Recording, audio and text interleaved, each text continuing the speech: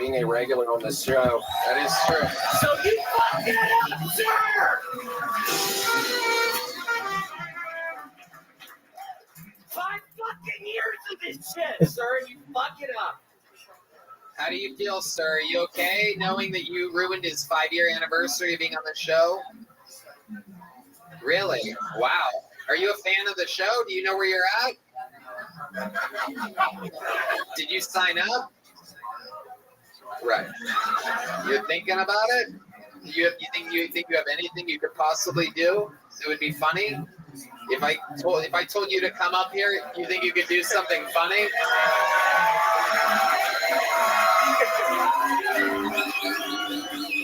What's your name? What's your name, sir? No. Don't come over here. What's your name? Carter what? Carter Schenkel? I don't believe you, but okay.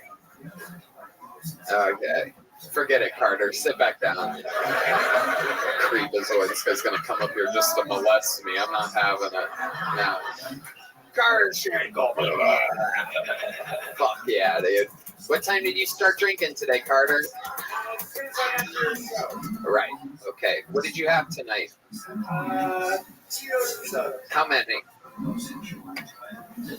At least 5. There you go. The lady next to you was guessing 5 the entire time. 5 an hour, that's healthy. Yeah. That's what America's bred on. Heir to the Schenkel fortune right there. Fucking Schenkels, man. Absolutely. You know. The Shanklins. Fuck yeah. Yeah, the Shanklins. Tennis, bowling, vomit. William, what else is going on in your life? You do any puzzles or anything lately? Yeah, I started a brand new one. It's a hammock scene in like a snowy meadow. I think it's Switzerland, but there's a hammock set up between 2 big old pine trees. There's birds on the pine trees. There's frisbees caught up in the trees.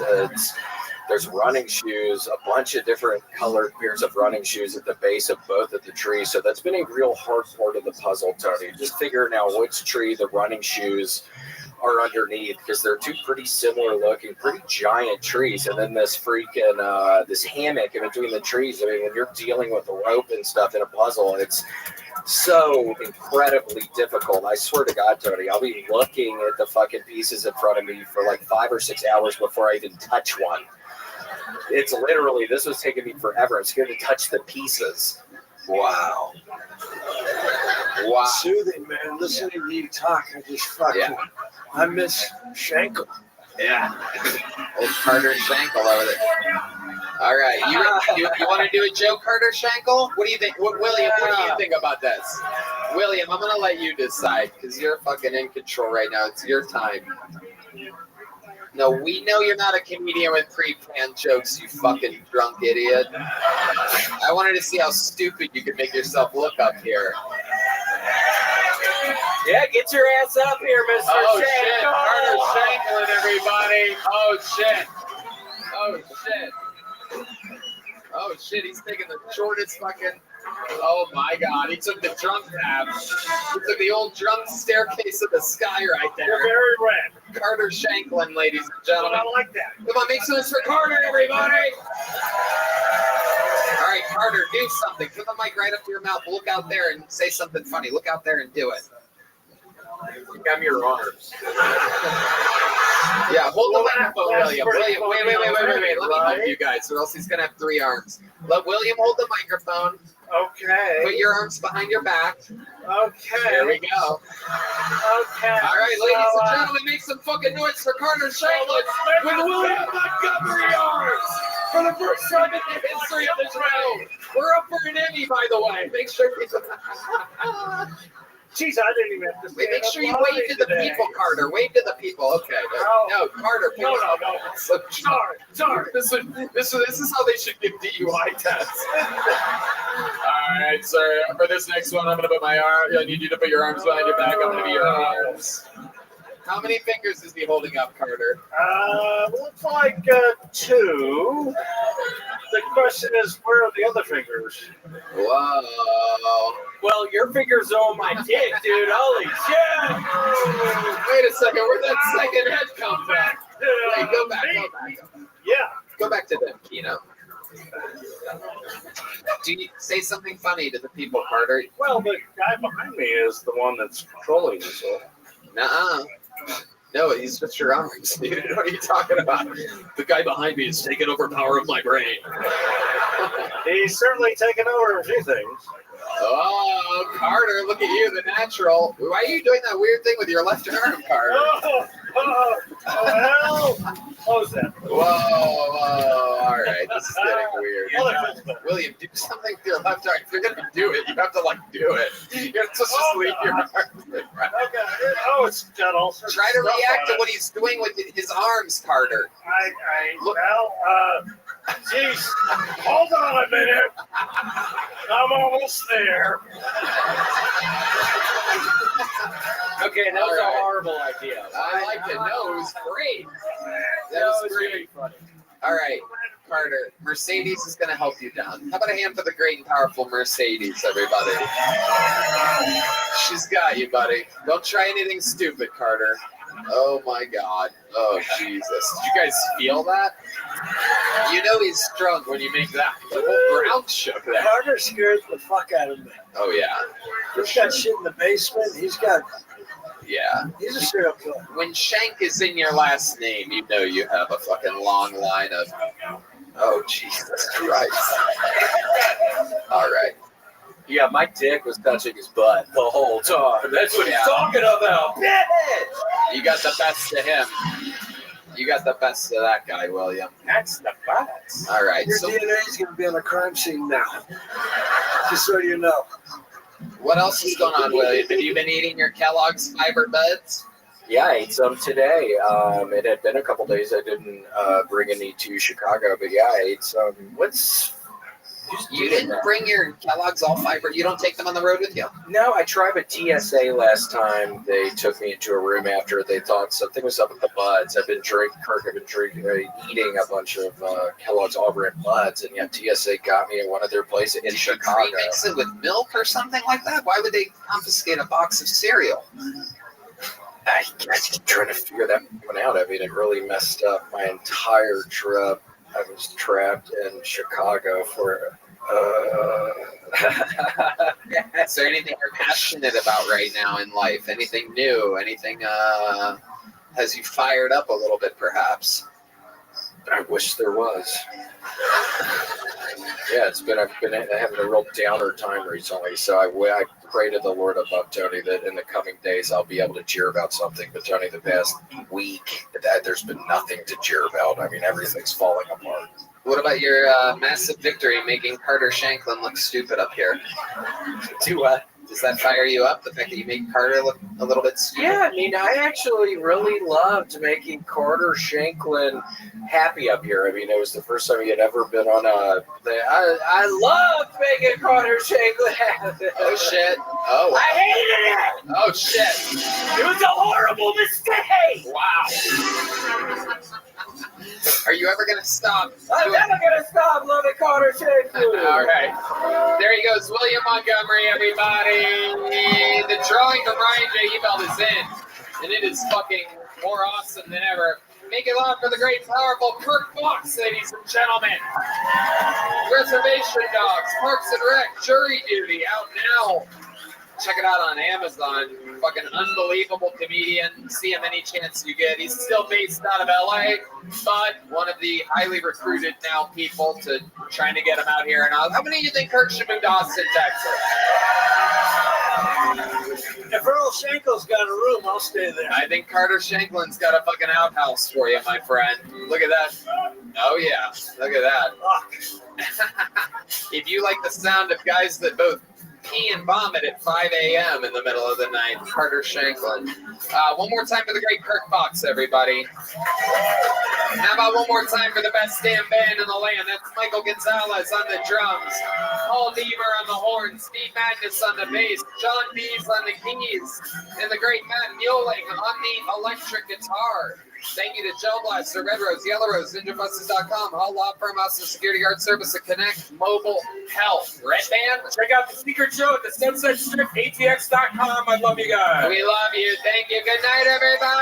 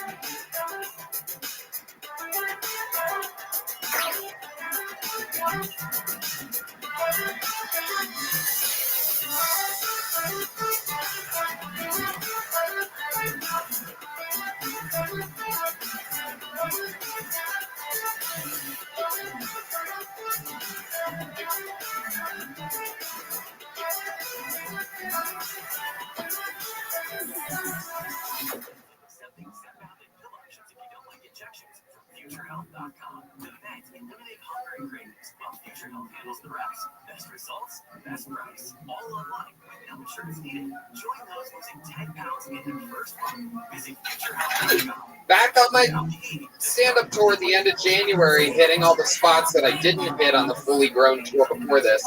Vancouver, Portland, and Seattle. You're next. January 25th, 26th, and 27th. And then Los Angeles, California, I do stand-up. Denver, Colorado, Cleveland, Pittsburgh, Boston, Baltimore, Salt Lake City, San Jose, Dallas, Houston, St. Louis, Nashville, Fort Lauderdale, and Orlando. I'm so pumped for these upcoming dates.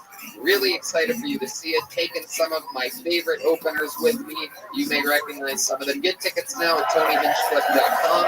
This is going to be my last stretch of the stand-up tour for the rest of 2024. It's all just performing in Austin and Kill Tony from there. So hope to see you soon.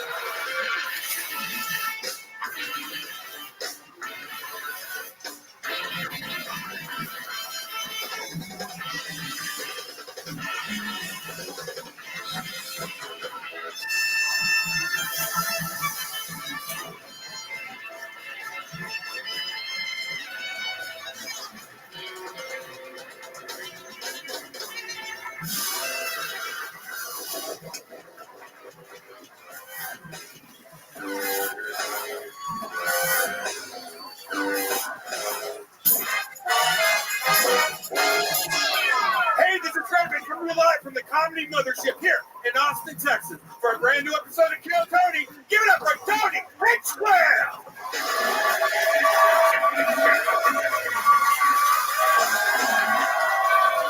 Who's ready for the best fucking night of their lives tonight, huh? Fuck yeah. Thanks so much for Red Band, everybody. Live in the flesh, the real deal.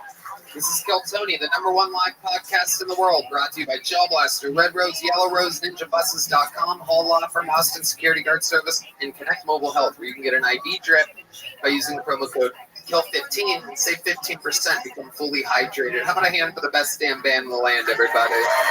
Michael Gonzalez on the drums. Paul Deemer on the horns with the new Coca-Cola sponsorship. That is the madman, Matt Mueling on the electric guitar. The great John Dees on the keys. And indeed, the backbone, B Madness on the bass guitar, everybody. Very exciting stuff ahead. Before we start, here's a little bit more from the amazing sponsors that made tonight's episode available for you here, right now. The Sunset Strip Comedy Club in Austin, Texas is now open. Check out Red Man's secret show every Thursday. Go to sunsetstripatx.com for tickets.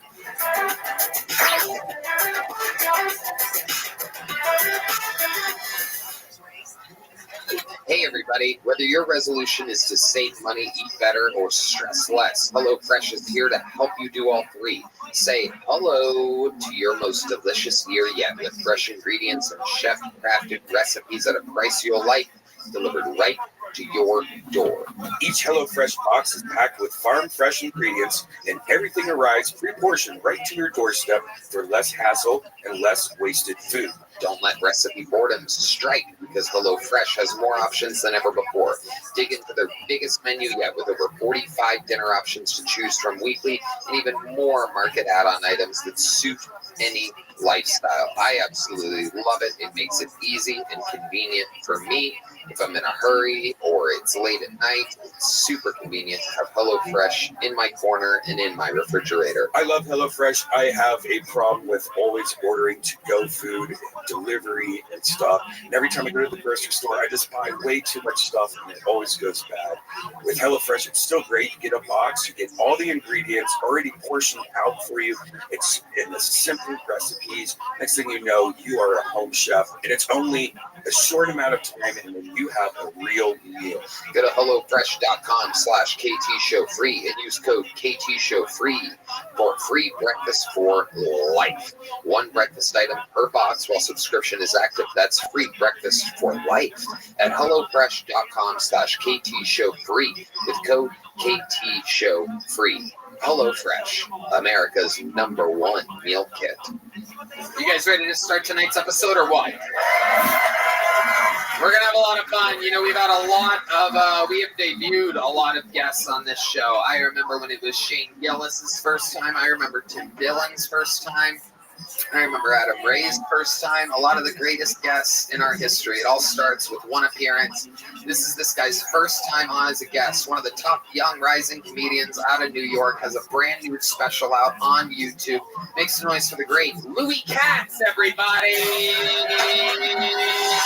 It's Louis, everyone. Not that Louis. It's another Louis. It's Louis Katz. Sit here, Louis. Slide on down. Oh, yeah.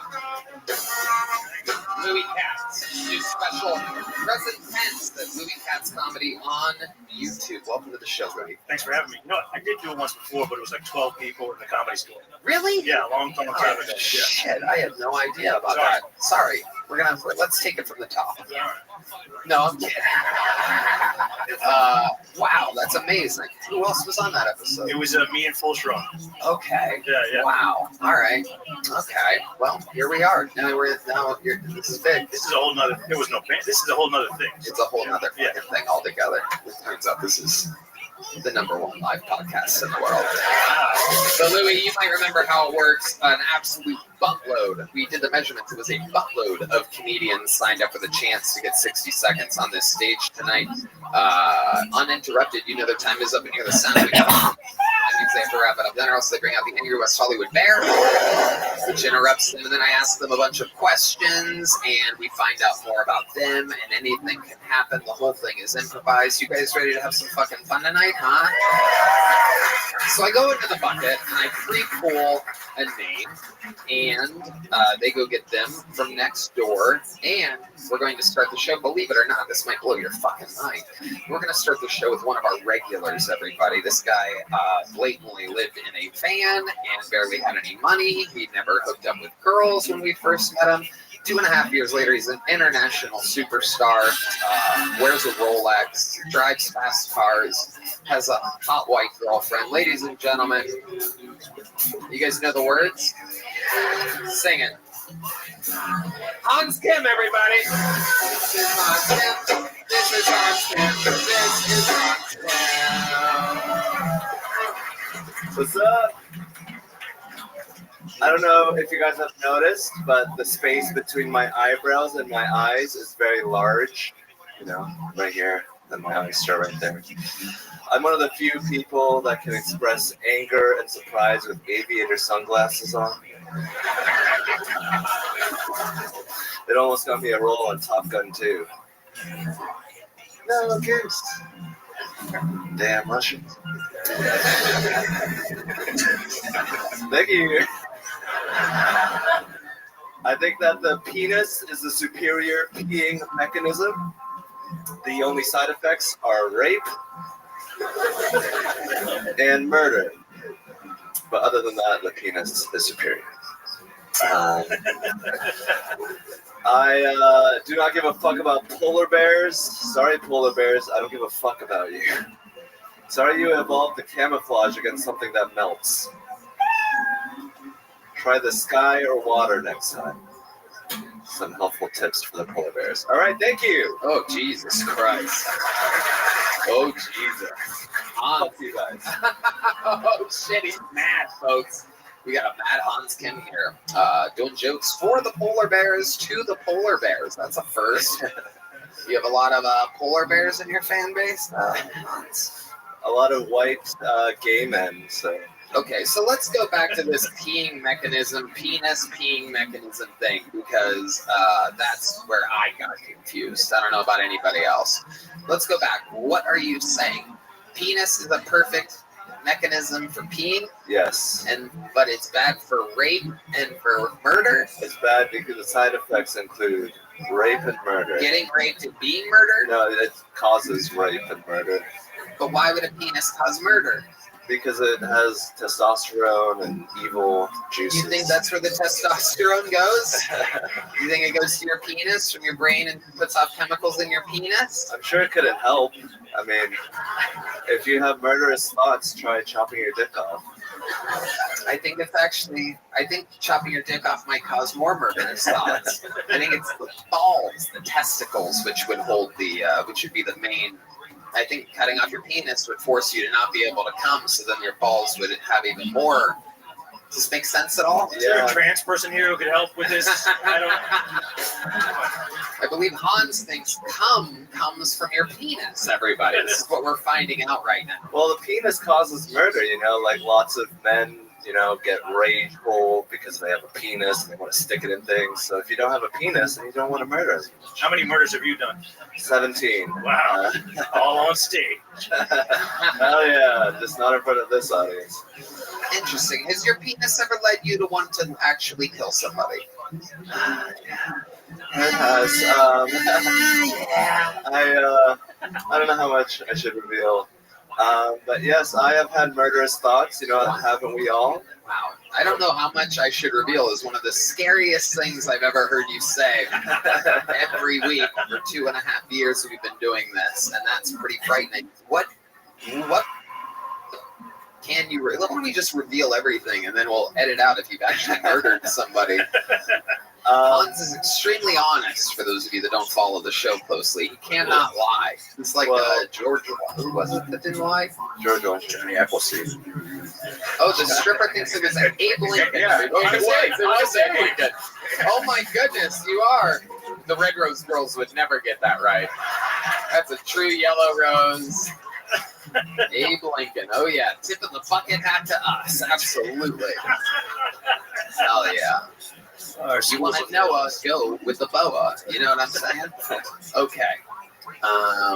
So when I was in high school, my dad wouldn't let me watch TV on the weekdays, and I punched a hole in the wall, and I burned up a bunch of papers in the toilet, in the bathroom, in the sink. So that was my, and then I cut my hand also. I cut little cuts in my hand. You were a little cutter? Yeah, I was just trying it out. Did you end up getting attention from your parents from the cutting? Yeah, it was just, they were kind of like pitying me. They thought I was pathetic. Like, Right. Yeah. Cutting yourself isn't a sign that you're a murderer. It's a sign that you might shop at Hot Topic or something like that. But this doesn't make you a murderer. thank God. It just means I'm a pussy. I was implying that, but you said it, yes. So the hole in the wall. How did you punch a hole in the wall? Oh yes, variation. Variation on the punch. And the papers in the sink. What made you do that? I think I just wanted to watch something burn. I think I was actually trying to like forge my parents' signature on our band's timesheet for saying I practiced the trumpet, and I was trying to forge their signature, and I messed up, so I burned up a bunch of them. But it was pretty thrilling for me. Wow, what was the worst punishment you ever got from your parents? You seem like a very rebellious Korean boy. The TV thing was pretty harsh, in my opinion. No TV on the weekdays. Another thing that they did to me was, when I was a little boy, my dad brought me upstairs, and he hit my calf with like a stick. He had a special stick? Yeah. Was it from outside, or was it something else? It was like from a TV antenna or something, and he was like, see, I need to hit you. This is where I'm good. Here, I'll hit myself. And he hit himself, and then he's like, okay, now I get to hit you. And I was like, this is so weird. This is like even worse than if you just beat me. Yeah, Louis. Sounds vaguely sexual, I would say. Sounds kind of hot. Yeah. You have a ball gag in during this? I don't want to hear you cry. Put the ball gag in your mouth. I hit me and then I hit you. You've been a bad boy.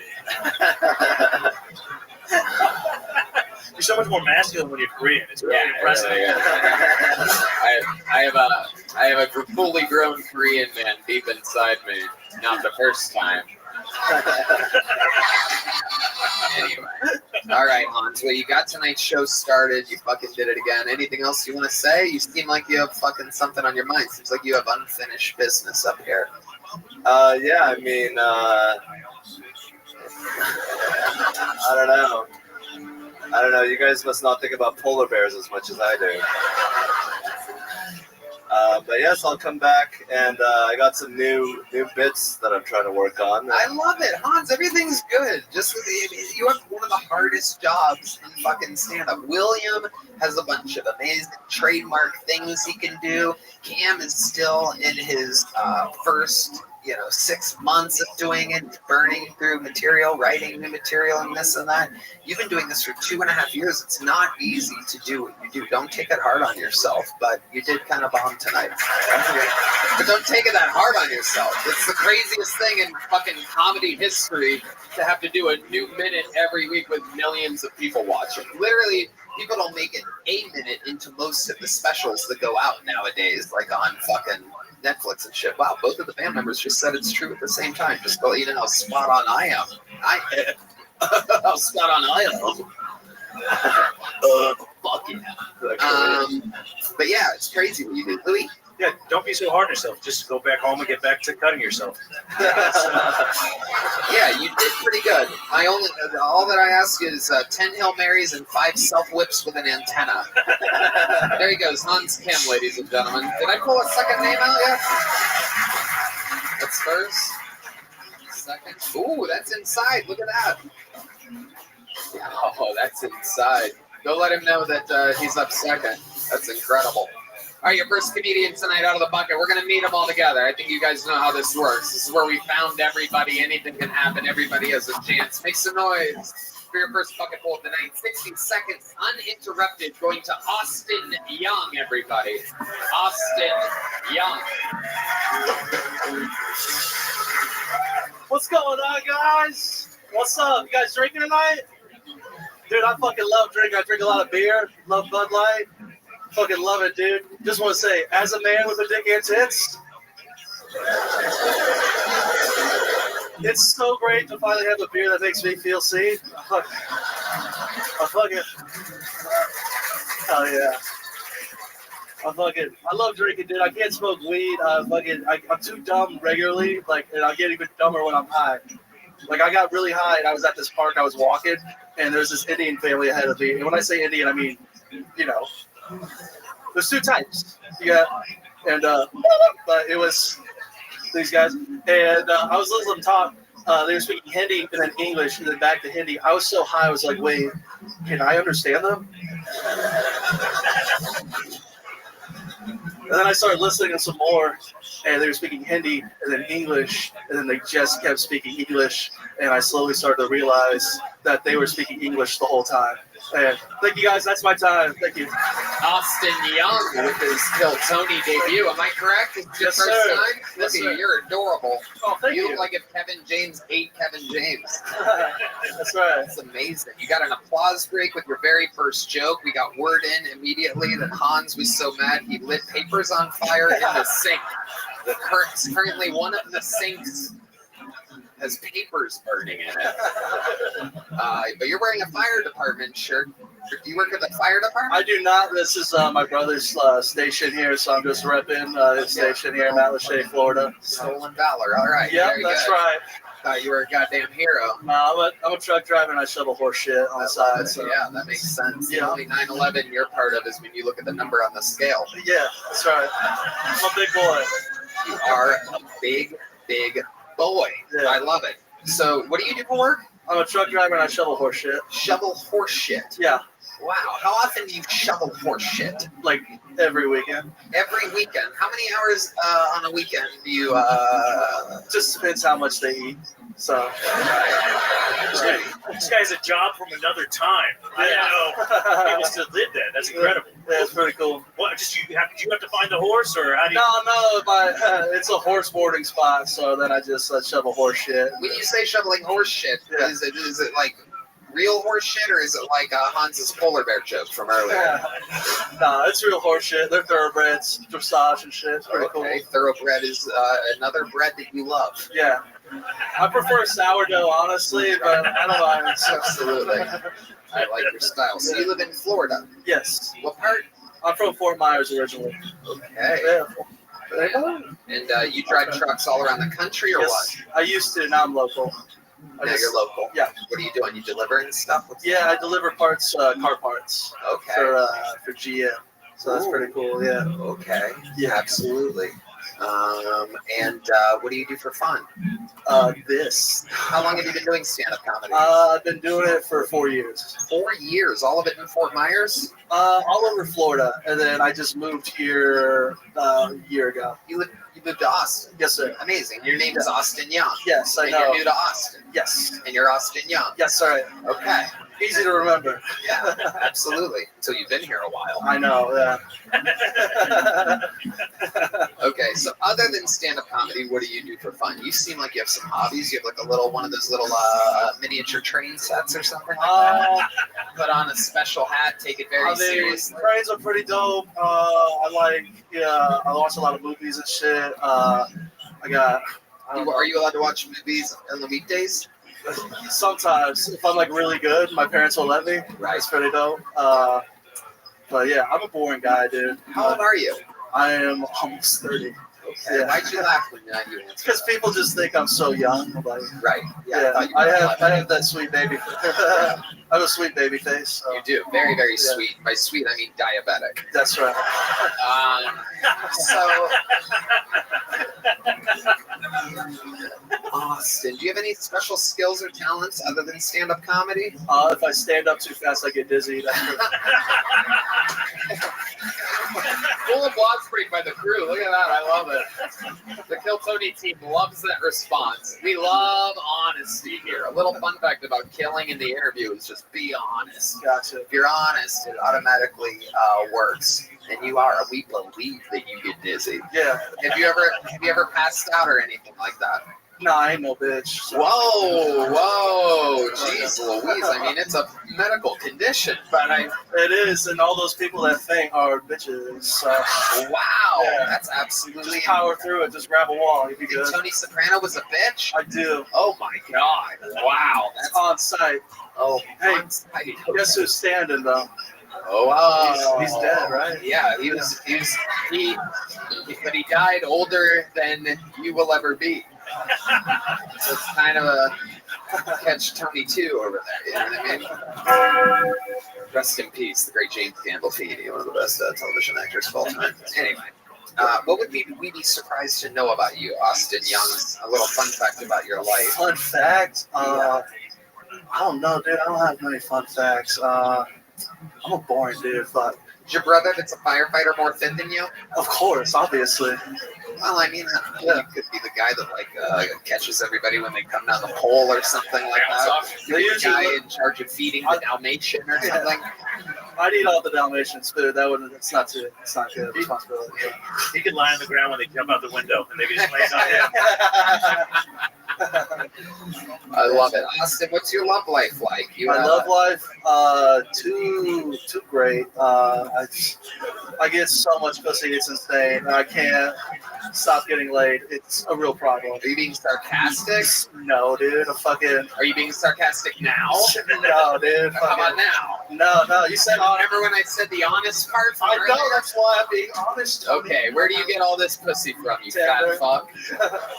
Just tender, dude. Really? Yeah. So you really do get a ton of pussy? I do all right. And by a ton of pussy, I mean one of the girls you hook up with at a time. Yeah. Because they're heavily overweight. Yeah. You reverse catfish them? I do. They're never ready. They're And like, they catfish you. they It's do. just always a double catfish. We're Every always hookup you surprised. have. You're like, I'm disappointed, and so are you. Let's fuck. Just a couple cute Snorlaxes is fucking. It's pretty cool. So you really get them off Tinder. Like your most recent hookup, when was that? Last week. Explain to us how that goes down. This is a Oh, one night shit. stand. My You didn't meet family's the girl? watching this. They never even knew that I had sex before. You are correct. Everyone thinks you're a virgin. I know. It's so crazy. I'm not gonna believe it until I actually get through this story. I'm still not convinced. Oh, fuck. She was in an open relationship deal, so she just came over. Hold on, slow it down. So someone messages you on Tinder, you swipe. How does this work? Take it from the beginning. I just keep swiping until I run out of swipes, and then I just see what the Lord blessed me with. And so Yeah. that's usually how I go. And It's called trolling for bottom feeders. That's what that is. It's just that's right. Right. Yeah. And so what happened? You invite her over? Yeah. So she came over. We It smells like horse shit in here. yeah. She came. Oh, we have some audio from your living room right now. Because you're shoveling the horses that live with you. So she comes over. What happens? She first? comes over. She wanted to smoke some weed, and I haven't smoked in a while. Ooh, Yeah. hell yeah. You get really dizzy when you stand up. Oh yeah. Let's just say I didn't stand up that day. I just stayed on the seated. So, and I got too high, and then I really couldn't stand her, and I wanted her to leave. Why? What was so annoying about this Oh, lady? she's gonna hear this. Fuck. Who cares? You don't have to say that before every question. What was your school like? Well, my teachers might be listening, but Jesus, damn fucking answer the question. She just wouldn't shut the fuck up. I was trying to. We were watching a movie. I was into the movie. I liked it. What was the movie? Oh my god. Answer the questions. There's Storks. It's a cute ass movie on Netflix. Oh my god. It's animated. It's adorable. You said cute ass movie. It's a cute movie. Oh my god. She said she wanted to watch something animated. I said, let's watch Storks. It's the cutest fucking movie ever. you And- denied pussy for cartoons? What the fuck? No, I still got the pussy, No, but I I just. All right. Hell I yeah. just did. Storker and porker. You know what I mean? That's what I always say. I know what's going on. Hell yeah. Yeah. Absolutely. Yeah. So, about how long through Storks do you make your move? I didn't. I was too high, and then she kind of made the first move, and I just let it happen. And then it's like she just tried to go again, and I'm like, I'll be honest, I'm way too high, and I'm very sleepy. So, do you watch Storks a lot? No, How many times do you think you've watched it? that was my second time, so that's why I was like, I really liked it the first time I watched it, and I was like really looking forward to seeing it again, and this bitch wouldn't shut the fuck up. So it's an adorable movie. Right. Yeah. Okay. Yeah. Okay. So then what happens? She's like, I can go if you want. And then what'd you say? Yes. Okay. No, before that, the sex part. Like, what happens first? She blew me. Okay. So what is it? You guys are sitting on a couch? Yeah. Okay. And she just starts doing that? Yeah, Okay. pretty cool. Yeah. Yeah. Do you have to like scoot down so your belly isn't over your junk? How does that work when you're more You've seen Peter Griffin when he was naked, right? No. Okay, you never watched Family Not Guy? all of us fuck the animated shit, dude. You can watch it and not. Can you get hard but not a cartoon on in the background? It's gotta be on, dude. Fuck. Okay, so she's blowing you, and then what happens? I come so hard. Oh, so that's it. I mean, what do you think? She's blonde, but that's like. But I what mean, happened. no sex, nothing for her. You throw one of those meaty I fingers told in there or anything? Look at those fucking hangers you got. Look at those fucking trucker hands, dude. You got that fucking, you got that muscle milk running through you. Yeah, there it is. Is that what it sounds like when you come? Here, do it again. Impression of you coming. It's pretty spot on, Tony. Hell yeah. All right, Austin. Well, welcome to the show. Congratulations. I appreciate Great it. set. Thank Here's you so a big much. joke book for a big man. Thank you guys. Austin Young, ladies and gentlemen. Hey, everybody. We all get down sometimes, and this is the season. Post-holidays, maybe you feel lonely. Maybe you need a vacation, but you can't afford one. And I have learned that Talkspace is one of the most convenient and comfortable ways to get to talk to a therapist. It makes a huge difference in my life and can make a huge difference in yours. Sometimes people wait until something bad happens to talk to a therapist. Why wait? You can get a therapist through Talkspace. Therapy can help you shift your perspective, find tools to cope in difficult times, and be a guiding light. Talkspace lets you send messages to your therapist so you don't have to wait for your next session. It's incredibly convenient to have virtual sessions with your licensed therapist from the comfort of your home. There's no need to commute to appointments, miss time at work, or line up childcare in order to attend sessions. It's mental health care made easy. Talkspace is secure and private, using the latest end-to-end bank-grade encryption technology to store client information and complying with the latest HIPAA regulations. Talkspace is affordable and in-network with most major insurers. And as a listener of this podcast, you'll get $80 off your first month with Talkspace when you go to Talkspace.com/Tony. To match with a licensed therapist today, go to Talkspace.com/Tony to get $80 off of your first month and show support for the show. That's Talkspace.com/Tony. Hey y'all, Mood is known for their federally legal THC. Now they're adding their most potent product yet to the lineup, introducing hemp-based THCA flower, the future of legal THC. Try it along with all of Mood's amazing other offerings like Delta 8 flower, gummies, vape cartridges, and more. And for a limited time, Mood is giving our listeners a free THCA pre-roll and 20% off your first order. Just visit hellomood.com and use our code KILLTONY. All their products are regularly third-party tested in Drug Enforcement Agency registered labs, sourced from small family farms and grown organically. There's something for every mood. They're tested and tailored by in-house experts.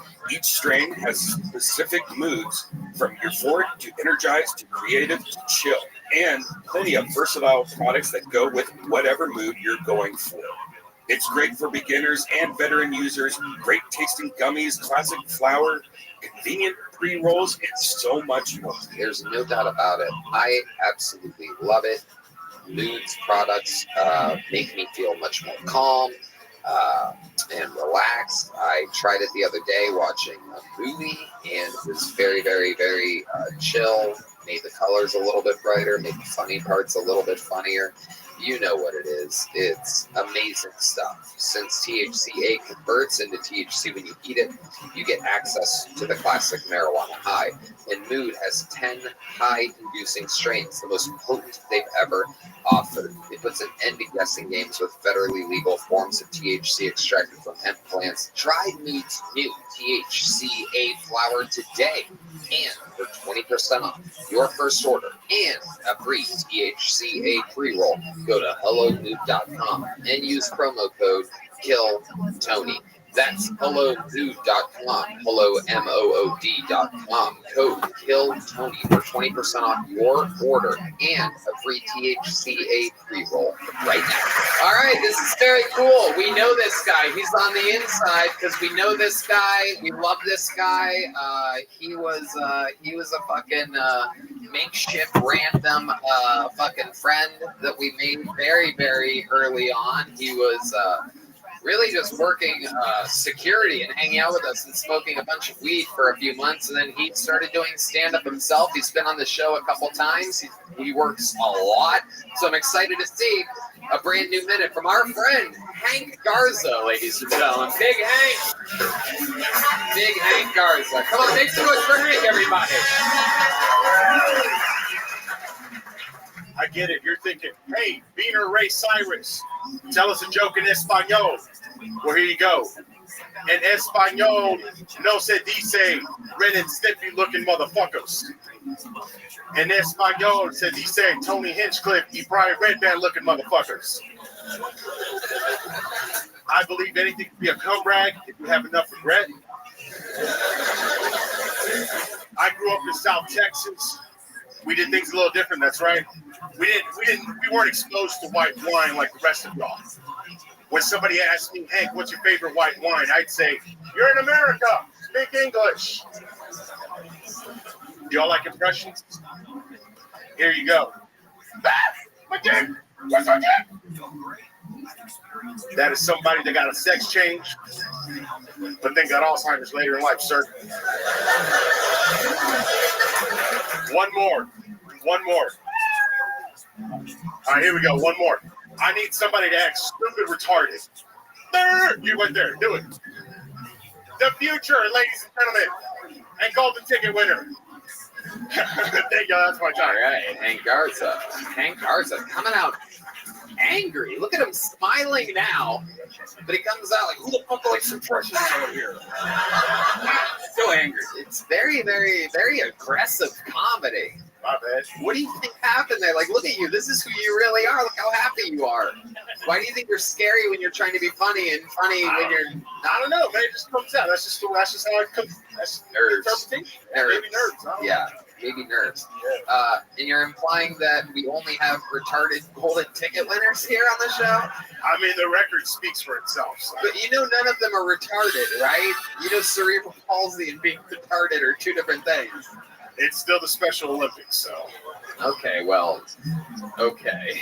It's pretty incredible because, I mean, the one guy that is retarded, Jared Nathan, kills all the time. And he doesn't come out like, where are we going? Come us in each way, running Stimpy. Like, but meanwhile, you're trying to take digs at mentally challenged people. Came out swinging, dude. What do you expect, man? You should try it like mellow sometime. The same jokes, I bet it would work so much better. Yeah, do you perform like that when you're doing like the shows out in Timbuktu or whatever? No. As you can tell from the vest that he's wearing, he's a true Texan. He's got a hard nipple or something. My glasses. I don't wear glasses. Thank you, Rabbi, for your observations. So Hank, tell us, how's it been going? How long have you been on stand-up now? A year and a half. Year and a half. You're a big man, doing it a year and a half. How's that going for you? Not bad. I mean, it could be best. It could be better, but I mean, it's all on me. Just out here fucking grinding. That's it, dude. I mean, yeah. No, I get it. And what else is going on in life? Tell us more about. It's fucking falling apart, dude. What the fuck you want me to say? Anybody else going through some shit? Holy shit! Tell us about it, Hank. I'm scared. What are you willing to talk about here? I'm going through addiction. I'm trying to get my family back. What the fuck, dude? I'm trying to get this comedy together, trying to make y'all laugh. That's how it's going, dog. That's how it's fucking going. So you wonder why somebody comes out here just swinging. It's Edinami. Wow. Well, I don't want to end up being your cum rag tonight, so I'm a little bit nervous about what I'm going to say next here. Louis, you ever seen anything quite this scary before in your life? No, not that. No, it's pretty scary. I mean, during the act, I thought it was scary. You should say that you're Mexican. I didn't know you were Mexican when you came out, so that joke kind of went over my head. Okay. Yeah, I don't know. You could be Arab, which would be scarier to me, but Why don't you talk about the addiction and the stuff that you're going through instead of making someone else do a depression for you? That is a good question. Why don't you talk about the serious stuff going on in your life? Do you have jokes about that? No, not yet. It's just, no, I don't have any jokes. I don't think it's that funny. Right. It seems like we do. It's pretty hilarious to us. Oh, I bet. Amazing. So you're trying to get your family back. What happened to your family? Did they get deported? Yeah, man. They got here before. They were dreamers. I mean, just some stuff happens with the family, and sometimes, daddy just has to step away. That's it. That's what my dad did. Yeah. I'm around them. Yeah. It's a little complicated, but, Okay. All right. Any other? 10 years of marriage, dude. I mean, you're going to have your ups and downs. Jesus Christ. Are you the addiction problems that you mentioned? Did you perhaps do a little bit of blow before coming up here tonight? No. Any special skills or talents other than comedy? I sang last time. I don't know. I do a lot of yoga. But I'm not about to flex my ass. Don't do yoga. What did you sing last time? Like a Mexican song? Yeah, mariachi. I was a mariachi. All right, do it again real quick. Let's get some fucking energy in the room. I think a lot of the audience is scared. We got to bring this shit up. 1, 2, 3, 4.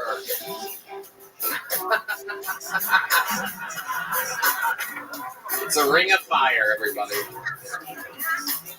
I feel it. Okay, stop.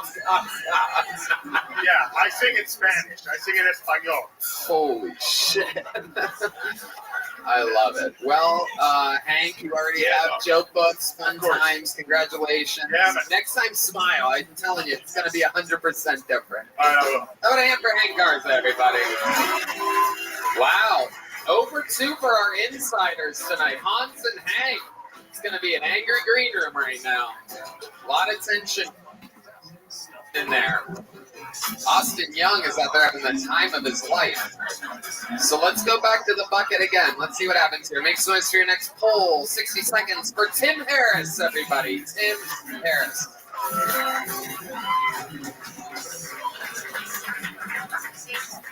I like to keep up with the space news. I stay really in tune. I learned recently there's a hole in the sun the size of 60 Earths. But don't freak out. NASA released an update. A new celestial body is coming from outer space. It's going to fill the hole. They're naming it the Uncle. So don't fret.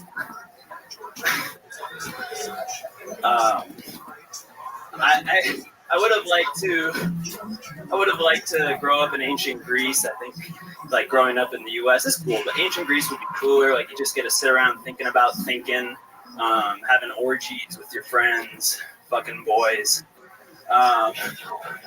It's just a freer society, and they got a look at the stars and shit. And speaking of fucking boys, I grew up Catholic, and yeah, it's always odd to me that priests, they pray, but they're predators. I don't know. It always confused me. Thank you. Okay. They pray, but they're predators. Tim Harris. Welcome, Tim. How are you? I'm well, dude. My leg's shaking, but I'm here and I'm present. Okay, leg is shaking. This is your first time on the show, right? Yes. How long have you been doing stand-up? 2 years, but like 3 months consistently. 3 months consistently. Okay. Yeah. What do you do for work? I work at a dog kennel. A dog kennel? Yeah, dude. Yeah, dude. Fucking hanging with dogs all day, dude. Fuck yeah. Yeah, dude. You're like a real stoner. Oh, yeah. Yeah. Yeah. You look like you sleep on a surfboard. How long have you worked at a dog kennel? I got 2 weeks in. You're 2 weeks in. 2 weeks in. What's the longest you've ever had a job? Because you said that like you were very proud of Year and a half. I got 2 weeks under my belt. Man, unbelievable. What do you do at the dog kennel? Dude, I clean up shit. Everybody here shoveling shit. Very interesting. Everybody here shoveling absolute shit. There you go. There's your one fart sound for the episode, brought to you by Red Band, everybody. Okay, so you're shoveling shit. Louis, it was crazy. You talked about like the stars, you talked about Greek history. Yeah. It's a lot of nerdy topics, but you also seem kind of dumb at the same time. Oh, And shit. it's such a weird conflict. Who calls it the space news? That seems I'm into Star Wars. I am pretty dumb. okay. All right, into the space news. You got to keep up with the space news. Where do you get your space news from? Shit, dude. TikTok. Fuck yeah, dude. Absolutely. TikTok all the way, dude. Hell yeah. So you're a big Star Wars fan. I am. That's why you have that Luke Skywalker haircut. I love it. Absolutely. Did you have a dad in your life? I did. Yeah, he's good. I still do. Right. Yeah. Huh? He actually just started getting into gaming recently. Okay. And it's nice because my mom always used to get fucking pissed at me, and now she's yelling like, "Dad, get down to dinner." And he's like, "1 second, like, I'm in a multiplayer lobby." Your mom doesn't play games at all? No, she does not. You think that if she knew that some of the controllers vibrate, that she might? I think so. Yeah. Right. Because your mom's a horny bitch. I once. Did you know that? Did you know that? Did you know that, Tim? Did you know that about your mom? No. Did you know she's a horny bitch? No. I think you did. I think you did, Tim. I think you had a little bit of an idea. Okay. So how old are you? 25. 25 years old. Been doing it seriously for 3 months. What else are you up to? What are 25-year-old stoner fucking nerd dorks up to? I was doing like trail work. So I was living all around the U.S. Did that for 2 years. Trail work. Yeah. What do you mean by that? So just like swinging like tools at the ground, just making trails. You made trails? Yeah, like prison labor, you know. But you did it just on your own? Dude, yeah. So you're just ruining parks? Yeah, no, they love us. They love us. Who's us? The trail workers. The trail makers? Yeah. Or workers? But you weren't really working. What? Were you getting paid? Not well. But they paid you? Yeah. Okay. Where were you making trails at? Mammoth Caves, Kentucky, Florida. Speaking of Mammoth Caves, how's your mom's vagina, dude? You know what I'm saying, dude? What's up, dude? Fuck yeah, she's a horny bitch. I normally don't make fun of people's moms like this, but there's something about you makes me want to do it. Go in. You seem like you're easy to bully. I am. I've been bullied like for 3 hours straight in the kill zone, like in the lobby. What have they been saying to you? They've been like, I'm gonna rape you. Wow. This is what it's like. If you listeners around the world have ever wondered, what's it like waiting and hoping to get pulled out of kill zone? People feel like Hank saying, I'm going to rape you. Do you keep them in a jail cell? Why is there so much rape? It is a fucking, it's one of my productions. So, I mean, butt rape comes along. Oh, this guy's got to go jerk off real quick. Look at this guy. All this talk about butt rape. Anyway, what would we be surprised to know about you, Tim Harris? I got 1 ball. Whoa! Gross. Look at that. Wow, the biggest applause break you got here tonight. I'll take it. Take what I can get. What? How did you end up with 1 ball? It just got twisted. Got twisted when I was young. Wow. Yeah. Were you sleeping? Were you doing an athletic thing? No, I was a baby. It was just like you were a baby. Yeah, I was a baby. Like how like a true baby? Like a true baby. Like an infant? Too big of balls. Like yeah. I was a little baby, like an infant, less than 6 months. Wow. And I was still a sperm donor. What do you 1 mean? ball. You're a sperm donor? Yeah. How often do you do that? Dude, I'm retired now. They retired me. They put your number up on the ceiling and lower it. Number 1 for how many balls you have? No, they did. I did it for like a year, and then one day I came in and they were like, "We have enough." Yeah, they're like, "You're high as shit, and you have 1 ball. You fucking weirdo. Get out of here. You broke fuck." Hell yeah. Okay, what's your love life like? You swinging that fucking ball around? No, dude. You out there fucking making trails, dude? You out there fucking working the kennel, dude? Fucking making those dogs bark? I got the most action I've gotten was getting threatened to be raped, like pretty recently. Look at that. You live in Austin? I do. Yeah. Right. How long have you lived here? I moved in August. Okay, so you haven't been with a girl since moving here. No, I hooked up with a girl about a month ago. Okay, what happened there? I came over. One of the first things I told her I wanted to be a stand-up comedian, and she laughed in my face. So that was refreshing. And yeah, I hate it. What? Everyone's bullying him. Like the women, like every single person. Is, Yeah, you let her fucking talk to you like that, dude. Dude, I'm a bitch, Tony. I'm like a Absolutely. yeah. Leave it to you to drop the ball.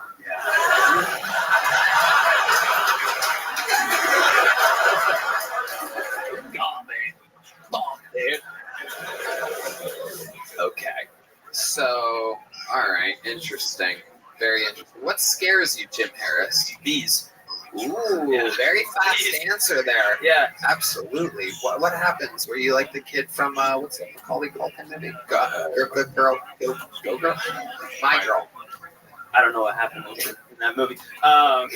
You young bitch. Yeah. It's legendary, dude. Macaulay Culkin got stung by bees and died. Oh, shit, that's like my worst nightmare. So, no, I stepped on a ground hornet nest. Nope. There it is. Look out. All right. Interesting. So what do you think's going to happen with the stand-up comedy stuff? What's the goal? The goal, honestly, right now is just to get paid for a show at some point. Feel good about the time that I've spent doing it, but I'd like to go ahead of that. Right. Well, you've started. It takes a lot of ball to, but you got the ball rolling, so it's very good for you. Excited for New Year's Eve to drop the ball again? Yeah, I'll have my fingers crossed. It was a ball dropping performance here tonight. Here is, much like your ball sack, a tiny joke book. There you go, Tim Harris, everybody. All right, let's get to that. Let's do one more of these. All right, make some noise for your next comedian. 60 seconds uninterrupted. Back to the bucket from Ivory Jones, everybody. Ivory Jones. Ooh, make some noise for Ivory Jones, everyone. Hey, I'm Ivory Jones. Out here looking like a fucking Cypress Hill roadie right now. All right, I know what I fucking look like, y'all. I look like the Hobbit from the hood. Like Bilbo Baggins, but if he only sold weed and mixtapes out the Shire. All right? Now, everybody's always telling me, Ivory, you gotta wear pants on stage. Real comics wear pants on stage, Ivory. I'm 4 foot tall with a 48-inch waist. They don't make this goddamn band size, okay? Any of y'all out there finds a 48-26 for sale? Buy them shits, mail them to me, I'll cash out your ass some money. Bet. Shit, man, you imagine some Asian sweatshop worker at the end of her shift? That 48-26 coming down the line? Who does full?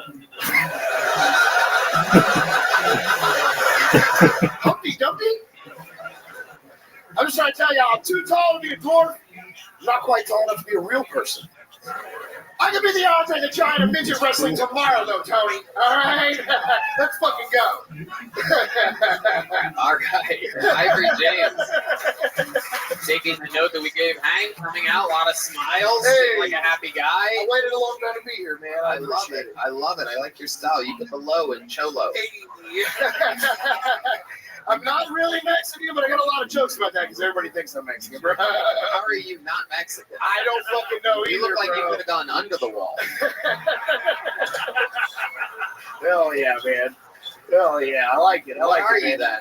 Irish, Italian, Mexican, and Texas, sir. Oh, wait, hold on. Wait, seriously, what are you? Irish, Italian, and Native American.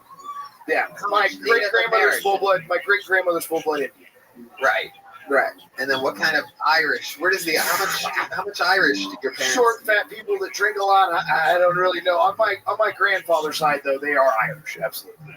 Okay. For sure. For sure. Short, round people. Not seeing it at all whatsoever. I look Mexican, bro. I know. I get it every day. Okay. What type of shit do you trouble for work?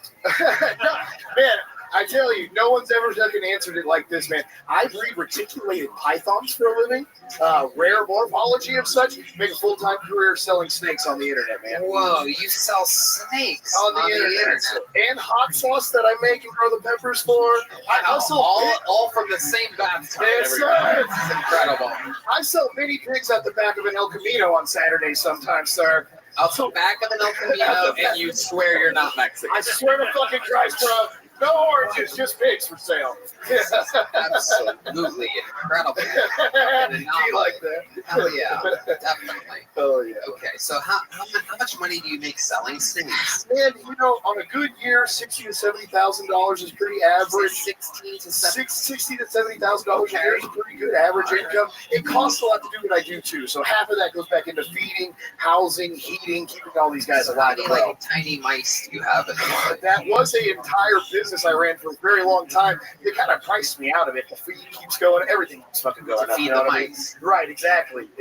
Right. So now I sell pigs, supply my rodents for my other animals. Something feeds something all the way down the fucking chain here. I get the feeling you're eating all of it. Yay! My smoker stays busy, sir. Absolutely. Louis, what do you think about this? I think your house will smell really bad. I smoke enough weed to keep it fucking under wraps, bro. Oh yeah. Does someone live there with you? No, I'm single currently, but I have had people that have lived there with me in the past, absolutely. In the snake zone. In the snake zone, for sure. It's a weird little niche, man, but I made my world in it. Right. So, my goodness. Do snakes ever bite you? Oh, that's part of the game, bro. For sure. For sure. I almost died in my living room from a snake bite once upon a time, man. Python. From a very large python, Just absolutely. high. No, yeah. No, from a very large python that I was being like middleman transporting. It had to be with me for about a week. I was sending it out to its new owner. I had my leg on top of this box it was going into, and it was bigger than the box. So when it flexed, I went in the box with it. It came out with me, and its whole bottom jaw had the back end. Looks like a bear got me in the back of my knee. Oh, yeah, here. it does. You know what I mean? Is that fat? Yeah, that is fat. That was all just flopping out of there. It was rough. Shit. 137 stitches, man. I had to tie a hoodie tourniquet around it. We tried to super glue it back in my living room because I don't do doctors, hoodie bro. tourniquet. Known as a lot of Irish Oh, yeah. people end up with a hoodie tourniquet. It's a miracle I'm alive, bro. I like it. How old are you? 38 years old, man. 38. Okay. We're close. To death? Yeah, well, I guess we are, sir. Oh, no, I'm just talking about you. For sure. 38 years old. Where do you live? Elmo, Texas, man, which is like 45 minutes east of Dallas. I work the TFW comedy scene, though. Okay. Absolutely. All right. So you're selling snakes. Very Hot sauce interesting. and pigs. What else do you eat? How do you make the hot sauce? I grow all the hottest peppers in the world. They're the top 9, so we're into like that excessive heat stuff. And there's a really weird niche market for that too. Those really excessive hot peppers bring high end dollar amounts, man. 10 peppers on the internet go for like $20. How much do you make a year doing the hot Probably sauce? another 20 grand or so a year just hustling Another hot 20 grand. And sauce. what was the third job you had? Selling pigs and farm animals How as much well. do you make a year selling pigs? 10, 15 grand a So year, you're maybe. about 100 grand a year. That's Just about fucking what I hustling. do, man. That's Wow. about what I do. What do you like to spend some of this money on? You know, it's crazy. I just put it all back into my businesses, honestly. I never spend $1 hardly on anything other than rolling my other business and continuing to grow everything. It all started in a 10 by 10 bedroom with some snakes, and now I own a farm. So, like, it just keeps kind of snowballing, man. Oh, look at that. The Texas economy. Hey, The booming Texas economy respects that. the American dream. Hell Snakes yeah. and hot sauce. Right. Or the Mexican dream. The Mexican being honest. Right. Okay. So, what else would we be surprised to know about you, Ivory and James? Oh, man. Ivory Jones, man. I've had a pretty wild ass life, man. I was a rapper for a while. Man. Really? Yeah. You were a rapper? I know, it's Oh, crazy. shit. dude. The notorious P.I.G. Y'all just had Michael White on the other day. He's an old friend of mine that I knew from the rap game, and now we kind of met each other through this stuff. So, the spaghetti guy's a Wait, good friend. hold on. I've known Stop, the spaghetti guy 10 years. Stop. Shut the fuck up, I'm so Ivory. sorry. How do you know the spaghetti guy? Through the DFW, used to have a Battle League group there, and he was like the king of Battle League, bro. Did you ever go against him? No. I was never a battle leaguer. I just kind of roll with those guys. I made music in the same realm. All right, ask for a beat. We want to hear you rap. Oh, You guys want to hear this fucking guy rap? I've rapped with D Madness and the old Okay, D no one Madness cares. before. Fucking Let's rap just now, do you it. retard. Hey, let's do it. Hey, I've done it before. Hell yeah. Here we go. Yeah, here we go indeed. Ivory Jones, everybody. Bring the fun to get lost in the storm. A day of my life was like watching the porn. Me in this race since the day I was born. I don't think I wasn't a son of the dawn.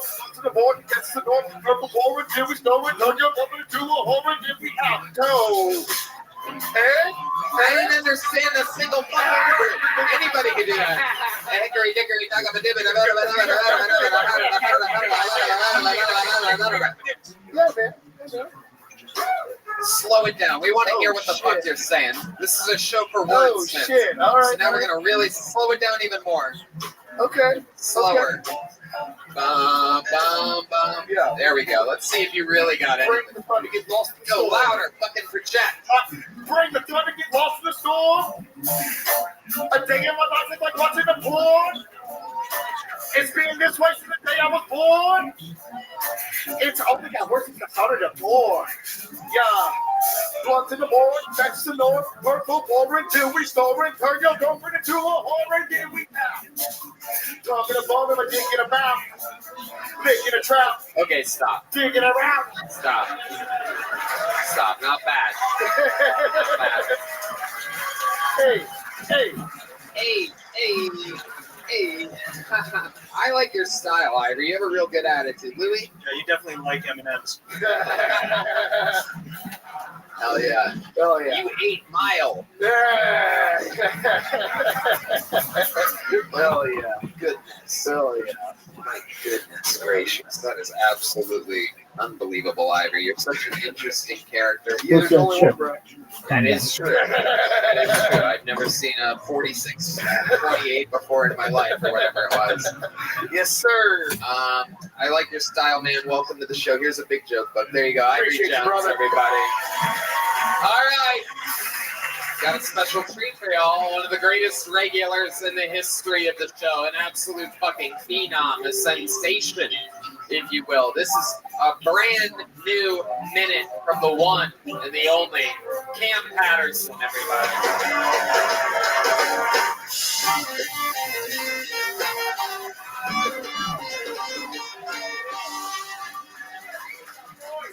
Yeah, so I'm living my dream right now, man. This shit the best shit that ever happened to me. I'm doing a lot of shit I wish I could have did as a kid. Like I'm almost got to be a fucking porn star a couple of days ago. I didn't, and I blame Uncle Laser fully for that bullshit. We was in LA, and the 3 porn stars came to the show, and they wanted to fuck like immediately. They was like, "We gonna suck y'all dicks long we get back to the house." So all you had to do was get the bitches back to the house. That's it. All you have to do is get the bitches back to the house. I was gonna get the condoms and the liquor, and I was gonna get the bitches at the house, right?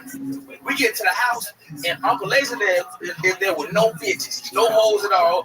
It's an Uncle Laser in deep ass voice, and Dick off, he popped ecstasy for no reason. So he just ready to fuck some. We just hard as shit, 3 niggas. It's me, him, and 3 other dudes around, right? No bitches. So I see the bitches drive off, and I'm not eating. The young guy said, "Oh shit, are they finna go park?" He was like, "No, they leaving. They're getting out of here." And I'm like, "Why are they leaving?" He went, "Well, the porn star, we was in the car, we was kissing. That's crazy. It's been sucked dick for a living. That's insane, right? Like we was in the car and we was kissing a lot and stuff like that. You know what I'm saying? Out of nowhere, she got a text from her dad, and he said he was gonna kill himself, and her whole demeanor changed. And I'm gonna tell y'all something, man. I hope that nigga is dead. I hope he is fucking dead, dog. That's my time. I love it. I fucking love it. That story originally came out in one of the interviews that we did, which I love to see you turning that into actual material. Incredible. How about another hand for the great Cam Patterson? Rocking the vintage cowboy starter jacket. That thing is one of a kind. I mean, how the fucking zipper is still on that thing. That's like priceless. On the inside, we're like a motherfucker. Of course, it have to be. Yeah. That, I mean, they only made those in the fucking very early 90s, right? I'm pretty sure Jolly is up there trying to buy it from me. Let's steal it, whatever he's trying to do. Right. Steal it. Let me hold that bit for a second. I wear that size too. Yeah. I could fit that size like a motherfucker. Did you have a starter jacket in your early Of course. The Raiders? Multiple starter jackets. Buckeyes. Yeah, no, I was a Dolphins fan growing up. Me too. So, yeah. Huh? Yeah, I want to get a magic one. Somebody got a magic one. You want to send me? You know what I'm saying? Fuck with a nigga. What a camera at? I had no idea what you just said. I understood more of Ivory Jones's first rap than I understood of what you just That nigga wasn't even saying words, bro. That shit was crazy. That's what I heard too.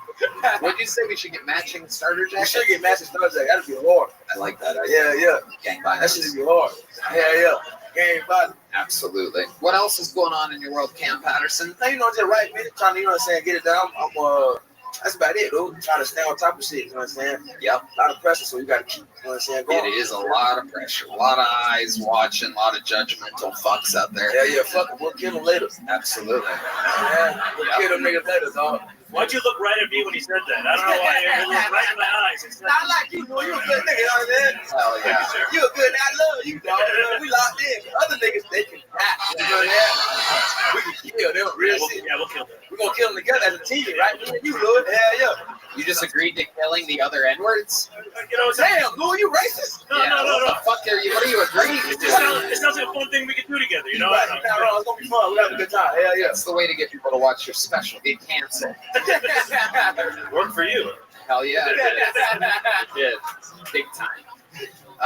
So I love it, Cam. Where did you get that jacket? We was in Milwaukee, and they had like a little trip stop in the back of one of the shit shows I went to. Okay. And I was like, oh hell yeah, I'm gonna cut this. It was like $40. Yeah, you stole it. You looted it? Oh, it was like $40. Right. It was. It was. It would have been $40 if you would have bought it. That's the tag that you had to rip off. That $40. I just wore it out. I've been had this shit. I'm talking about stupid dumbass. I came in with this goddamn jacket, damn it. I love it. So much fun, Cam, as always. Now, you talked about, like we talked about the interview before, you talked about this. So you were making out with a porn star. What? No, I was not making out with a porn star. No, I don't kiss porn stars. Who was making out with a porn star? Uncle Laser was kissing the porn star. Right. You know what I'm saying? In the backseat of the car with other porn stars. That's what he was doing. Right. He fucked up the mission. It's amazing because Uncle Laser asked to be on this show, and then I caught up with you guys in the green room for a second, and you said, is it cool if we go back to back? So we're about to catch Uncle Laser, and then we're going to ask him about this, and then can you come back out during his interview? Yeah. Okay. What's up? Louis, anything else for Cam? It just sounds like Uncle Laser really let you down. And if you can't depend on a guy named Uncle Laser, who can you depend on? You know, That is true. That's what I said, man. Still fucked up. Yeah. Okay, how about one more time for the great Cam Patterson, everybody? And like that, I think you know what's coming next, back to back. Let's find out the other side of the story here as I present to you another new minute from Kiltony, friend of the show, Uncle Laser, everybody. Here he is. Oh, shit. Oh, he's putting a sin in. Uh-oh. Very serious. Very big Hank energies out here. How about one more time for Uncle Laser, everybody. One more time for Uncle Laser. Cam's motherfucking lying, first off. Well, I'll do my joke first here. Listen, I just saw my ex-girlfriend in 10 months. She took her out to the Olive Garden, right? She said, come out, I'm better now. That was a trap. She said, no way, right? She said, she's into this new hobby, domestic violence. She assaulted me with her eggplant parm in the middle of that fucking restaurant and then called me the N-word. Yeah, aggressive. Yeah, that's what I said too, right? My winner's not that big. And my credit score's good, you know what I'm saying? Relax, right? But domestic violence is a weird thing. Look, I look like I hit women, but I don't. You can't hit them, they fall weird.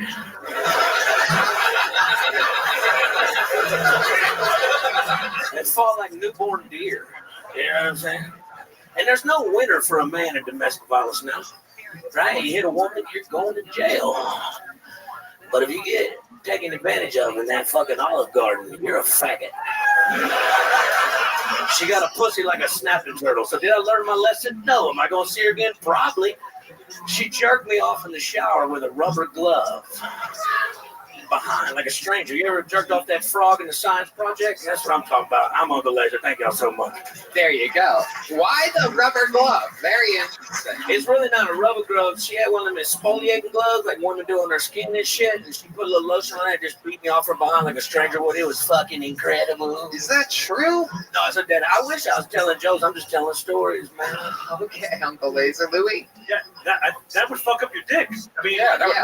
hurt. Well, I used to jerk off with antifreeze so it lasts longer. You had an auntie named Freeze? Slam! I love how there are people reacting to my joke. Slam! You got it. You got me. A lot of those tonight. Okay, so let's talk about it. Explain to me more. Why would she jerk you off from behind with an exfoliant glove with lotion? It seems like very counteractive here. Why not use her bare hand? It's not the same. You would prefer it with the exfoliating hand mitt? It's like a pot mitt, kind of, right? Yeah, it's like a construction worker. So it's like a glove. The fingers go in the glove. It's a whole ass glove you put on your hand, Tony. Yes. I'm asking you though, is it like a mitten or is it like a You know finger? You don't know the exfoliating glove? That shit. Exfoliating? I don't know that word. You know what I'm fucking talking about? Exfoliate. Yeah, with an F. Yeah.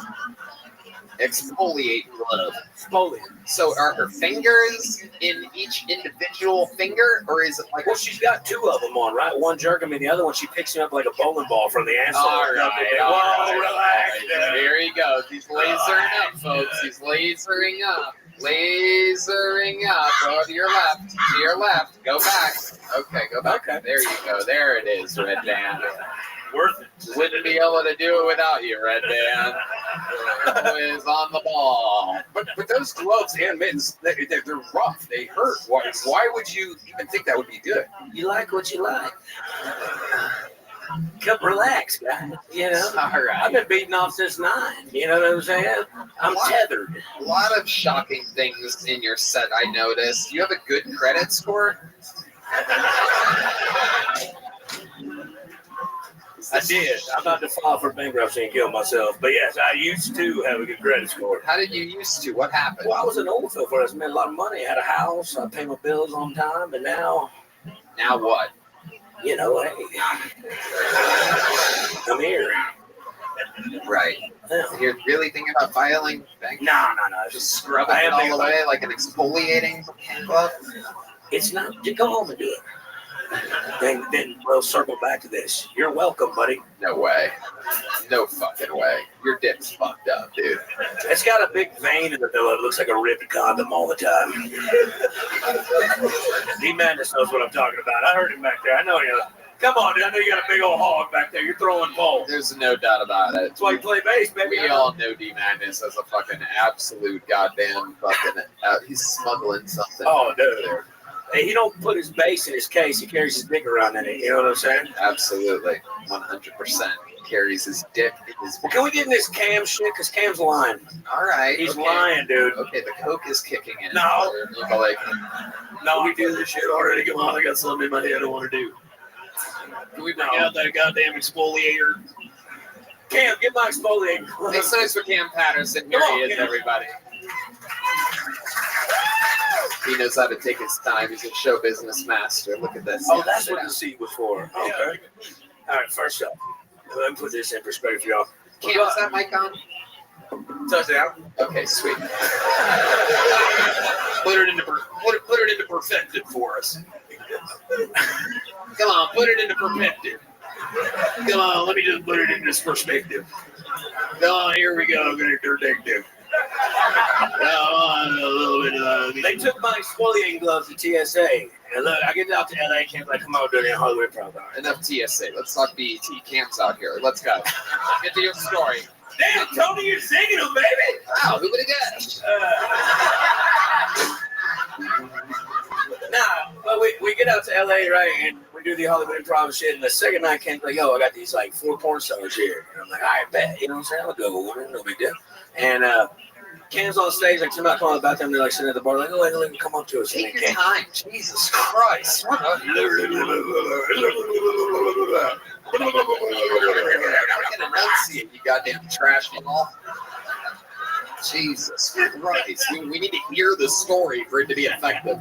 So I'm sitting at the bar with these porn stars, and we're hanging out. We take a couple shots. Look, I'm a good wingman. Like, I'm good at this shit. Been doing it. And I was like, let's go. I want to see LA a little bit. Let's go to the fucking Comedy Store and shit. Ken's like, no, we're going to the house, the Airbnb, right now. I've never heard Cam talk All right, about but you ain't never seen him press with porn stars. Press him against the wall. And he said, I'm kissing in the truck. It was, right? So, no, it ain't. But you fucking balls deep in that bitch with them fucking little bullshit fingers you got, dude. I mean, that's why your knuckles all fucked up. Show the camera, dude. Oh, shit. You know what I'm saying, dude? That's not ass, that's ass. No, that's ass. That's ass that won't wash off. You know what I'm talking about? And so look, so I was like, Cam, look, we're gonna need liquor. We're gonna need condoms. And I don't ever wear condoms now, but I knew we probably should, right? So Cam go get the condoms with it, and the Who liquor. needs condoms when you're exfoliating your dick all the time? It's for them, not me. Your dick is indestructible, nigga. That shit is all starting to make sense now. And so he goes and gets that, and I ride back with him. And look, me and old girl, we're in the front seat making out. Look, I mean, it's a great old time, right? We pull up to the house. About 3 minutes, pull up to the house. I seen her on her phone typing a fucking paragraph. Like, that can't be good, right? And then we get there, we park. I said, all right, let's ride up here. She's like, guys, and they drove 2 hours to come to this show. So, like, and they're not right down the road. And she's like, I don't want to be here anymore. My dad just texted me, says he's about to commit suicide. And everybody goes, oh no. Right. And I look at the other girls, I'm like, well, y'all's daddy ain't gonna commit suicide. Y'all wanna come in? Like, what's up? You know? So then they're like, no, we gotta go. And I'm like, thanks for the ride home, you know? And I'm walking up and I'm like, I gotta tell Cam and all his partners what just went down. They're gonna think I did this, all right? Now look, these women are porn stars. They're not Academy Award-winning actresses. They didn't plan this, all right? She genuinely had disbelief on her face, and her friends are being good friends. But I walk up to Cam and tell him the situation. Goes, man, fuck that motherfucker, man. You know, like when black people get mad, they throw their hands down, they walk away, and they're like, fuck that motherfucker, man. I hope he dies, right? And I didn't take ecstasy. I took a Cialis, bro, because I was like, trying. Did you say Cialis? I thought you said ecstasy. But yeah, dude. But then she gave him a shirt the next day, and I just got to ride home. So, I mean, who won here? You know what I'm saying? Like, nobody, nigga. We didn't fuck porn stars. We all know. Don't blame that on me. So you had pre-taken a Cialis, so you are basically, what are you guys, riding home together and your heart is a rock? Oh, I always take one. I take one every day when I work out and stuff to get a great pump. You know what I'm saying? So, like, I got that thing on me. You know what I'm saying? But, like, yeah, I took it just because what if? You know? I felt like it was a pretty win-win. Louis? Did you try and comfort her with a boner? Because that doesn't work if you're just rubbing your boner. No, I was just jerking off in the back seat. Like, this way to get there. Do you think her dad was going to kill himself because he accidentally jacked off to her porn? No, you know what I think it was? I think it was he wasn't worried about like the 3 black guys that were gonna gangbang her. He was more worried about her fucking Uncle Laser. That's what it was. That's what it was. Right, sure. Yeah. Sure it was. You didn't try any pickup lines with your boner though? You weren't like, man, I'm as stiff as your dad's gonna be in a few hours.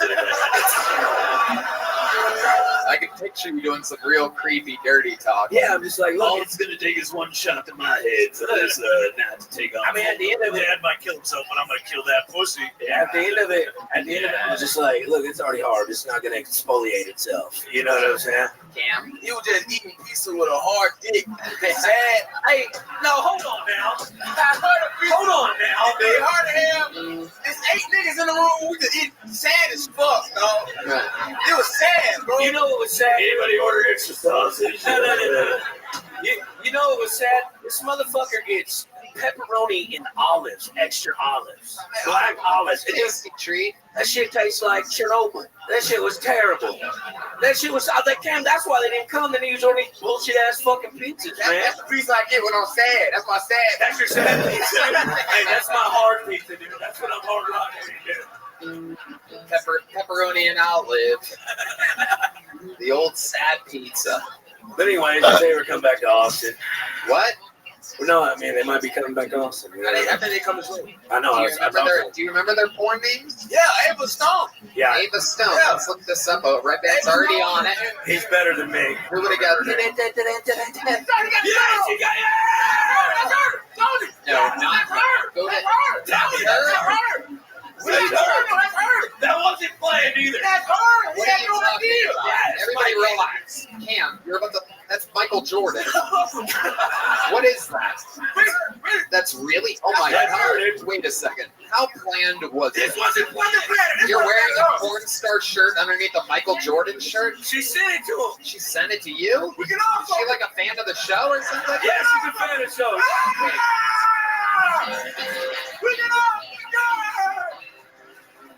That's crazy. Red Band, you suck. That's her sucking the dick. That's her. That's her sucking Wait, that's her right there? Yeah, that's her, bro. Oh, Jesus. Look, her knees are all beat up. Oh, it looks like you're leaving. Dang, it looks like you're leaving. That could have been you, man. Holy shit. Wait a second. Is that a pepperoni and olive pizza in the background? God, I wish we Oh could show my that. That's God. incredible. He fucked it up. She I didn't see that, man. Black.com. It looks like Cam would be a real front runner here. But and she was on you that night? Dude, it's so bad. Which one were you going to end up? I don't remember her name. Bella Blue, Bella Storm or some shit. Bella something. Let's look up. I actually have it on my phone. I looked her up because I was very sad that she left. But it's been a while back, so let's not do that. An actual storm named Bella came up that's hitting Florida right now. That's not even a joke. Oh, yeah, that's that it. her? Oh, yeah, maybe. Okay. All right. We just got to get through this ad real quick. Let's just skip it. 5, 4, 3, 2. Do you want real girls in your area? Proof Red Man actually doesn't have a membership to all these things like we thought. They're huge. Oh, they are huge.com. Okay. Take your fucking guitar for a second. That's not her. That's not her. Okay. But Wait, who that's is not her? That's not her, but who is that? How do you guys know? It's just the back of her head. That's not her. Oh, because you saw her leaving. That's all you know is the back of her head. Absolutely incredible. You boys are out of control, but I really like you two together. There's a lot of chemistry with fucking Cam and fucking Uncle Laser. Extremely white, it's extremely black, in a battle of the Titans. No gray area to be found. I wonder if her dad died, though. Oh, that nigga is dead. You saw it in the paper? Yeah, bitch, fuck that nigga, man. Well, it looks like she was buried under 6 feet in one of these videos, so it looks like the apple doesn't fall far from the fucking tree. We dodged a bullet, though. You know, I want to get shot by that bullet. I want that bullet to shoot me. I wanted that bullet. I bet like these porn stars have the same talk on their sad drive home. I bet they think they dodged a bullet. What are you talking about, man? All right. What Tinder lover? Okay. All right, you guys are great. Fantastic stuff. Cam Patterson and Uncle Laser, everybody. Uncle Laser and Cousin Cam, the real rabble rousers. All right. Okay, another name out of the bucket. You guys having fun out there? It's fun being at Kill Tony Live, isn't it? Half-ass audience. Make some noise for your next bucket bowl. 60 seconds uninterrupted. Going to Spencer Franco, everybody. Here we go. Spencer Franco. We're going to meet them all together. One more time for Spencer, everybody. What's up, Austin? It's great to be here on the low-budget version of American Idol for comics. Sorry, we're just talking out here. I, like many of the comics you've seen here tonight, decided to go into comedy in the mental health wing of a hospital. And while I was there, it was a lot of fun. I had a blast. I formed a band with my fellow inmates, patients. We formed a band, called ourselves the Looney Tunes. We're just getting silly, don't worry. And it was great. It was great, except it might have lengthened our stay there because we would practice, but we didn't have any instruments. So we'd just be like, Mark, I'm getting too much reverb. Turn it down, bud. The psychiatrist walks in. There's no one here named Mark. More lithium. All right. Well, yeah, dude. Low budget fucking show, huh? Zero laughs for a minute. You diss the show and then just absolutely flatline for an entire minute. Worst set of the night here on the low budget American Idol for comedians. Incredible. Louis? Hey, I gotta get my YouTube short. I gotta get my. Shut the fuck up. All right. Consider me the Simon Cowell of this low budget American Idol for comics. You piece of shit. Louis Katz. Yeah, that's a no for me, dog.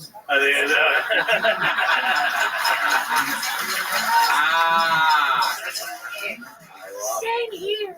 Let's talk about it, Spencer. Absolutely. Horribly god awful. How long you been doing stand-up comedy? A month. A month. All of it here in Austin? Is this where you're from? No, I'm from Baltimore, Maryland. Okay, so you're just visiting? Yeah. For how long? Tonight.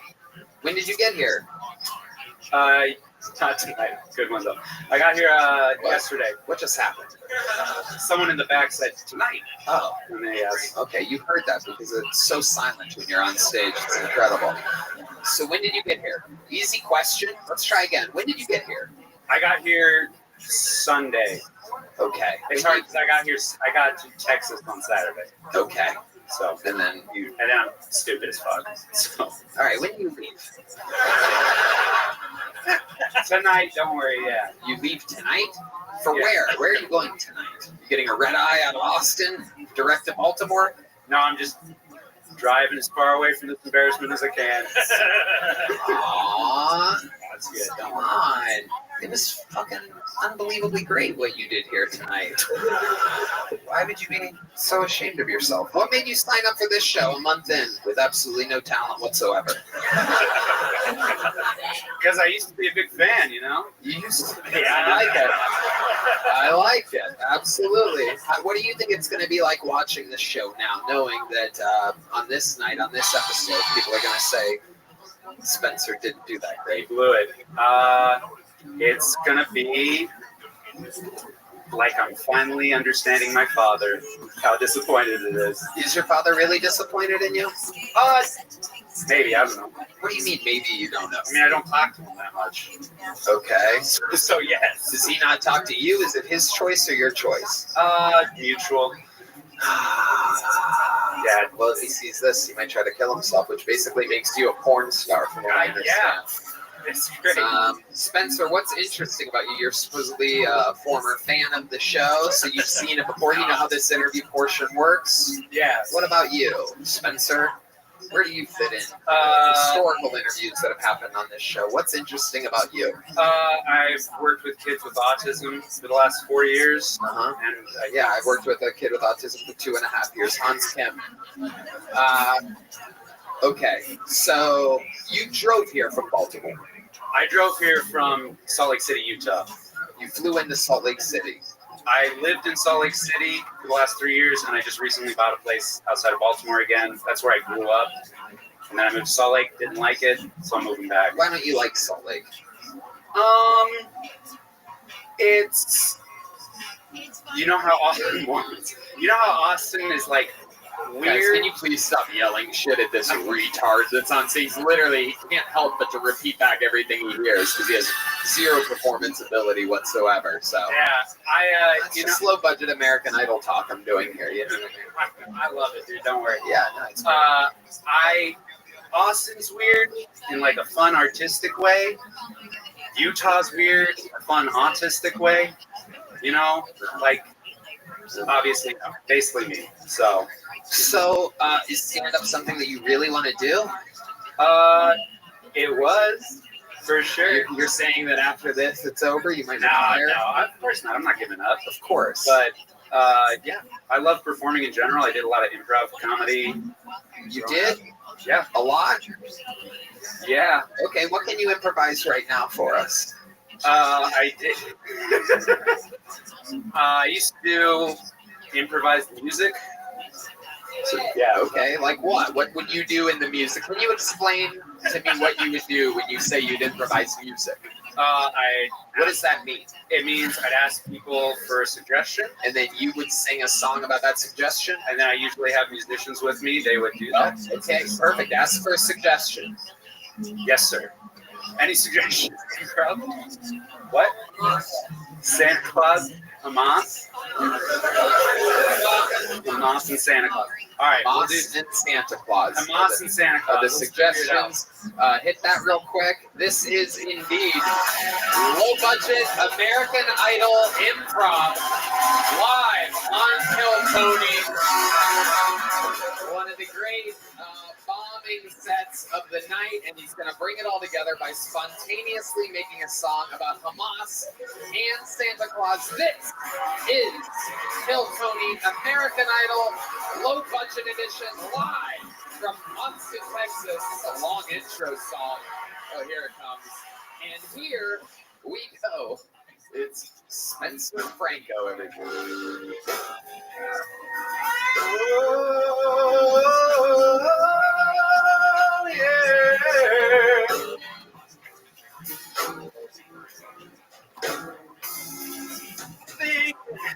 See Nick, he's really slick. He looks good in red, maybe gets me dead.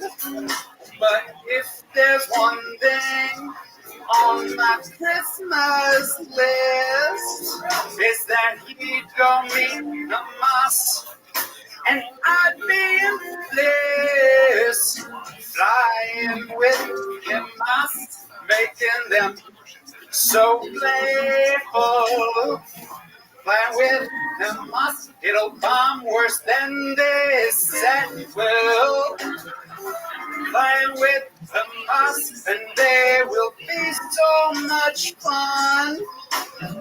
Israel is ready, 'cause the Christians have won.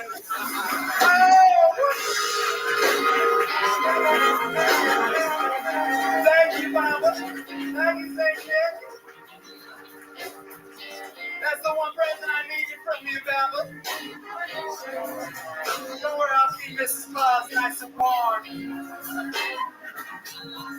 Hanukkah stopped, but we still got that fire going. Oh,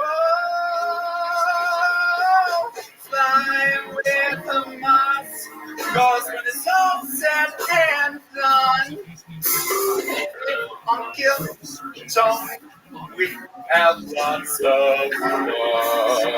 Wow, that's amazing. Wow.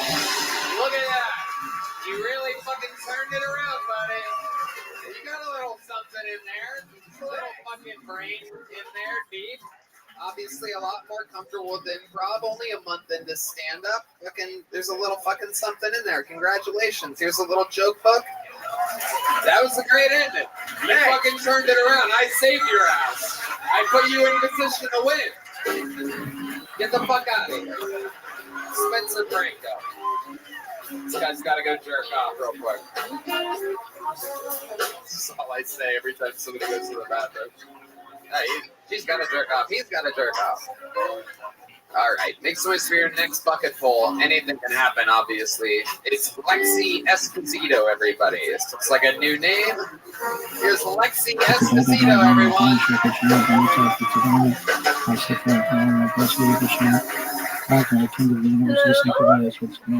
I'm from Florida, where Mark says the word gay, but only because he prefers the term faggot instead. So he told me he likes it. But I love being in Austin. I moved from Orlando. And I love being in Austin because when I walk to my car alone in Austin, I meet great people. They give me free drugs. Wonderful. I walk to my car alone in Orlando, though. I get followed by a black man jacking off. But I wasn't even mad, because I never thought a black man would masturbate to me. I'm like this little kitty white girl, you know? Huge compliment. I had to get a color TV, though, moving in, just to make sure the neighbors know I'm not racist, hanging up my blackout curtains. So silly.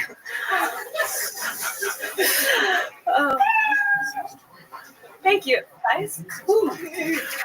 Lexi Esposito. That's me. Fun. Welcome to the show. This is your first time on? My second time. Okay. It's been a couple years. Welcome back. Was this the black guy that was jerking off to you by any chance? I can now see why he would be the one to jerk off to you.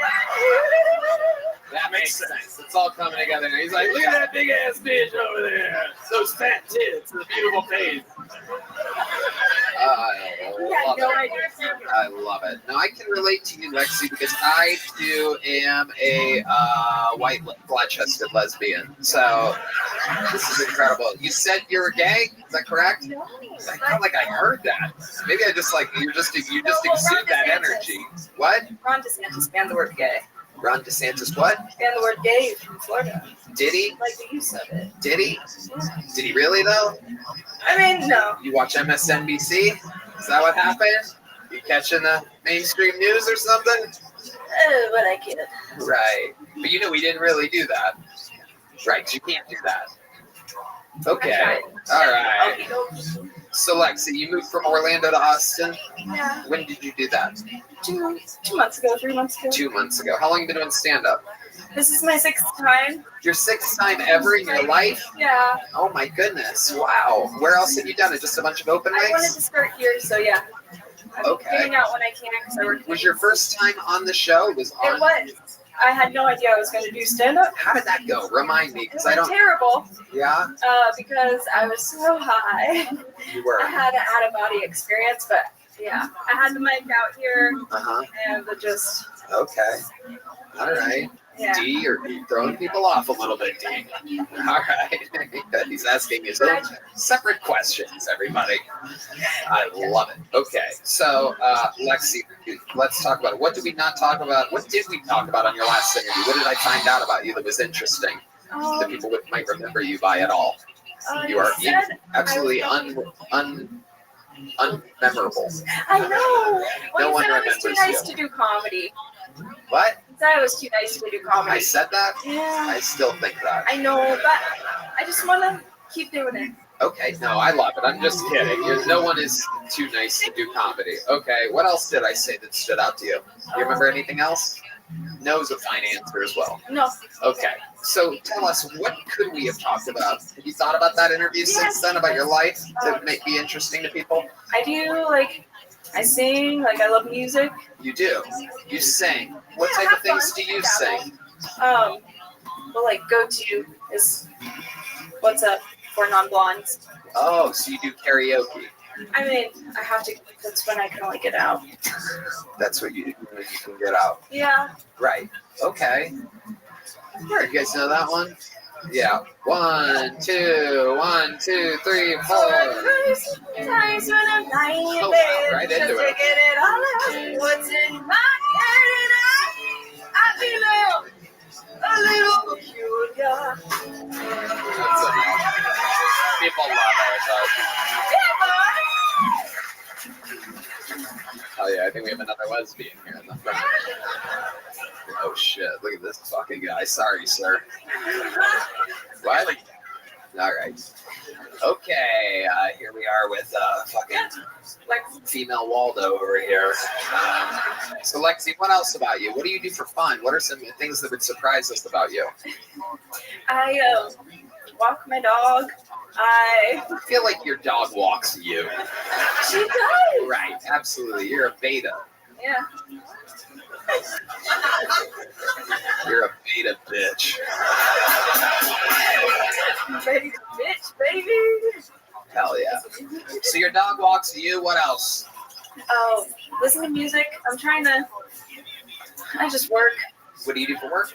I do room service at a hotel down here. Okay. Hello, here's your thing. So nice studying with you. Okay, do you get good tips doing that? You ever see anything weird? No, I have to take the meeting. Yo, whoa, what's going on? Get your dog. How are you, number 7? How you living, pimp? What's good in your neck of the woods? How'd you find out about me, number 7?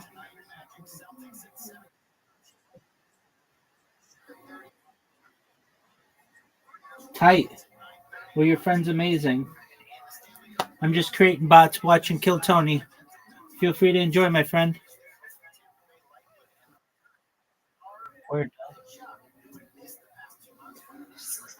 Picky people.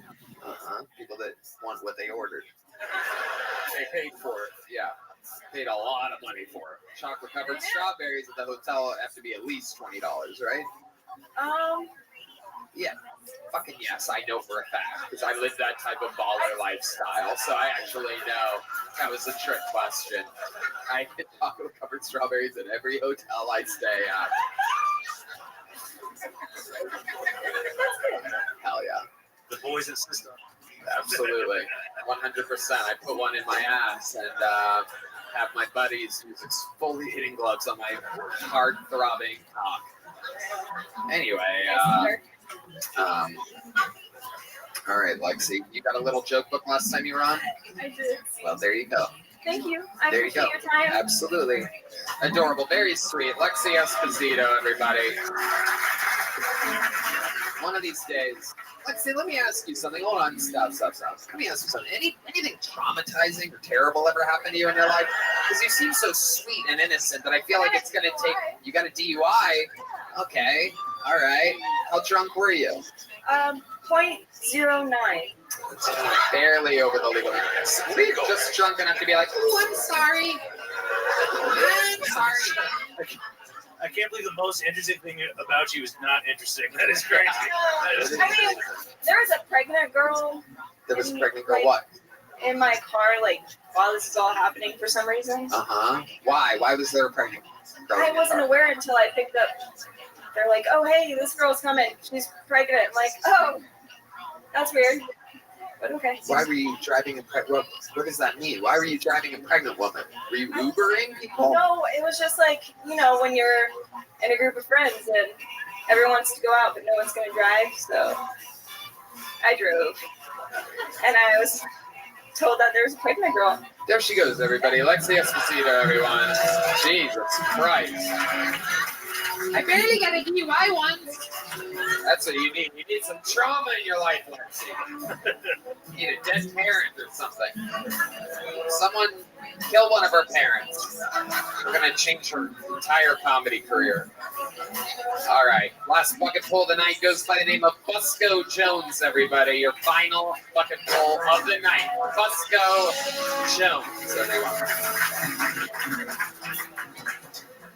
So I say hindsight's 2020, right? Being 40 now, I can't say anything, but I agree. If I would have known at 20 that at 40, I'd be here doing this, still waiting tables, married with children, living in my hometown. I would have taken my drug dealing career so much more seriously. Right?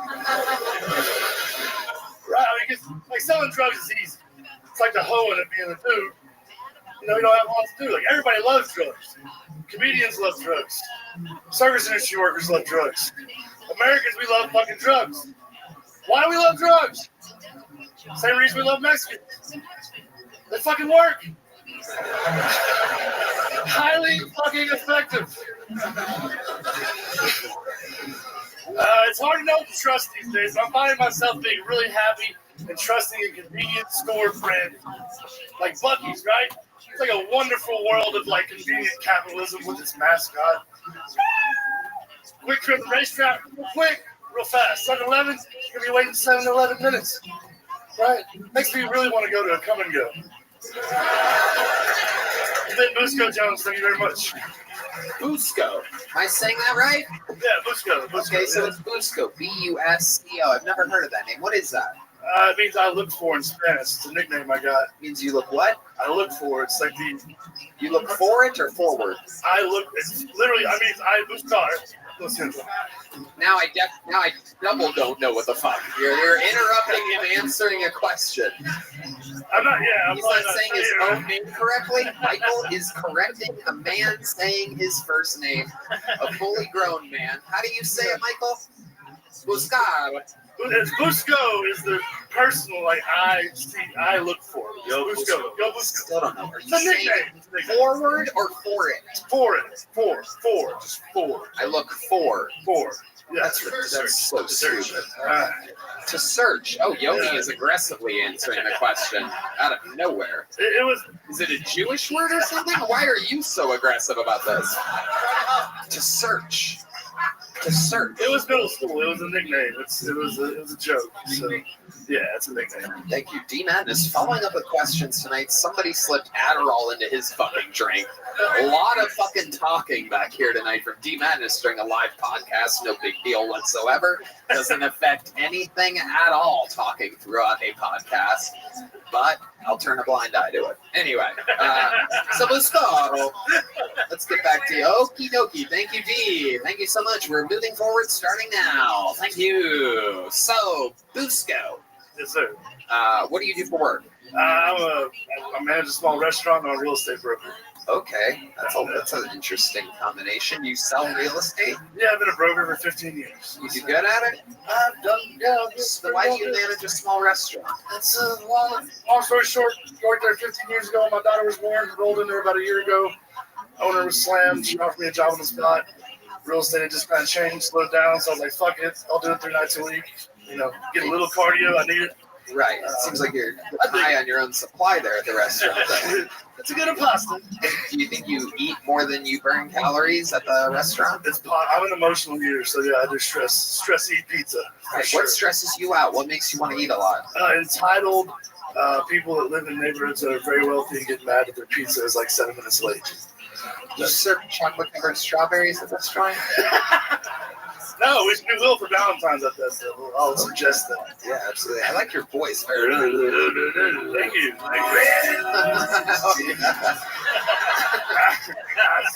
Yeah. I can do it. But this is a wonderful world.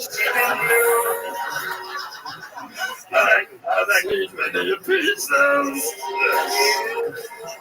could do that. It's very easily. Wow. You're already doing it, dude. Thank you. Try it. Okay. Very interesting. And how long you doing stand-up? About 5-7 years. Hobby. It's just a hobby. You take it seriously? You think? Nah, I got kids. No.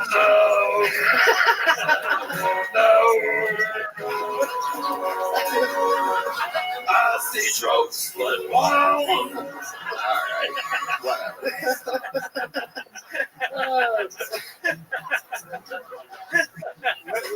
No, I don't take it too seriously. I enjoy it as something to do to get the fucking house.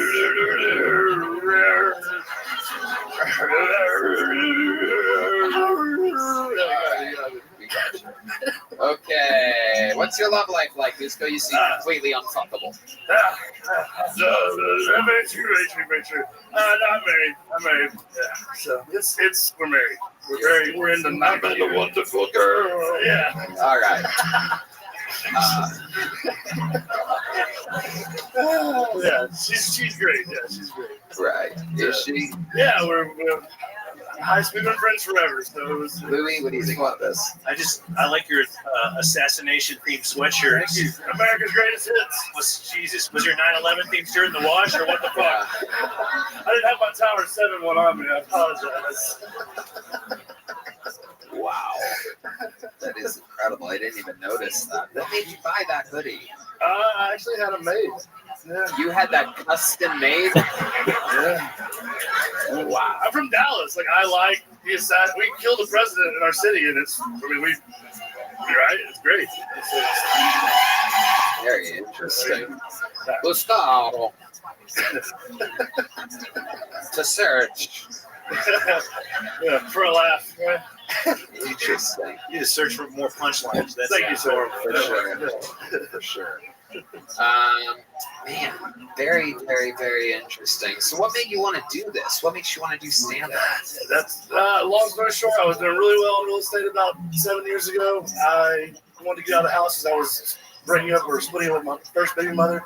I got into promoting comedy in Dallas because there's a lot of great local comedians that were up there. And that was really how I wanted to start. Did a festival. A few comedians kind of fucked me over. How did they fuck you over? They just basically took the festival and just took off with it. After right. Because I said mean shit online. I mean, we know how that goes. What did you say online? I honestly don't remember because it wasn't anything mean. I was making jokes I think is funny. And as an unfuckable 40-something-year-old white dude, I don't resonate with the 20-somethings. You don't? Not very easily. They didn't realize I was just fucking with them, and they took it personally. Anyway, since then I've just kind of been doing it as open mics, just going to open mics and Just trying. I had very bad stage fright. What do you think the funniest thing you've ever done is in your life? Yeah, in your entire life. I mean, I got some great reviews on Yelp at our restaurant. I told some people the other day that this isn't Olive Garden. If you want something done real fast, you need to go the fuck there. Like, and they posted a Yelp review. I'm a lot funnier at the restaurant. Yeah, like what have you done at the restaurant? It's like I said, when you're in the moment and somebody's busting your balls about not, they have to catch a flight, and you came into a small hole-in-the-wall restaurant with 10 tables, and you're being an assoul. And I'll tell you to What go did to they Olive say Garden. that was like an asshole thing? That we're going to catch a flight and you're taking too long and you only have so many tables. Why isn't this happening faster? So how long do you think it took after they ordered their entrees for them to get them? They got the fuck out right after that because I told them it was going to be there 10 or 15 minutes. And then they left. And then I told them if they wanted something faster, next time they should go to Olive Garden. Because if they want fast service, you should go to a fast service That's place. the funniest thing you've ever done in your entire life. That's just recently. That's just recently. I was class clown 4 years in a row at high school. At a very unfunny high A very school. unfunny small Here, school. here's a small joke, but get out of here. There goes Busco Jones. Busco Jones. Second Jones of the night, I do believe, right? Was there Ivory? Yeah, Ivory Jones. My goodness. My goodness, what a night we've had so far. Everyone have fun tonight? Well, as you may know, there's only one way to end an episode like this. It's with the Hall of Famer, the guy that's done it more than absolutely anybody ever in this show's history. It's been 5 years of him gracing our stages all around the country, all around everywhere. Sold out shows his entire career.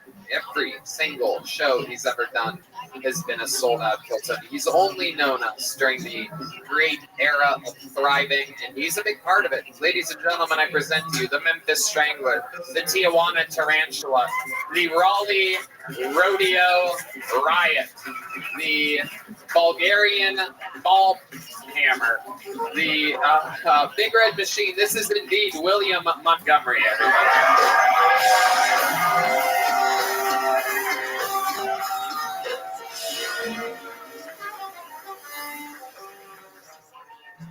That dude needs to get the fucking Olive Garden jokes in the restaurant, dumbass. What the fuck was he thinking?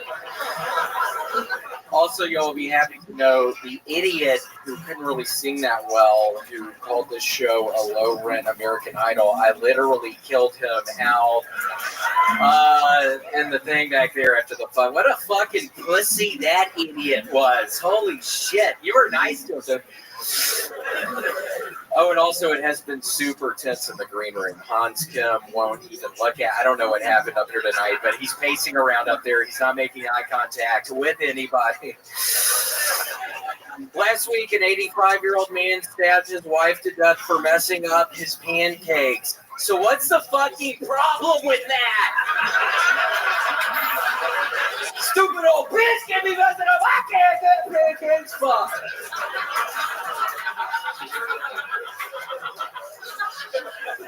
I saw a fat woman described as a plus-size influencer, and I couldn't help but wonder, what is she influencing people to do? Buy more candy? Which couches are best to sleep on? It's like, we get it, bitch. You're not moving along. Okay, that's my time, Tony. Thank you. William Montgomery.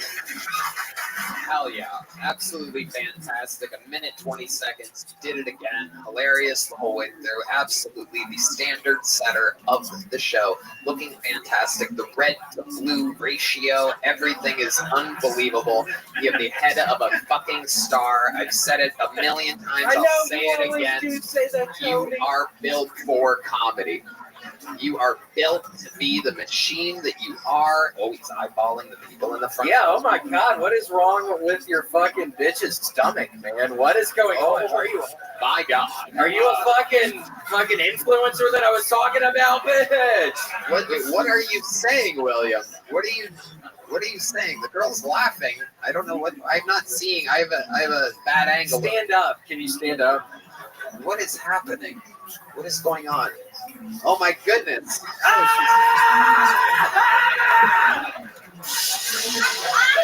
What is that? No, I'm really asking. Why does your stomach look like that?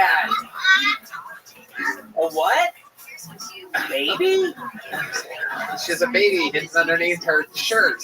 Baby? Do you know where babies come from, William? Have you ever seen a pregnant woman? I always heard that the mailman delivers it to your house, and that's what I always believed, Tony. That there's a stork and a mailman, Wow, and second stork reference tonight. This is unbelievable. I bet nobody. That would have been if you bet $1 in Vegas that there'd be 2 stork references this episode. You could have won $3 billion here. This is the first episode, maybe the second ever, in which one stork was ever mentioned.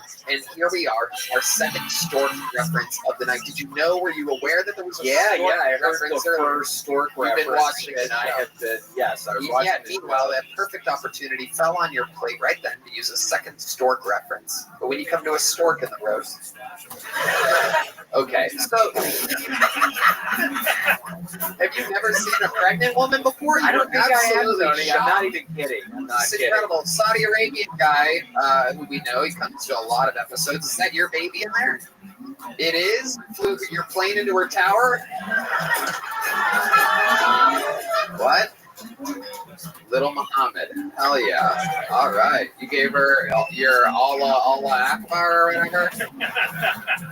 What are you, Muslim as well? Yeah, what are you? Mexican. Uh-oh.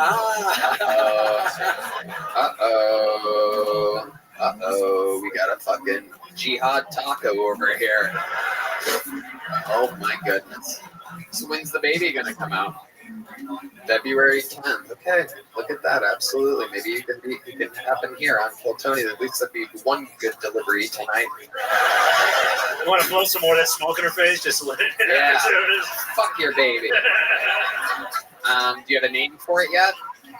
Is it really going to be Muhammad?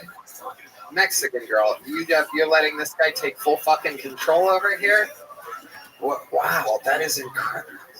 Oh, really? 5 middle names? Oh, wow. Leave it to a fucking Saudi Arabian to have extra baggage. Just going to have to check these fucking names. All right. So it won't be... That's a long name to have on the no-fly list. That's incredible. Wow.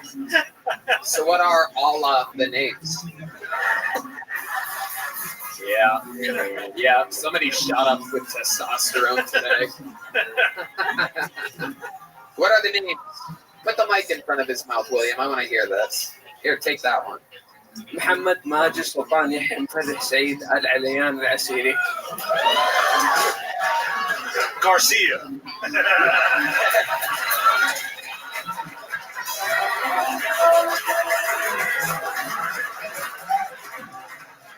My God.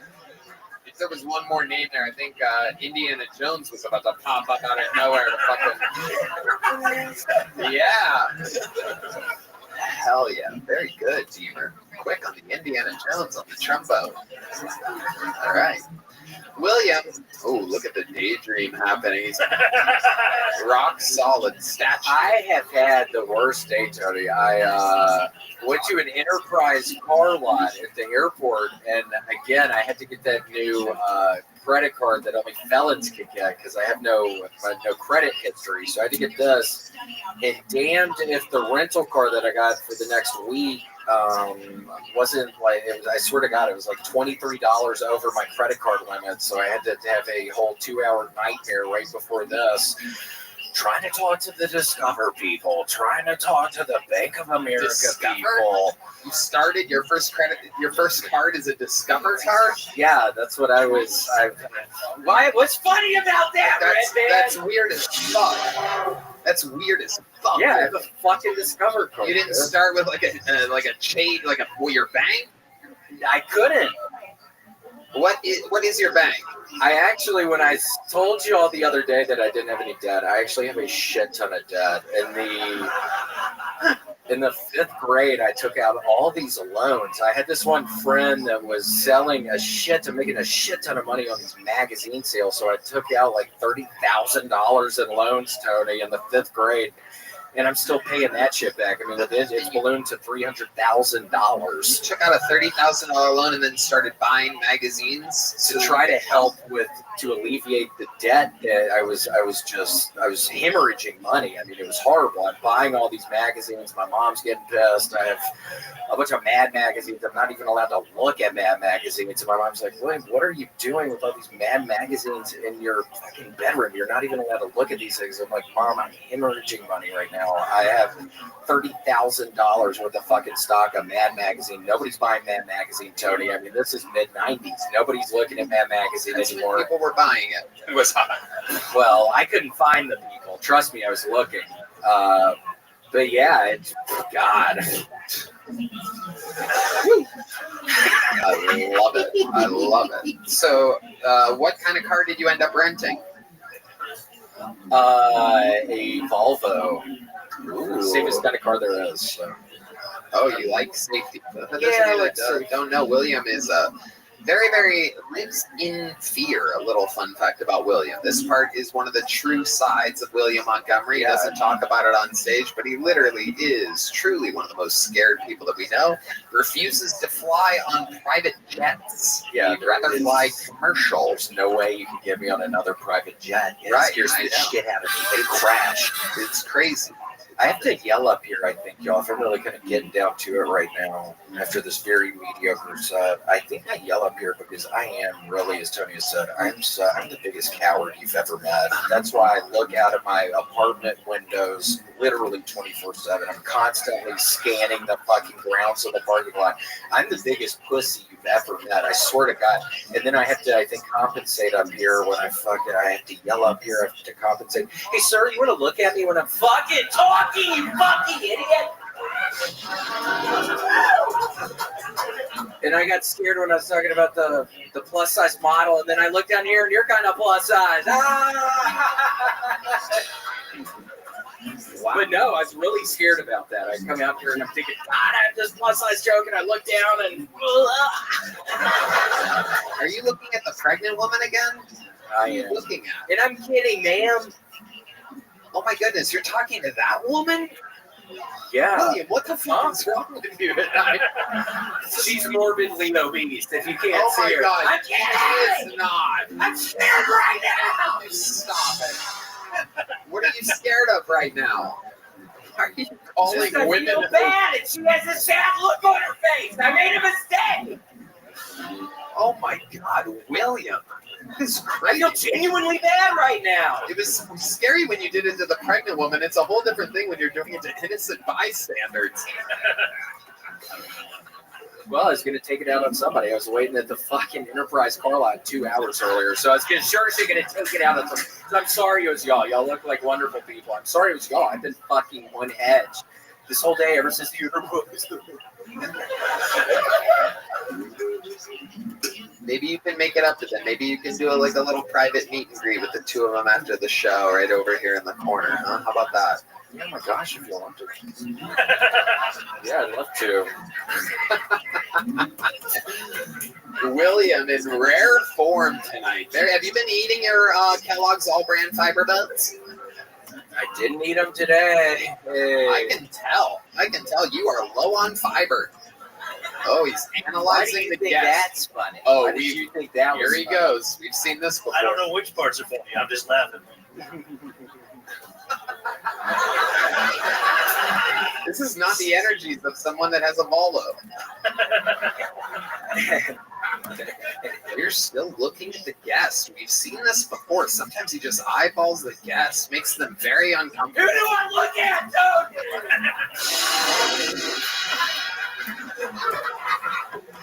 I don't know who to look at anymore. But I wish I did.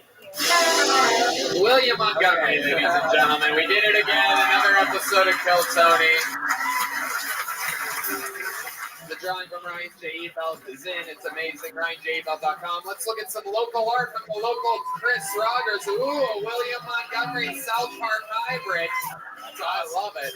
How about a hand for the great Luke Katz, everybody. LouisKatz.com for tickets. Catch them in Colorado Springs, February 23rd, 24th. This weekend at the Creek in the Cave, Sacramento, January 18th to 20th, and his new special, Present Tense, is out now at Louis Katz Comedy on YouTube. He's Louis Katz Comedy on everything. That's LOUISKATZ.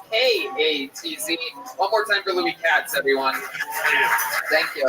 Fantastic. Thanks for having me. How about one more time for the best damn band in the land? Michael Gonzalez on the drums, Paul Beamer on the horns, Steve Madness on the bass, John Beats on the keys, and the Madman, Matthew Mueling on the electric guitar. Thank you to John Blaster, Red Rose, Yellow Rose, NinjaBuses.com, All Offer, Bus and Security Guard Service, and Connect Mobile Health. Get a fucking IV drip. Don't be an idiot. Rehydrate. Fill 15. Check out the Sunset Strip Comedy Club, SunsetStripATX.com. Thank you. We love you guys. Good night, everybody. Have some Civics, Civics. Who wants some Civics, huh? Oh, the Asian guy. How about the pregnant lady? You want some? There you go. There you go. All right. How about you guys over here? Oh my goodness. Oh my God. I think I just killed somebody. There you go.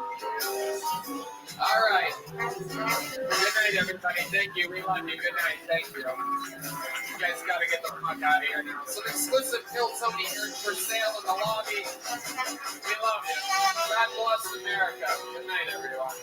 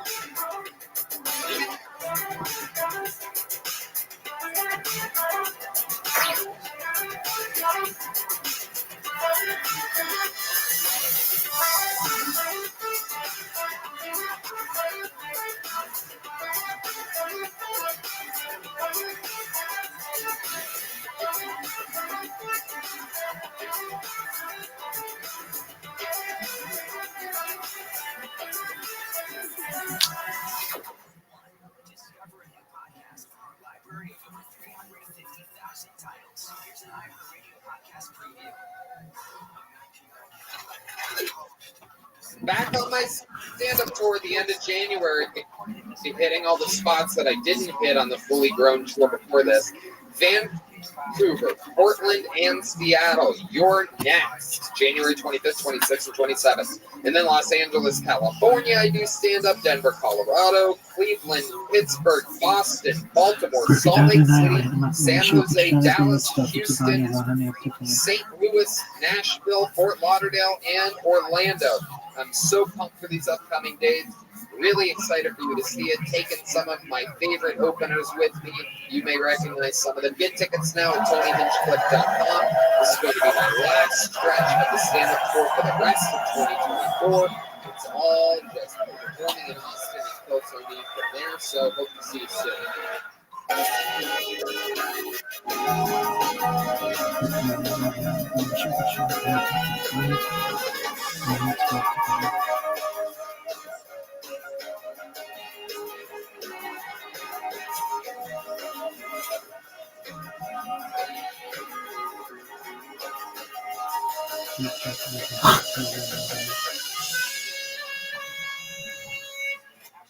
Hey, this is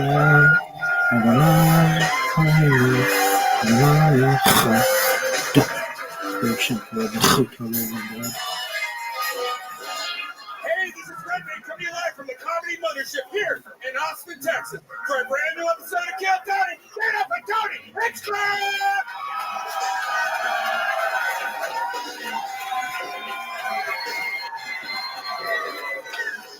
Who's ready for the best fucking night of their lives tonight, huh? Yeah, it sounds fucking great. Up again for the Great Red Band, everybody. This is Kill Tony, the #1 live podcast in the motherfucking world, and you're at it. Brought to you by Gel Blaster, Red Rose, Yellow Rose, NinjaBuses.com, Hall Law Firm, Austin Security Guard Service, and Connect Mobile Health, where you can get an IV drip right now. Save 52% using the code KILL15. How we doing today? You guys happy? Yeah. How about one more time for the best damn band in all the land? That's Michael Gonzalez on the drums, the great Paul Beamer on the horns, Matthew, the madman of Michigan Mewling, ladies and gentlemen, John Dees on the motherfucking keys, and this, of course, is the great and powerful D Madness here on the bass guitar. How about one more time for the special appearance you guys got to see by the great Tall Wilkenfeld? And here we go. A lot of fun stuff ahead. Before we start, here's a little bit more from the amazing sponsors that made tonight's episode available for you here right now. The Sunset Strip Comedy Club in Austin, Texas is now open. Check out Red Band's secret show every Thursday. Go to sunsetstripat.com for tickets.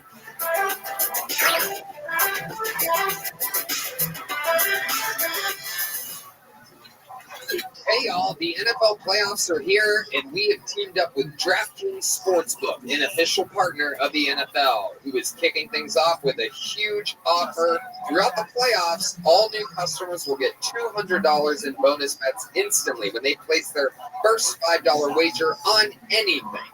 Get in on the action this weekend by downloading the DraftKings app, and don't forget to use our promo code KILLTONY. That's right. New customers who just bet $5 will get $200 in bonus bets instantly. Red Band? Wondering what you can use your $200 in bonus bets on? Combine multiple bets together from the same game for a shot at an even bigger payout. If you're already signed up for DraftKings, like me, you can get a no-sweat bet. Get a bonus bet back if your same-game parlay SGPX bet doesn't hit. Max reward limits apply. If sports betting is not yet available in your state, don't worry. You can still join in all the fun at the DraftKings Daily Fantasy and have the chance to win cash prizes. Thanks to DraftKings for sponsoring this episode of Kill Tony. I'm psyched that we're officially partnering with DraftKings Sportsbook because I love the NFL playoffs, and DraftKings is the perfect way to make them even better. Download the DraftKings Sportsbook app now. New customers use our promo code KILLTONY and bet just $5 on any wager and get $200 in bonus bets instantly. That's promo code KILLTONY, only at DraftKings Sportsbook. The crown is yours. We're going to have fun tonight. Are you guys ready to start tonight's episode? Are you guys ready to start tonight's fucking episode? That's what I'm talking about. You know, we have a lot of the best guests in the world on this show, and some of them I introduced to y'all before they are tremendously fucking famous. These are two guys that the entire world will know of. I mean, if you don't already, they've been on the show multiple times. But these guys are about to blow the fuck up. Two guys that are a huge part of the Austin comedy scene. On all the shows, almost all the shows that we do around here with Rogan and Segura and Tim Dillon and Shane Gillis and everybody. Make some noise for two of the best in the world, two of my top young favorite rising comedians on planet Earth. It's Darren Poston and Asana Ahmad, ladies and gentlemen. Make some fucking noise for our guests. Darren Poston. You know him. He does arenas. The greatest song survive 9/11 hijackings, a rare survivor. He was flying one of the planes and hit the eject button at the last second. Not a lot of people know that. He paraglided out of there. He didn't have a parachute. He paraglided out of the plane. Son, tell them about that. You were very young at the time. You know, Indian people, we achieve early. You know, so Are you during 9/11? old enough to do it. I'll tell you that right now. The great Derek Poston, famous for Arenas with Schultz, the Flagrant podcast with Andrew Schultz, a huge member of the Schultz clan. How did you get to start working with Andrew Schultz? How does that go down exactly? Are these people just the types of things that I fucking do? Tony hooked it up. He said, he texted me, hey, bro, all you got to do is suck Andrew Schultz dick one time, dog, and you on the tour. He set it up, though, bro. This is a big OG. He's the reason I'm doing a lot of the shit I'm doing. I'm very thankful. Yeah, Schultz texted me. He said, who do you think would be a good feature for me in Austin, Texas? And I said, I got exactly the guy. They fell in love, and they worked together ever since. He famously talked about how you love trannies on the Flagrant podcast. Still do. Happily married, still do. Absolutely. He just got married. How about a hand for that, everybody? But you guys have done this show multiple times. You know how it works. A ton of people signed up with a chance to get 60 seconds uninterrupted on the stage. You know their time is up, and you hear the sound of a kitten. It means they have to wrap it up there, or else they bring out the Angry West Hollywood Bear, which just interrupts them. And then I conduct an interview, and we talk to them. We find out more about them. The entire thing is crazy. Anything can happen, and we're all going to live it here together in the moment. Are you guys ready for this shit? Oh, let's go. I'm going to pre-pull a name. We're going to get them from the bar across the street. Sweet little, dirty little poor choices. A brand new adventure from our good friend Nick, who famously owned Vulcan Gas Company. He's got a new bar. Really small ceilings. They just started to take over. They are much lower ceilings than Sunset. Could be the second best comedy club on the street in no time whatsoever. They are a microphone away from having the second best comedy club on the street. Woo! Poor choices. That's right across the street. Our good friends own it. How about a hand for Nick and Kurt here in the house? So while we go wrangle whoever that was that I just pulled out of the bucket, we're going to get one of our absolute historical regulars up here, a fucking legend of the game, an absolute Korean thug, if you will. Ladies and gentlemen, we found him absolutely doing nothing but open mics, making $0 a month doing stand-up comedy. Now he's got the Rolex, he's got the white girlfriend, he's got it all going for him. He's rich, he sells out all over the world now. This is Hans Cam. This is Hans Cam. Make some noise for motherfucking Hans Cam.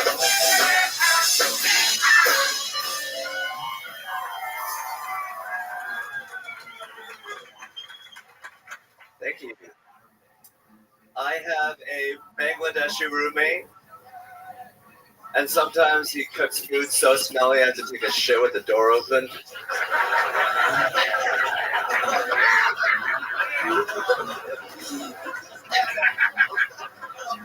Just to get rid of the smell. I've been sending a lot of Ozempic to the Palestinians in Gaza, so it's easier for them to dodge the bombs. And if they do get hit, there's less mess to clean up. I hate it when ugly people act like them dating is the same thing as when hot people date like me. It's like the difference between the NFL and Major League Soccer. It's like, yeah, you're playing on the same field, but no one wants to see what you're doing. All right, thank you. That was Hans Cam. That was Hans Cam. That was Hans Cam. That was Hans Cam. Yeah. Thank you. Fantastic, Hans. How are you? Good, I'm good. That was great. Good set. Thank you so much. That means so much to me, Tony. Jesus Christ, this guy is the most autistic fucking robot. How do you have both? How is it possible that you're autistic and robot-like? I just am Asian. I think this is what Asians are like. Hello. Hello, indeed. I love it. So how much of that's real? Because we heard recently that a roommate complained about the smell of your kimchi, and now you're complaining about the smell of your roommate's food. So it seems It's totally made up. I don't even know where I came up with that shit. I think it was from a long time ago, and I looked through my notes, and I was like, oh shit, yeah, I could do that. You know, that joke. Yeah, son him out. So full disclosure, I am the Bangladeshi roommate that he's talking about. This nigga stinks. No, first of all, I don't cook. Second of all, bro, this motherfucker is the worst roommate when it comes to food I have ever seen in my entire life. This guy once cooked ribs and then left the state. I'm talking about put the ribs in the oven, set it to 45 minutes, and then caught a plane to go to a weekend somewhere else. Just let the This ribs. is amazing. Only recently did we get to talk with Hans's father, Hans, on every single week, and now we are finding out the roommate perspective of Hans Kemp. Now, we know famously Red Band has it right here in front of me. This is my actual first time seeing it. I've only heard of how he has a camelback water hanging above his bed with a tube so that he can lay in bed and just feed himself like some kind of fucking Korean hamster or some shit like that. And it is absolutely unbelievable. I mean, yeah, your pillows are hanging out of the pillowcase, and you have the tag side of the pillow hanging out of the hole. You know, you're supposed to put that on the inside. So that's my girlfriend's bed. Ooh. Wow, she should know this. I used her bed as a thing, so now everyone thinks that's my bed. They're commenting about how poor I am. Yeah, the tags look very shitty. There's like shit on the walls. So it turns out your white girlfriend is like one of the dirty whites. I can say that. I'm a white guy. I like to think of her. If it was other ways, I'd have Derek say it. Okay, all right. I don't think maybe we were all thinking of something else there. She's a dirty white. She's distracted. She's busy being hot and pretty, and it's I think a lot of my job to clean up after her. Really? Is that true? Guy that leaves ribs and leaves steak? Yeah, I mean, I clean up her little whippets that she does. I have come home before, and there's just been a box of empty canisters. Hold on a second. This is great. This is unbelievable that we always find out something new about you. How your girlfriend has a serious whippet addiction? Yeah, like I'll bring it up as a joke, like, yeah, that's what the whippet queen would say. And she's like, why'd you have to bring it up? I have to go get whippets now. It's fucked up. Shit. Does she do them every day? No. She does them like when her friend is around her. She has a specific friend that they do whippets together? Yeah. That's nice. She's been on Kill Tony before, the friend. Okay. She's ratchet. Okay. Very good. She's the one that had the police thing around her ankle, the ankle thing. I kind of remember. Who gives a shit? Okay. I don't need to know his girlfriend's friend. Who gives a fuck? All right. So, have you ever talked to your girlfriend about not hanging out with this ratchet whippet queen? No, I think she's pretty nice. You know, I think whippets are just what the kids are doing these days. When you say the kids, how old is your girlfriend again? 25. Very good. Very good. Okay. What is she like when she's on the whippets? Does she do anything in particular? Like, does she ever make that noise when you're inside of her? Never. I had a feeling. Ooh, whippet. Ooh, whippet good. All right. I love it. So she does a lot of whippets. A box and empty canister. Oh yeah, next to some chicken nuggets. Absolute trash. Hey, what can I say? I love America. It's amazing. Every interview we find out more and more about you. Really, really good set. Fun times tonight. Hans Kim, everybody. Thank you, Tony. Make some fucking noise for Hans Kim, everyone. I pre-pull a name, and I go to the name that we pulled before. This is our first bucket pull of the night, so essentially we meet these people together. Sometimes they've been on before. We're all going to figure it out together. The whole thing's crazy and improvised. You guys ready for it?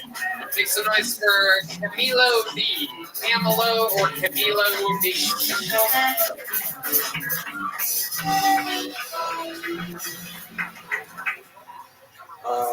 I think crystal collecting is just rock collecting for bitches. I think tarot cards are just poker night for dumb bitches. I think astrology is stargazing for stupid ass bitches. I don't know if you guys can tell by those jokes, but I'm a virgin. At least I consider myself a virgin because I only fuck with white men, women. Because I know that as soon as I touch a Latina, she's gonna have a litter of 5. And I can't jump another border. Thank you. Okay, 40 gay seconds from LOD. Unbelievable. Oh, dude, I know what it's like, bro. Trust me, I get it, dude. I get it, bro. It's happened to me a billion times. Oh my God. You go by D because that's what you love? Oh, dude, that was a fucking Freudian flip. I feel like you just had a nightmare that you've had. Yeah. You call it a nightmare. That's a wet dream to me. Hey, yo, bitches be stupid. Women retarded. I be fucking dudes. I mean women. Fucking shit, man. I fucked up, dude. Yeah, that's not my nightmare, bro. That's his nightmare when this happened. Tonight, you're gonna wake up in the morning like, fuck! You were a fucking goddamn fucking syllable away from survival there. You were a woo away. Woo man. Woo man. My second language. Hey, yo, I be fucking dude. Oh shit, dude, I fucked up, dude. Dog, I said I was fucking dudes. I'm like, that's the only part anybody's gonna fucking remember, dog. Yo, I said the fucking astrology is stupid, crystals is stupid, and then I accidentally said I fucked dudes. I fucked up. I fucked up.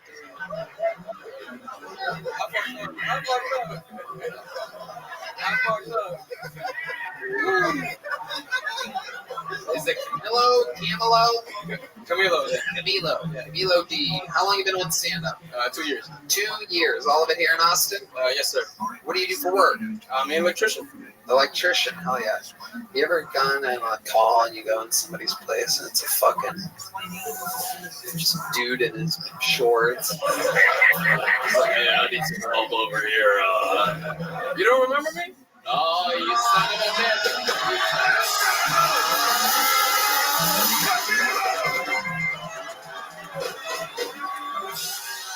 I do. I remember it well. Very well.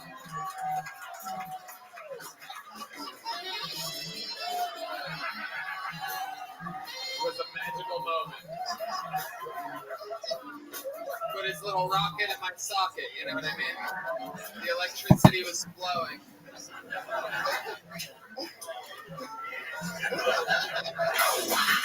Okay, Jesus Christ, right there. You don't remember me?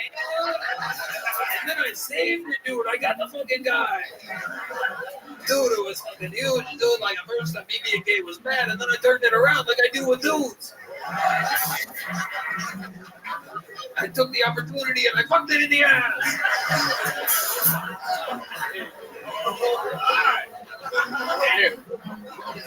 How old are you, Camilo? I'm about to turn 26. 26. What do you do for fun in this crazy world when you're not doing stand-up comedy? Stand-up, soccer.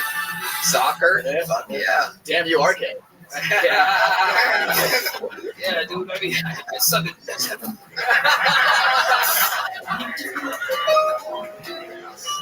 So you like balls on your feet and your hands. That's great. You like them on your face? Oh yeah, absolutely. I bet when you're hanging out with dudes, it gets a little messy. Soccer reference. Shut up. Relax. All right. What else about you? Yo, what would we be surprised to know about you? I'm training for the half marathon. You know, You're training for the what? half marathon. Okay. All right. Well, I'm running a lot. drinking half a drink tonight. What the fuck does that mean? That's what I'm doing Why right are now. you training for a real marathon? And just, That's too much. why don't you just do it and then finish halfway, stop, then brag to your friends about how you did it? That's a good idea. Hell yeah, dude. Absolutely. So a half marathon, do they just give you like a fucking half a medal if you finish that or something? Like a half a trophy? I get half a dick. Wait, what? Hold on. Now he's gay again. I'm gay again. Dolan said I'm super gay, and then I flipped it on Tony, and then I was gay again. It's like a trilogy. It's fucking Return of the Jedi, but it's BB gay, dude. I fucking fucked up again, dude. All right. I love it. So what is your love life actually like when you're out there with the women? Nothing right now. It's dead. Nothing right now. It's Yeah. dead. You're fucking a dead chick. Yeah. Okay. But seriously, like the last time you were with a woman, you're 26, you're Latino, I mean, you are ready to breed. So let's talk about I'm a it. little late, actually. What? I'm a little late on breeding. You're a what? Late? Right. Yes. Absolutely. Okay, so let's go to my question. What's going on? Last time you got laid, what happened there? What happened? I don't know. No, I'm kidding, man. I know you're. I always know when you're joking because the room goes completely silent. So, like, when was it? About ballpark? How long ago? 3 years. Oh shit! Trace? You basically are a virgin. Yeah. If a Latino goes 2 years or more without getting laid, they are re-virgin. Not a lot of people know that. Yeah. Okay. When's the last time you saw, speaking of virgins, when's the last time you saw a Virgin Mary in like toast or something like that? That happens to your people a lot. You're like, Oh shit, God's talking to me. all right. Maybe toast isn't the right. In your tortilla. Tortilla. There you go. Tostada. Tostada. Yeah, absolutely. Tostada is a couple dude salads, from what I understand. All right, community. Here's a little joke book. Thank you. Fun times. Welcome. There he goes. On to the next one. Dude. He was so good. Fucked up. There was that one good part. Here, you do that all thing. Hey, y'all. You know, you should not have to worry when you buy tickets to your next big event. Game Time is the fast and easy way to buy tickets for all the sports, music, comedy, and theater events near you. With killer last-minute deals, all-in prices, views from your seat, and their best price guarantee, Game Time takes the guesswork out of buying tickets. No doubt about it. As I look through the Game Time app right now, I see some of the amazing upcoming events in our area. I just went and saw Drake. Turns out he's playing again at the Cross Bank Center Thursday for a great price. There's also some comedians that we like on there. Bert Kreischer. Ooh, look at that. Beetlejuice live on Broadway. We love Beetlejuice. My mom loves Mark Anthony. Maybe I'll buy her tickets and fly her out with our new money that we made from doing arenas. You know, you can get last-minute tickets, flash deals, zone deals. It's easy to find and buy tickets for any kind of event in your area. Game Time is the only ticketing app that gives you complete peace of mind with your purchase. See the view from your seat before you buy, so you know exactly what to expect when you arrive. All-in prices show your total upfront, so you know you're getting a great deal before you check out. Buy tickets in seconds with 2 taps.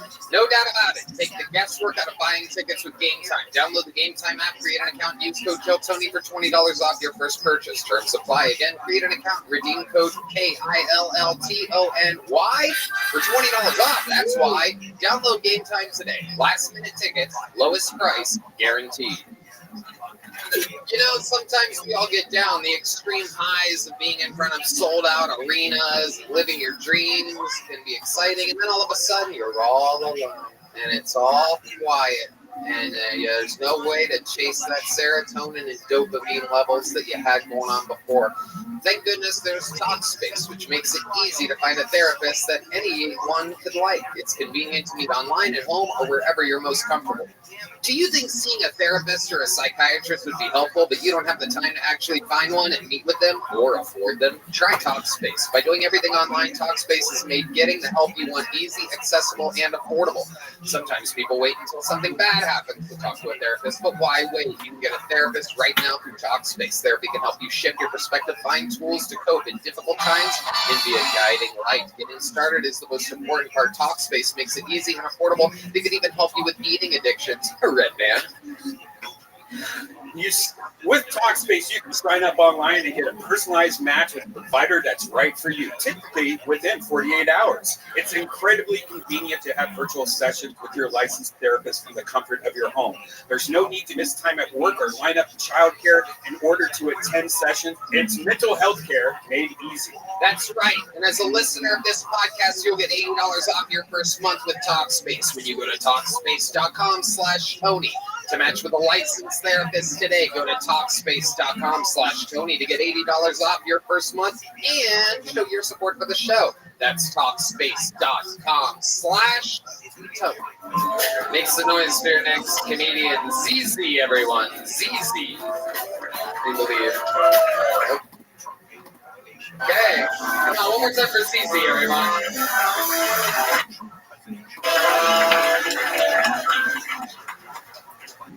What's up? Okay, is the minute started? Okay. Hi. I grew up in Iraq. I moved to the US 2017. In my culture, we have a saying, when you want someone to leave and never come back, to throw 7 rocks behind them.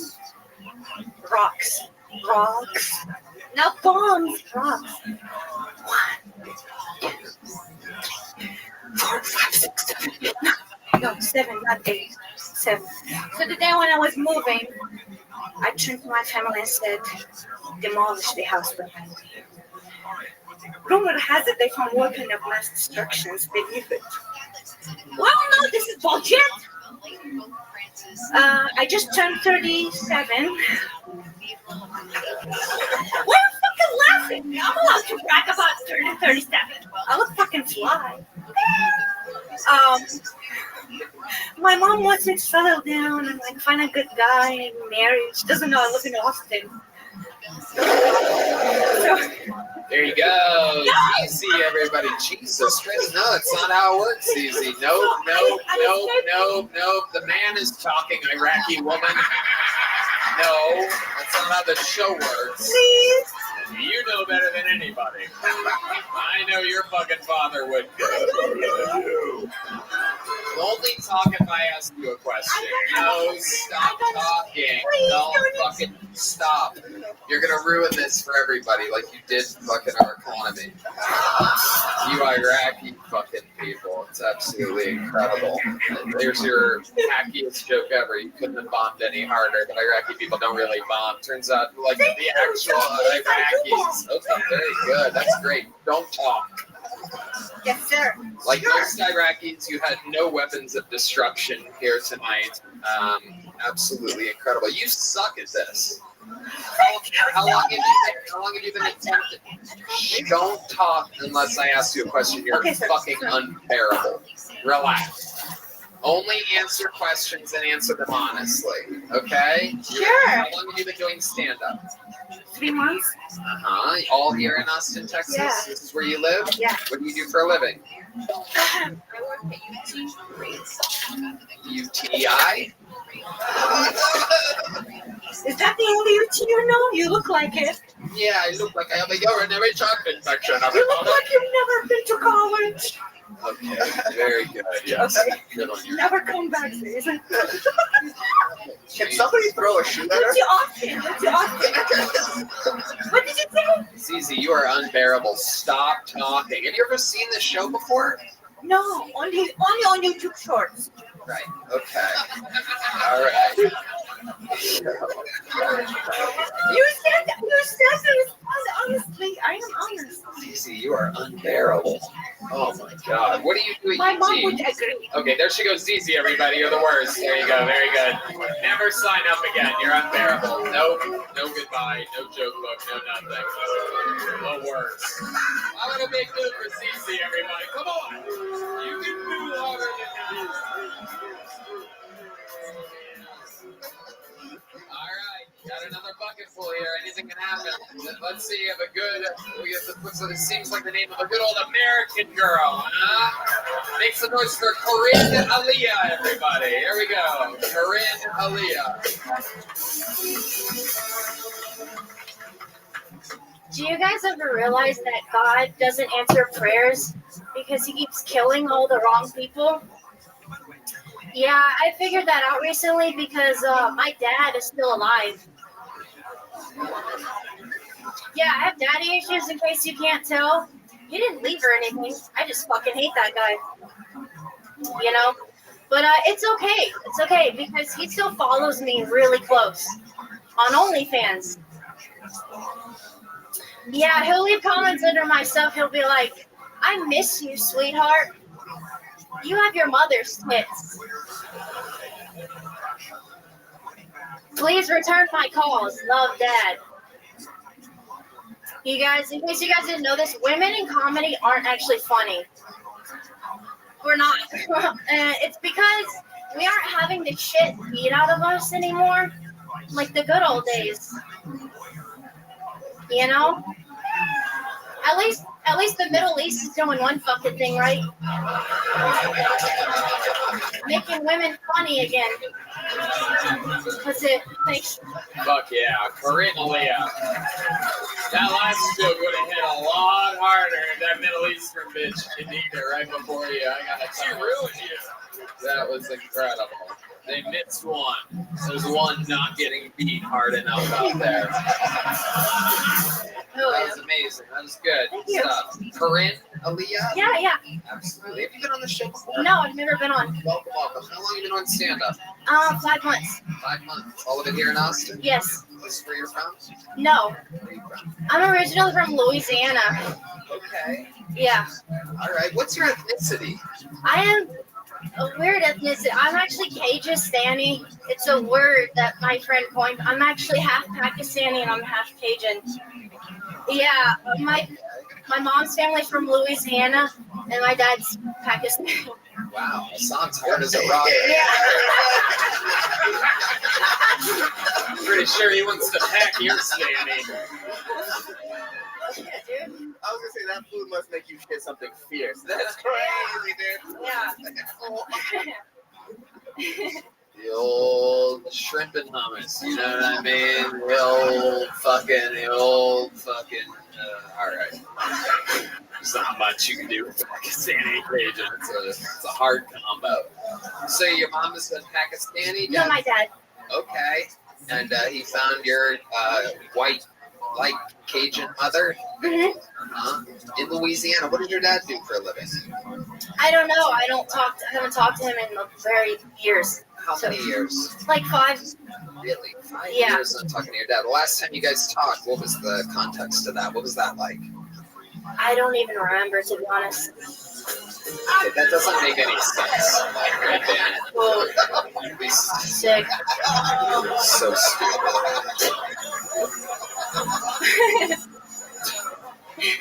Yes, his dad tried to fuck her. Is what it is. Yeah. For those who don't remember, 7th grade. Oh, yeah. Absolutely moronic sense of humor during a serious part of an interview.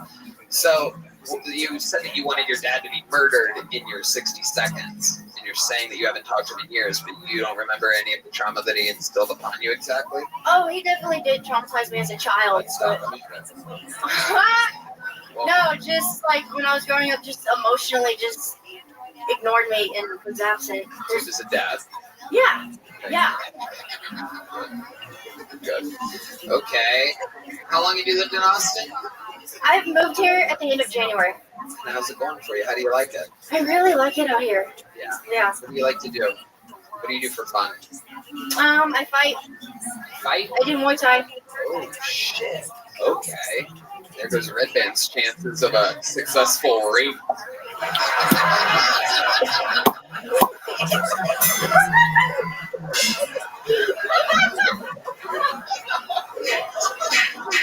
All right. Okie dokie. Hell yeah. You do Muay Thai. He does more Thai food than anybody else. So he does pad Thai. Yeah. Those are the only pads. All right. Okay. Very fun, Corinne. So, what else is going on other than Muay Thai? What else do you do for fun? I'm pretty much. When a girl like Corinne wants to let her hair down, that sweet, sweet, young Howard Stern hair that you have. Yeah. How do you do it? Yeah, I look like Borat if you were trans. Oh yeah. All right. But what else? When you want to get crazy, like what's a wild night for Corinne Aaliyah? I don't know. I don't go out. I don't drink or party or anything like that like everybody else. So. Because your dad told you better not. Exactly. Precisely. All right. Are you dating somebody? I am. Okay. What does he do? He's around. He's Oh my God! Is it Michael Gonzalez?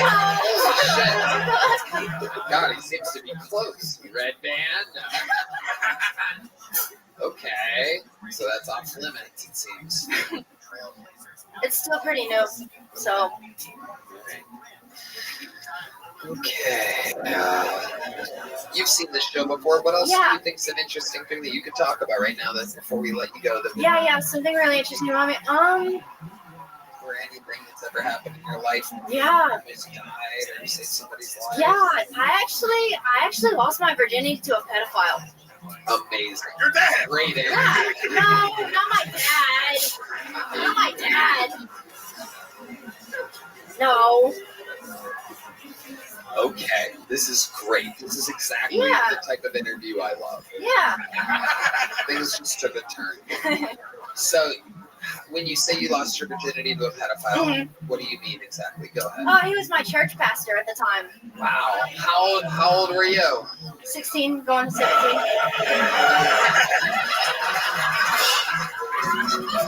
Hell yeah.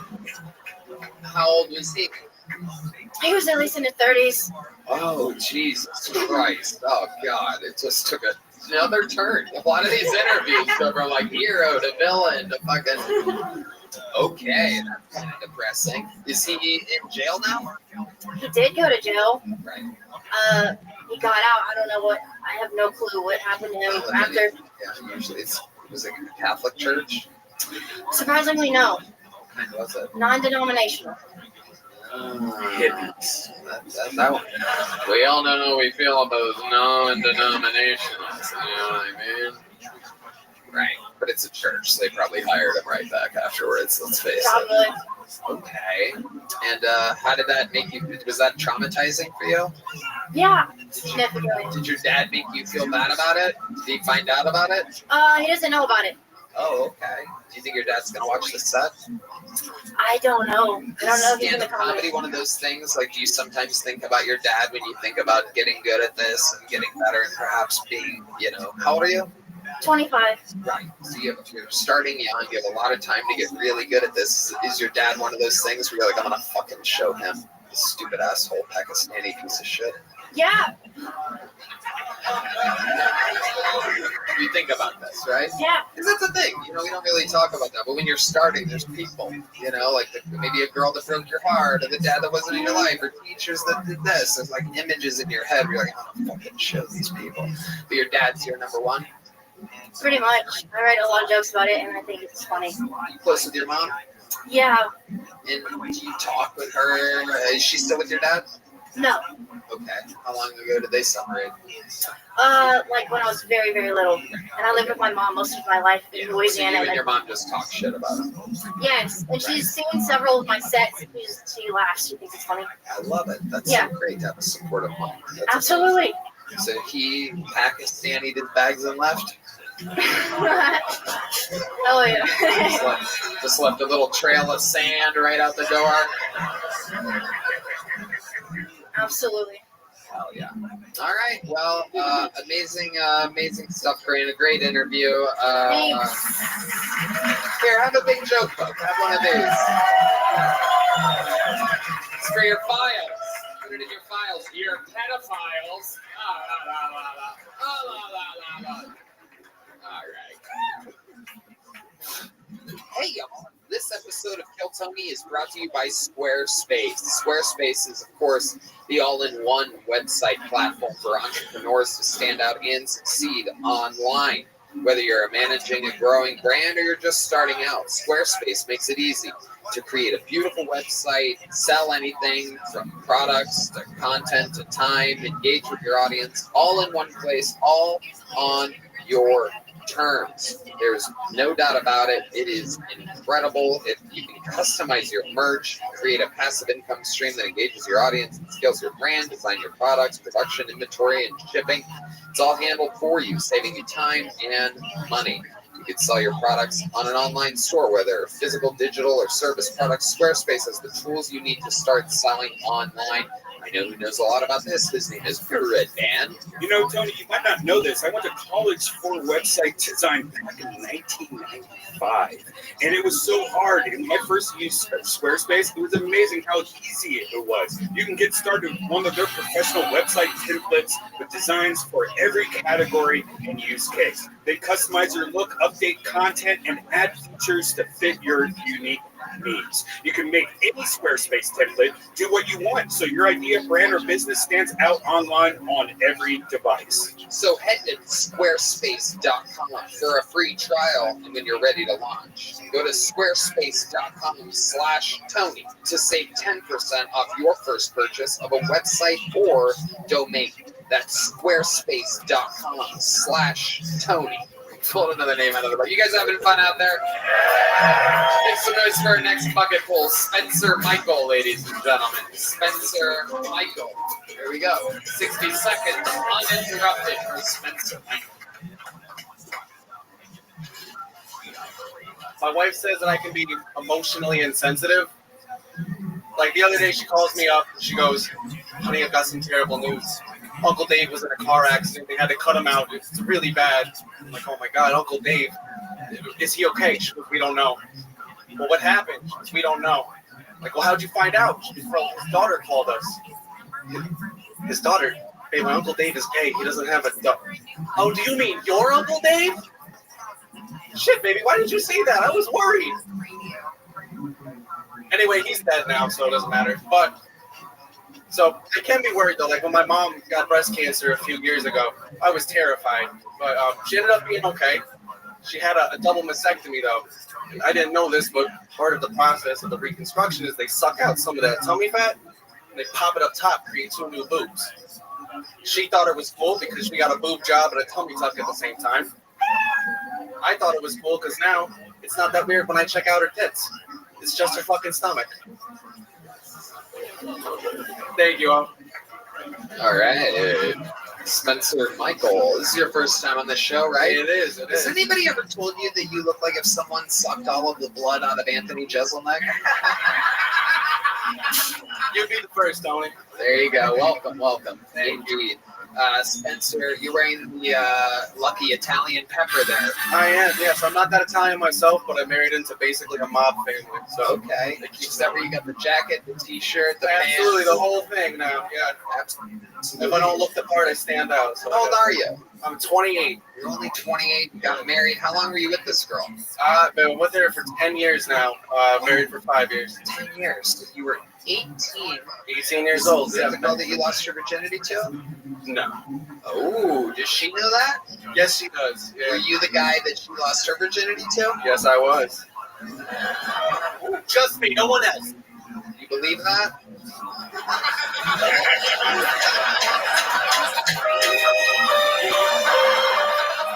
You are not the Godfather. All right. Spencer, how long have you been doing stand-up? Stand-up for about a month now. Okay. Only a month. Adorable. You started here in Austin? This is where you live? Yep, that is correct. Okay. What do you do for work? I market pharmaceutical drugs.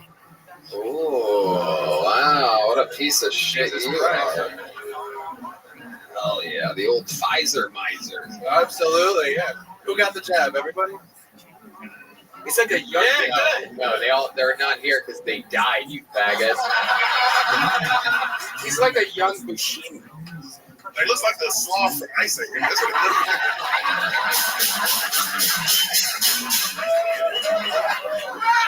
Oh shit. Oh shit. D-Madness is going to watch Ice Age real quick. It's going to be right back. Yeah, I don't get it. Show me that shit real quick. Let me feel the. Alright. Okay. So you're 28 years old. You've been in the same relationship for 10 years. 1 month in a stand-up. What made you want to start stand-up? It's a little bit more fun than marketing drugs for the bad guys. So yeah, but you still have to do that to make a living. Exactly. I got a kid now, so I can't walk away from it too quickly. So what exactly do you do? I'm on the relationship side, so basically I'm just a friendly voice on the other side of the phone, so that the company that I work for can market more and more drugs for the people that make them. So the company that you're not making friends, I can tell. You're advertising that the drugs by the huge pharmaceutical companies are good, basically, and you're coming up with ideas for that, or you're really just the relation. Really, just on the relation side. I'll give them some ideas, but I'm not. Like, well, what's one of your ideas that you've given a pharmaceutical company? I mean, I have a couple I signed an NDA for, but one was to show more diversity. They really seem to like that one a lot. Oh, yeah. That's that. You causing that, huh? Oh, absolutely, yeah. You gotta have a Mexican, a black, a white, and at least one woman, and you'll be able to sell some drugs. Wow. Incredible. You're the scum of the earth. Now you sound like my mom. Okay. Anyway, the girl you're with is Italian. What do you notice about Italian culture that you're not used to? What are some things that stand out to you? You gotta give them more room to talk. You can't stand too close, you're gonna get smacked in the head. That's a pretty big one. That's true. You get that she's got like 3 uncles that aren't related to her, so that was weird for me. She's got like Uncle Tony, Andy, and Vinny. Yep. They're cool guys, but yeah, they're not blood related at all. That is true. A fun fact is that Italians have uncles, black people have cousins. It is a cultural thing. Don't ask too many questions. I might get, you know what I mean? Yeah, I bet they bully you a lot. You have a vitamin D deficiency. That's the first time hearing of it. Have you, did you get vaccinated yourself? Normally, I mean, fucking everybody, the fucking, oh, they got political, don't even for Texas. They think it's, they're putting the chicken after the egg or something like that. Like, I did regret it, but I did get it. Yeah. Did you get a booster? I did get a booster, too. Did you get 2 boosters? Just the one. I came to my Just the one. How did it make you feel? Did you feel good? You got COVID immediately afterwards? Well, immediately. It was like 3 months later. And yeah, it's almost crazy. Until they came down. Yeah. How did it treat you though? You must have been, since you were vaccinated, you must have been done with it immediately. Not at all. It was like 3 weeks. I was coughing. 3 weeks after being vaccinated. It's amazing because it's so safe. Yeah, it was amazing. That's right. I mean, it's crazy because you see all the stats and everything that the big companies pay for, but it almost seems like fucking anybody you talk to in real life has the same fucking story. It's kind of crazy, right? Absolutely. And I have sling that as a profession. Similar shit, but yeah. Sleep at night. Not well. Right. Very good. Just making sure. Now I like you. Very good. Way to own it. Okay, so Spencer, what do you do for fun? I play music. I'm a drummer. Really? You're a drummer? Oh, well. I got news for you, my friend. I don't know if you know this. Are you a fan of the show? Yeah. You know how this works? We have a historical segment called A Mexican Drum Off, ladies and gentlemen, where you have a chance right now, even though you're only a month into comedy, and we don't even know your drum skills whatsoever, but for the sake of history, we have a segment where you can become the full-time drummer of the show. If you beat Michael Gonzalez in a drum solo battle, which the audience, not even us, can't even make it up, but you guys get to decide who the better drummer was on this night. And if you win, you're the new full-time drummer. You get to leave your job as a piece of shit fucking big drum company fucking advertising relations guy, and you get to be the new drummer on Tony every single episode. We're talking fucking arenas. We have arenas. Arena. We're an arena act. You could be in arenas with your fucking Italian Halloween costume. Just living your dreams. And by the way, how it works is Michael Gonzalez would have to become a drug-slinging guy, and he would be fucking your ultra-Italian wife. That's another thing. You have to completely switch lives.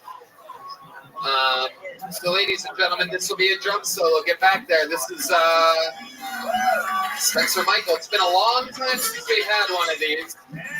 Very controversial, this segment, because a lot of people have said in the past that this or that people have done good or bad, but we're going to find out. Spencer, how do you feel back there?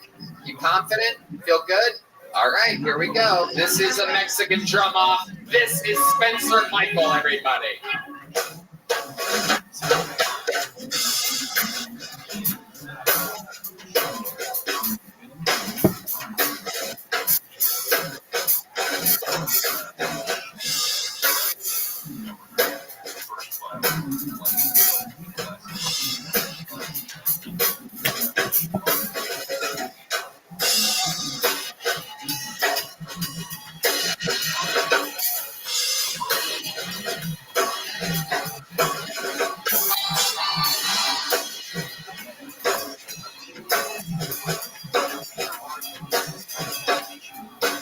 All right, put a ribbon on it, Michael. Bring it home. That's your big finishing move there? All right, come on, Michael. Play the fucking drums. I could beat you right now, but I'm not going to. I'm not going to. Ladies and gentlemen, defending his throne, Michael Gonzalez, everybody. You know I would, but I'm not going to do that. I want to be entertained. This is Michael's throne, Michael's job to lose. This is Michael Gonzalez.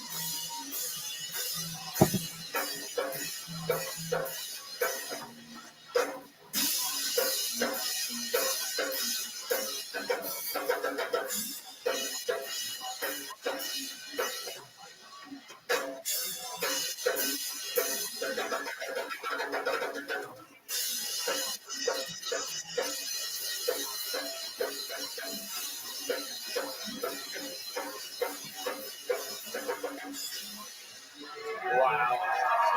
Jeez Louise. A brutal murder is taking place here today. Yeah, good job, dude. Spencer, Michael, how do you feel like that went? Oh, I think I know who won. It was very fucking obvious. How many of you have Spencer Michael winning and being the new full-time drummer at Kill Tony? I agree, dude. Come on. There's one retard in the room. How many of you have Michael Gonzalez keeping his job? You tried, Spencer. You gave it your all. What's on? Well, it was just nice to see the pharmaceutical drug pusher get his shit kicked in. That was nice. Yeah. Bro, I felt like Michael did that for America. That's how I felt. Yeah, for sure. God bless you, Michael. For sure. But my friend, since your drum solo was solo energy, I'm going to give you some energy plus caffeine toothpicks from our friends over at Zimbix. And here, my friend, is indeed a month in, a little joke book for you to get started. You're going to give Michael his drum six back? You're going to let him keep them? Oh, you got a souvenir. You'll always remember the night you got fucking absolutely demolished. Oh, yeah. Have a great night. Spencer Michael, ladies and gentlemen. All right.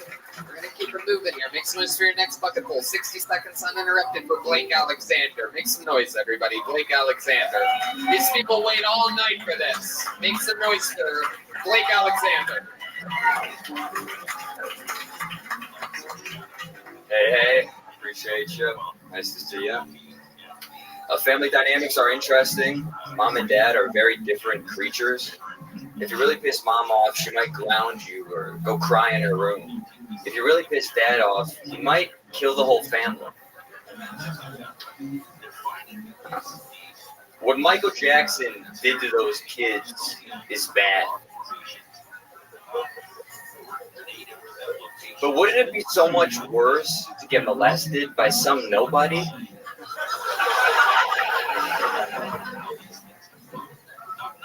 I don't know about you folks, but I would let Caitlyn Jenner go down on me. I would, for sure. Because then I would have bragging rights for the rest of my life. Like, oh yeah? Well, I got head from one of the Jenner girls. People would be like, really? Which one? Nah, don't worry about it. Appreciate you. Thank you, folks. There you go. Okay, Blake Alexander, solid set. How's it going, Blake? Doing wonderful, brother. First time on the show? Second time. Okay, welcome back. How long have you been with stand-up? 4 years. All of it here in Texas? No, I started in Colorado, like right around the beginning. How long have you been in Austin? About 2 years now, coming up. Okay, what do you do for a living? I'm a bartender on 6th Street. Bartender on 6th Street, okay. Yeah. We're starting to remember that. West 6th or this side of 6th? This side of 6th. Interesting. The boundary area. Well, two put together to be on this side of 6th Street. Hell yeah. I creep. I'm a degenerate. Okay, tell us more about that. Yeah, I mean, I got sober, recently, like 5 months sober of alcohol, so that was, beer's big for me. I definitely I appreciate you, of course. Not projecting, please. Everyone drink, enjoy it. If you can enjoy it, please do. Like, again, having a couple cocktails, what a beautiful part of life if you can do that and not also almost kill yourself on a monthly, weekly basis. How terrible did your drinking get? I mean, at a level, a lot of crazy. Yeah, there's a lot of crazy shit. I completely black out. Give us a quantity. Like when you start, what would you drink? I go into the plan. I'm like, yeah, maybe have a couple shots, and then but mostly kind of just keep the beers or keep the individual drink cocktails. But once I get a couple of shots in, it's like the demon. Just what types of things would happen with the demon? Yeah, so I would be like, again, I would love to get sex work. Yeah, like you would order prostitutes. Well, I didn't like actually fucking the prostitutes. That made me feel dirty. So I had to.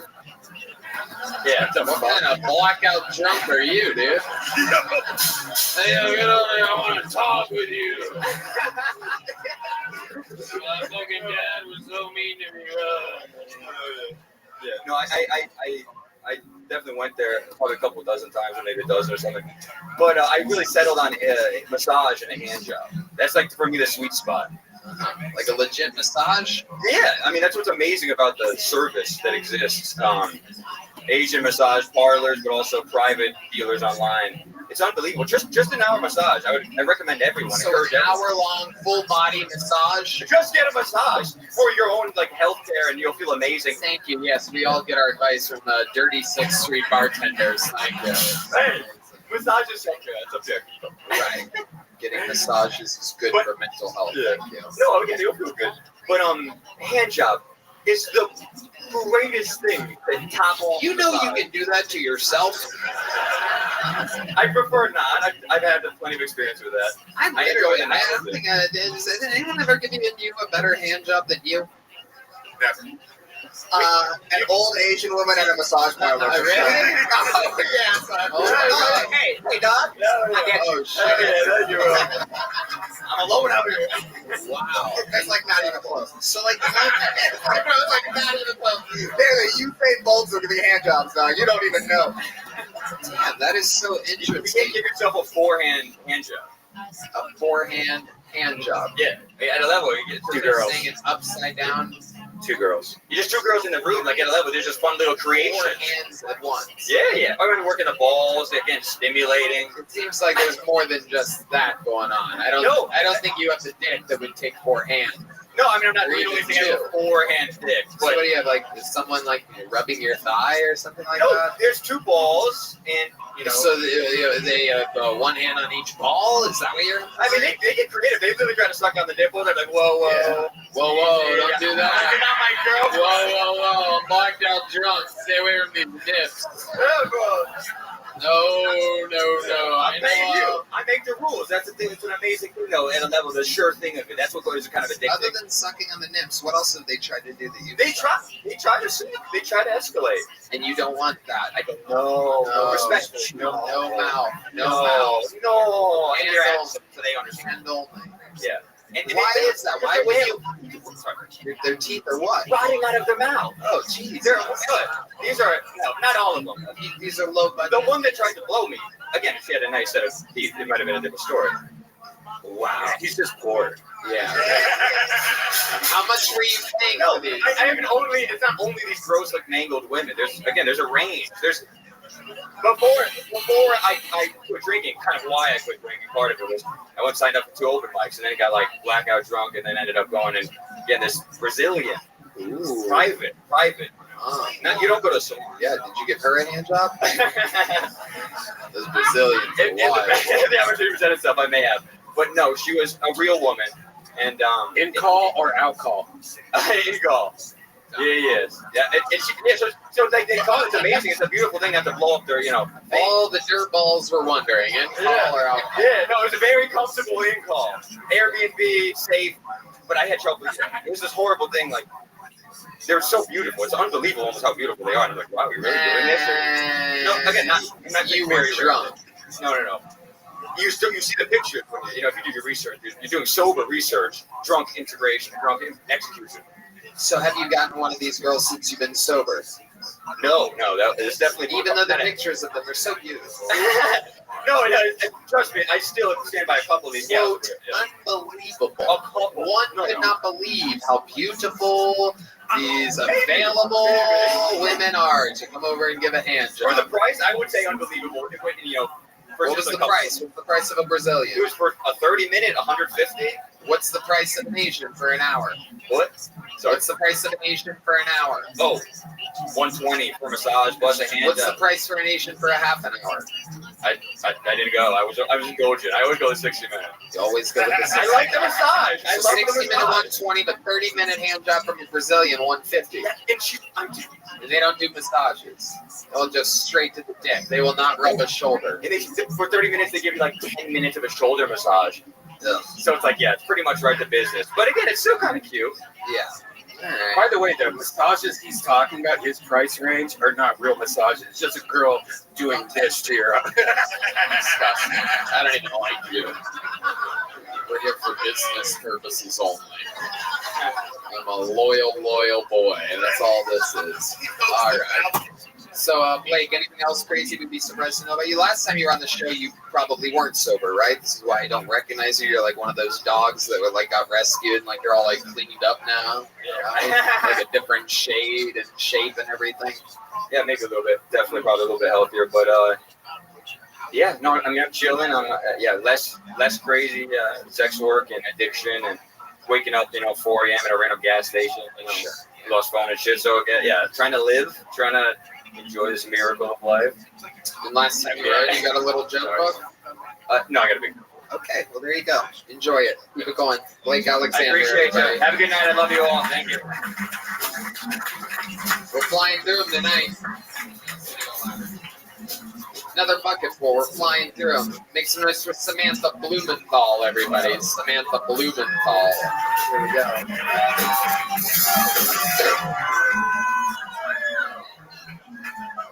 Hey guys, I was a rhythmic gymnast for 12 years. Just wanted to show you that. In case anything I say bombs, you still know I'm talented. Thank you. Last night, this guy told me I had resting astrology face. And I don't get it. Guys just think that I just kind of know everything about zodiac signs and crystals. I don't understand. I don't know things about that, but I do believe in minerals. Mineral fucking dumb.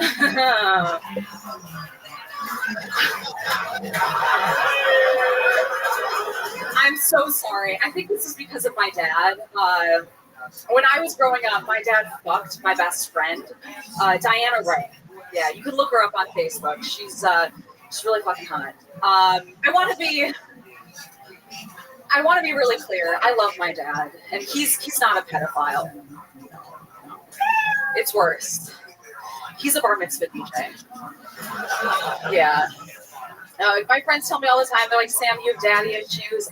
How do I have daddy issues? I don't even fucking talk to him.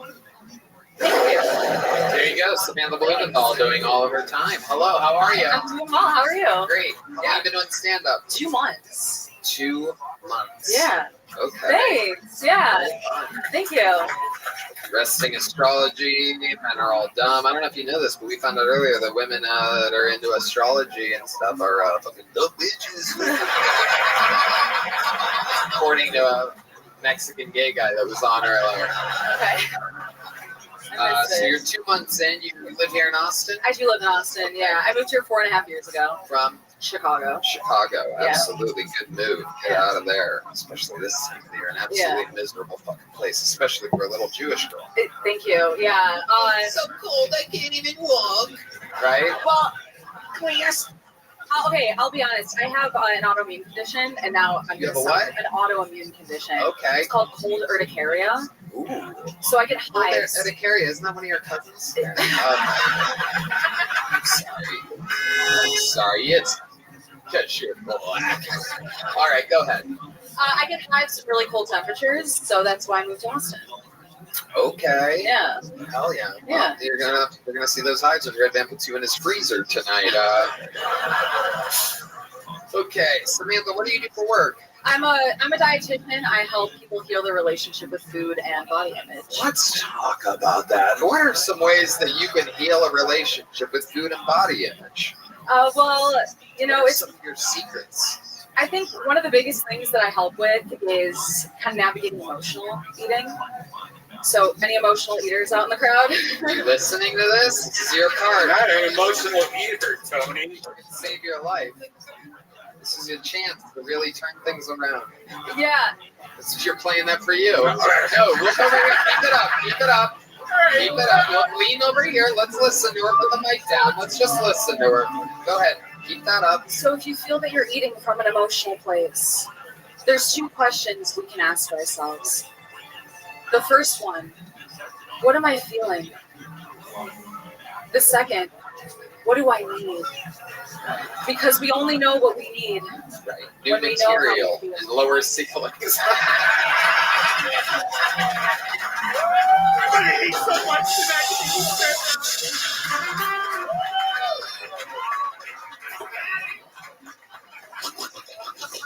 He's a little piggy. Oh, we got a little piggy on the soundboard tonight. All right. I like that. And you've been able to help people. Yes, I have. Yeah. You're good at it? I am good. I just quit my job, though. I was there for 4.5 years. You don't do that now. I don't do it anymore. You got sick of those fat, sad fucks. Yes, I did. Yeah. Enough is enough. Yeah, I'll be working as a dietitian again somewhere else, but I have 3 months before I start that. Alcohol, alcohol. What are we talking about? Red Band.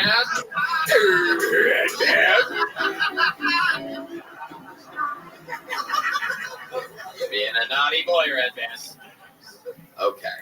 All right. What do your parents know that you're doing this? Your Jewish parents still together? No, they're not. My dad fucked my friend. Oh, wow, that is interesting. Yeah. Usually Jewish fathers are very centered, balanced. Why do you think that went down? Do you know why they ended up fucking? Do you know, like, was your friend like a little dirty slut? She was a dirty little whore. How old was she when she fucked her dad? Yeah, there was more to that. Was she of age? She was 19 years Right. old. So, Right. Yeah, your dad was patient. Yeah. I would imagine. I mean, you don't just start liking your daughter's best friend at 19. You're kind of eyeballing them at the pool a little bit. You're slipping by. Hey. Oh, you better fix Hey, yourself. floaty's gliding off. Let me help you there. Did you get her bat mitzvah? So she was a bar mitzvah. She was one of the dancers. She was what? So make some noise if you've been to a bar mitzvah. Okay, what are we doing? Okay, sorry. Let's just get into it. Answer my question. I'm so sorry. Make some noise if you've done some Yiddish shit. What the fuck? Come on. Stick with it. Stick with the thing here. Make some noise if you like saving money. Make some noise if you like over-retaliating in a war with barely a competitor. Who loves destroying civilian? Make some noise!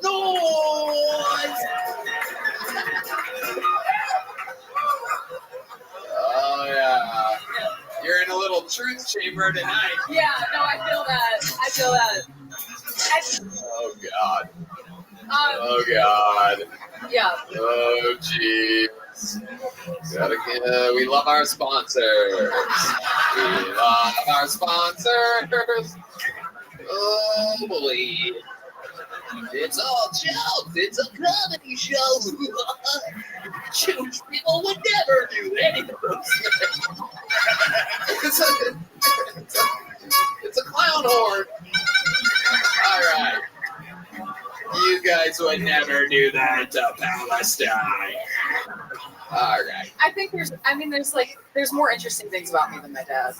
No, it's cool. Let's stick with your dad. Okay. And stick with your dad fucking your best friend. You brought it up, Hardy. You're a minute. I'm just doing my job here. We can get to those other interesting things. You're a great interview. You're very present. Unbelievable for 2 months in. I'm Thank serious. you. You're Thank you. fucking great. Thank you. But let's get back to the dad for a little bit, and then we'll find out more about you. Cool. So, what did you leave out of the story? What did I leave out of the story? Well, I mean, it was like technically our woman once she turned 13. She was 19, so mazel tov, Dad. She's basically a fucking cougar at that point. Right, exactly. A juger. Yeah, a cougar. A jaguar, I don't know. Yeah.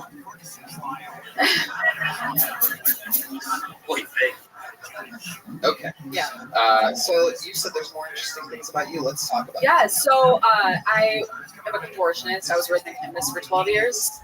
I'd love to show you guys something. Absolutely. Absolutely.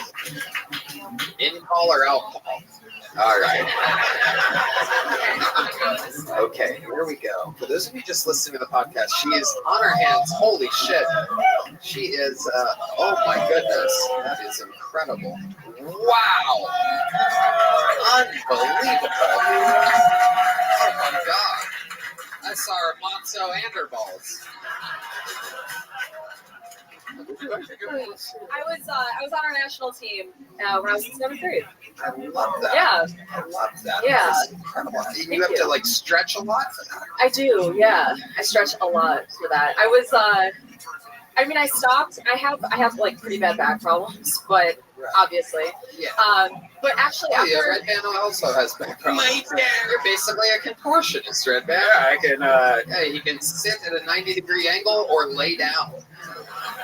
It's unbelievable the fucking range on this guy. Sleeping or eating. That's right. That's right.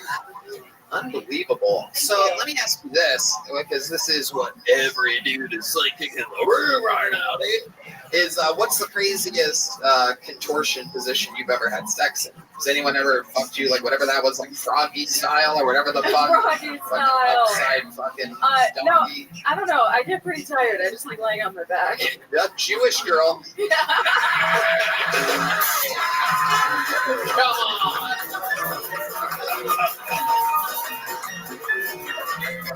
That's a fucking Jewish girl. She's more Jewish than contortionist.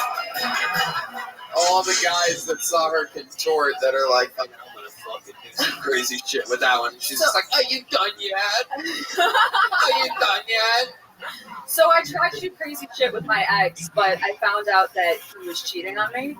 I saw videos on his computer. He was sucking dick while wearing my clothes. No way. Oh, that's why I started stand-up. That's crazy. I don't remember dating you at all. Just kidding. I'm not gay at all. Wow. Yeah. So, what were you doing on his computer? It was the first time I've ever snooped because my intuition was screaming at me. Ooh, Yeah. Hell yeah. Yeah, and I opened up his computer and it was in a file labeled sus.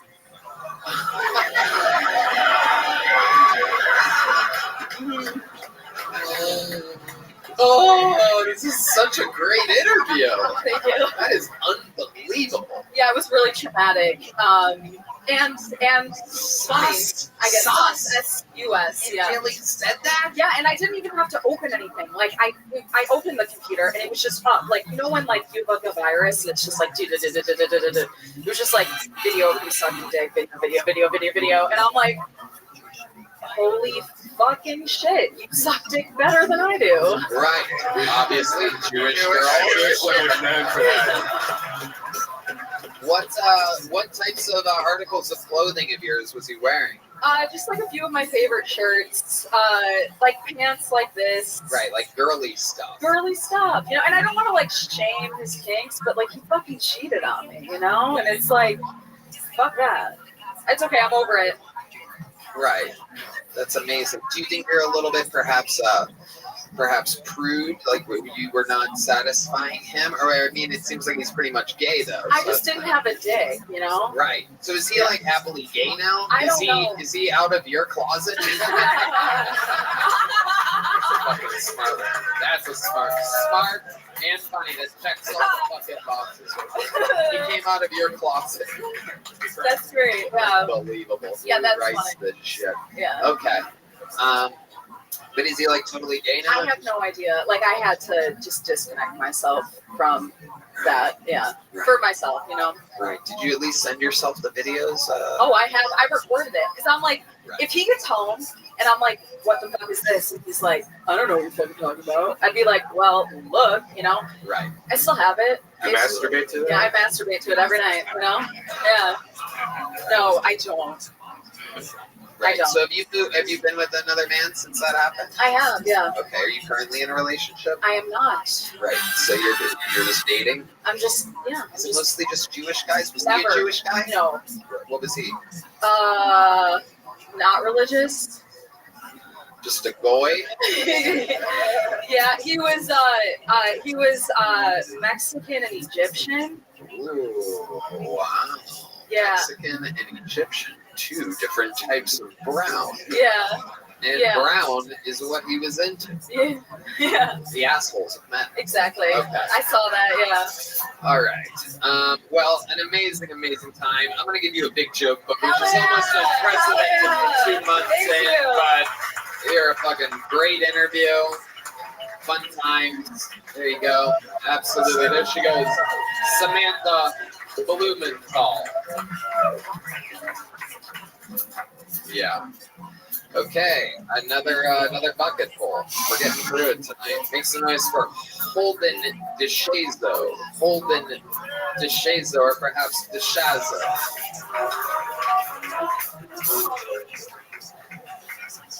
Yo, what's up? If I look young up here, y'all are all correct.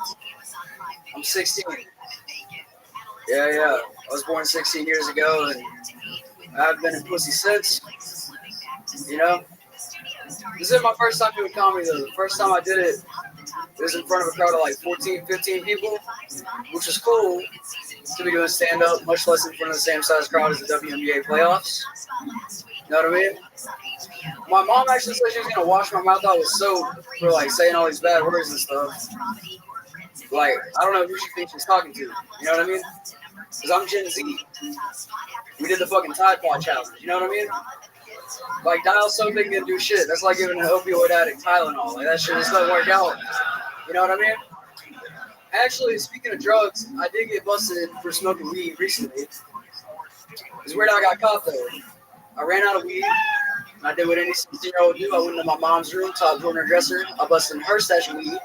I smoked all of it, and I only got caught when we realized we had the same dealer. And we both left disappointed because my grandma sold all of it. There you guys, that's my time. What the fuck? What the fuck? This is unbelievable. You're a very funny 16-year-old. That's incredible. Appreciate it. 16. Yes, sir. For real. Yeah. I'm not faking like you put it. Real. No, he's real. He's real. I checked that motherfucker's ID night one. I did not believe it. Yeah. No, he is 21 and looks younger than you. It is crazy. Yeah, that's crazy. So, wow. How long have you been doing stand-up? It'll be a year this month. And you do a lot of it. You put a lot of work into it. Yes, sir. I've been doing a lot of open mics. I'm from Houston, so that's where you live. Yes, sir. I've been hitting up secret group, all that stuff. I love it. I love it. We love it over there. We love everything about Houston. It's a very, very, very fun place. So, a year in stand-up, and you're still in high school? I'm actually homeschooled now. Okay. Yeah. All right. To do this. You know, is everybody that just drops out of school, did they just say they're homeschooled? Is that like a thing? I mean, I don't do a lot of school for homeschool, but I mean, there's a lot less school shootings, so that's good. But, That is true. That is true. People like you staying at home. It's just home shootings. Oh, yeah. That's it. So this is absolutely incredible. 16 years old, you have definitive punchline setups. Is this something you've always wanted to do? What made you want to start doing this a year ago? It was weird. So, like, September last year, I went to go see Bill Burr at Toyota Center. Yeah, shout out Bill Burr. Yeah. And I was like, man, that's cool. I can do this. Yeah. I was like, that's exactly. Yeah. That's exactly how I felt when Dane Cook's Vicious Circle came out. Oh, yeah. 2004. Yeah. Tell us about it. So then you start, you go to your first open mic? Yeah. 15? I was 15. It was weird because I called around and I was like, hey, I'm 15. Will y'all let me in? And they said, fuck no. So I told my mom, they said yes, and we just showed up to the club. Right. For those of you listening from around the world, a very interesting fun fact about Texas is they have an unbelievable amount of really cool laws for performers. You can smoke whatever you want, you can do whatever you want as long as you're on the stage performing of some kind. And also, anyone under 21 in the state of Texas is allowed in any bar or club whatsoever as long as an actual parent is with you. Do you have an actual parent with you tonight? I do. Shout out my mom's here. Oh, yeah. Oh, yeah. Where's she at? Is she hiding out? Is your mom shy? Is your mom shy or is she cool? Oh, she's cool. Should we bring her out here? Should we say hi to her? You want to bring her up real quick? We can. Hell Let's yeah. do it. Hey! What's up? Hell yeah. Come on up here. Join your boy.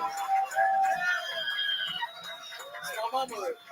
Oh, hell yeah. Your mom does smoke weed. Look at those red eyes. Oh, shit. Busted. You guys smoke pot together sometimes? Hell yeah. Oh, hell yeah, dude. How come I didn't get to smoke pot with any of my high school teachers? This is crazy. Being homeschooled is the shit. Yeah, it is cool. This is incredible. Mrs.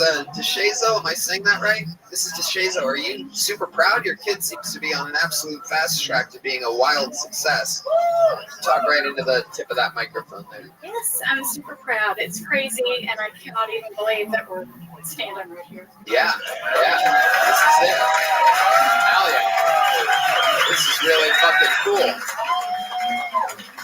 So, hold it. This is amazing.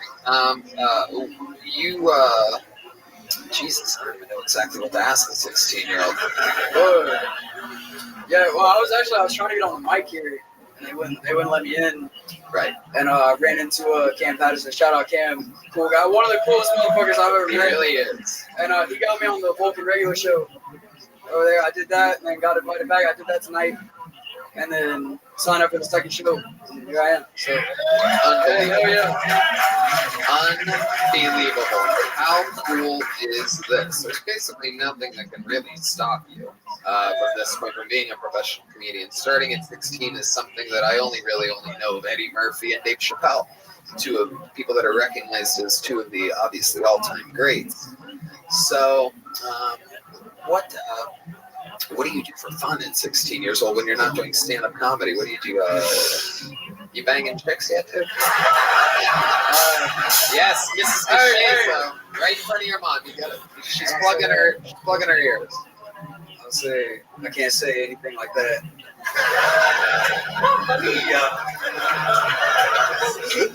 Right. Yeah, good job. He's banging, dude. Hold. I love it. You ever bang a chick with your mom, like in the same house as you? In the same house? No. But my ex-girlfriend tried to fuck me while she went to Walgreens, and I thought she was coming home soon, so I panicked and I threw that bitch on the couch. All right. But mom wasn't home yet. No, she went home, but I was scared she was gonna come home and find Will coming. So, Right. you know, Exactly. Exactly. Went from Walgreens to blue balls. Look at that. exactly. Yeah. Incredible.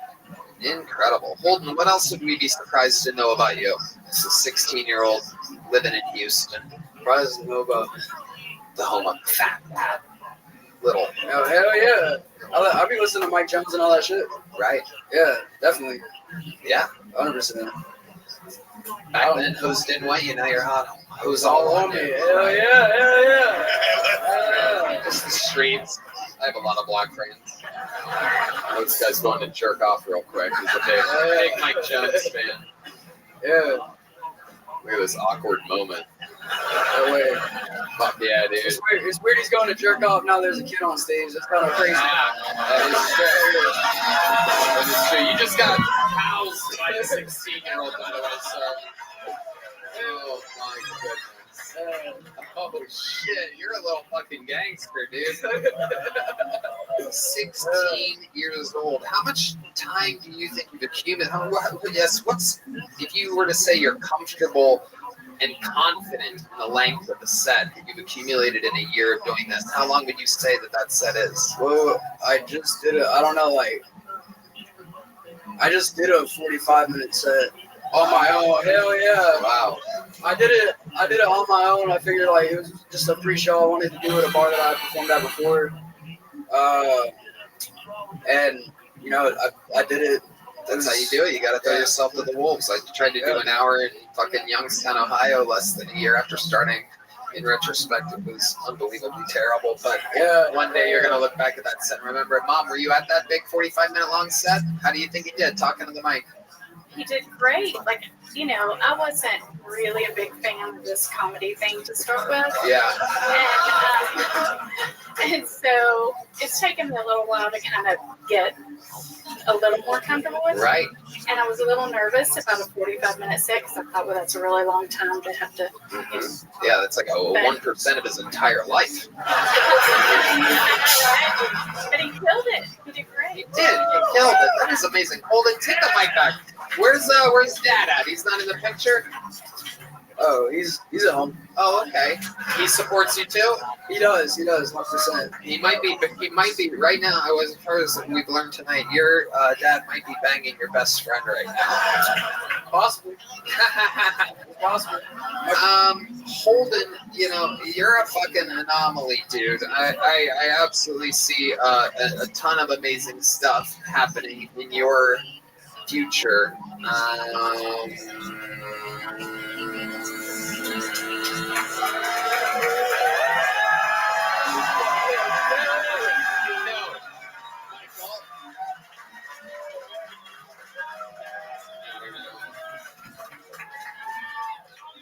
don't know. So what? You want to do a Holden? You want to do a minute in an arena on December 30th? Okay. Then you will. 16-year-old Holden DeShazo, ladies and gentlemen, with his still cookie debut.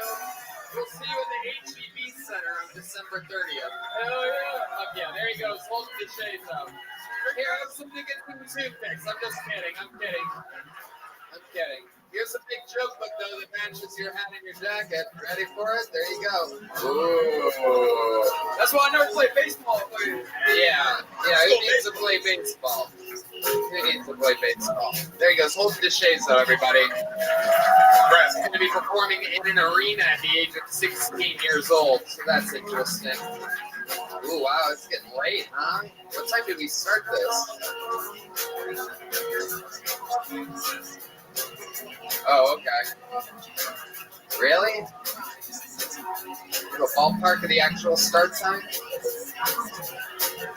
All right, last bucket pull of the night. Let's do it. Make some noise for Dave Harriman, everybody. Dave Harriman.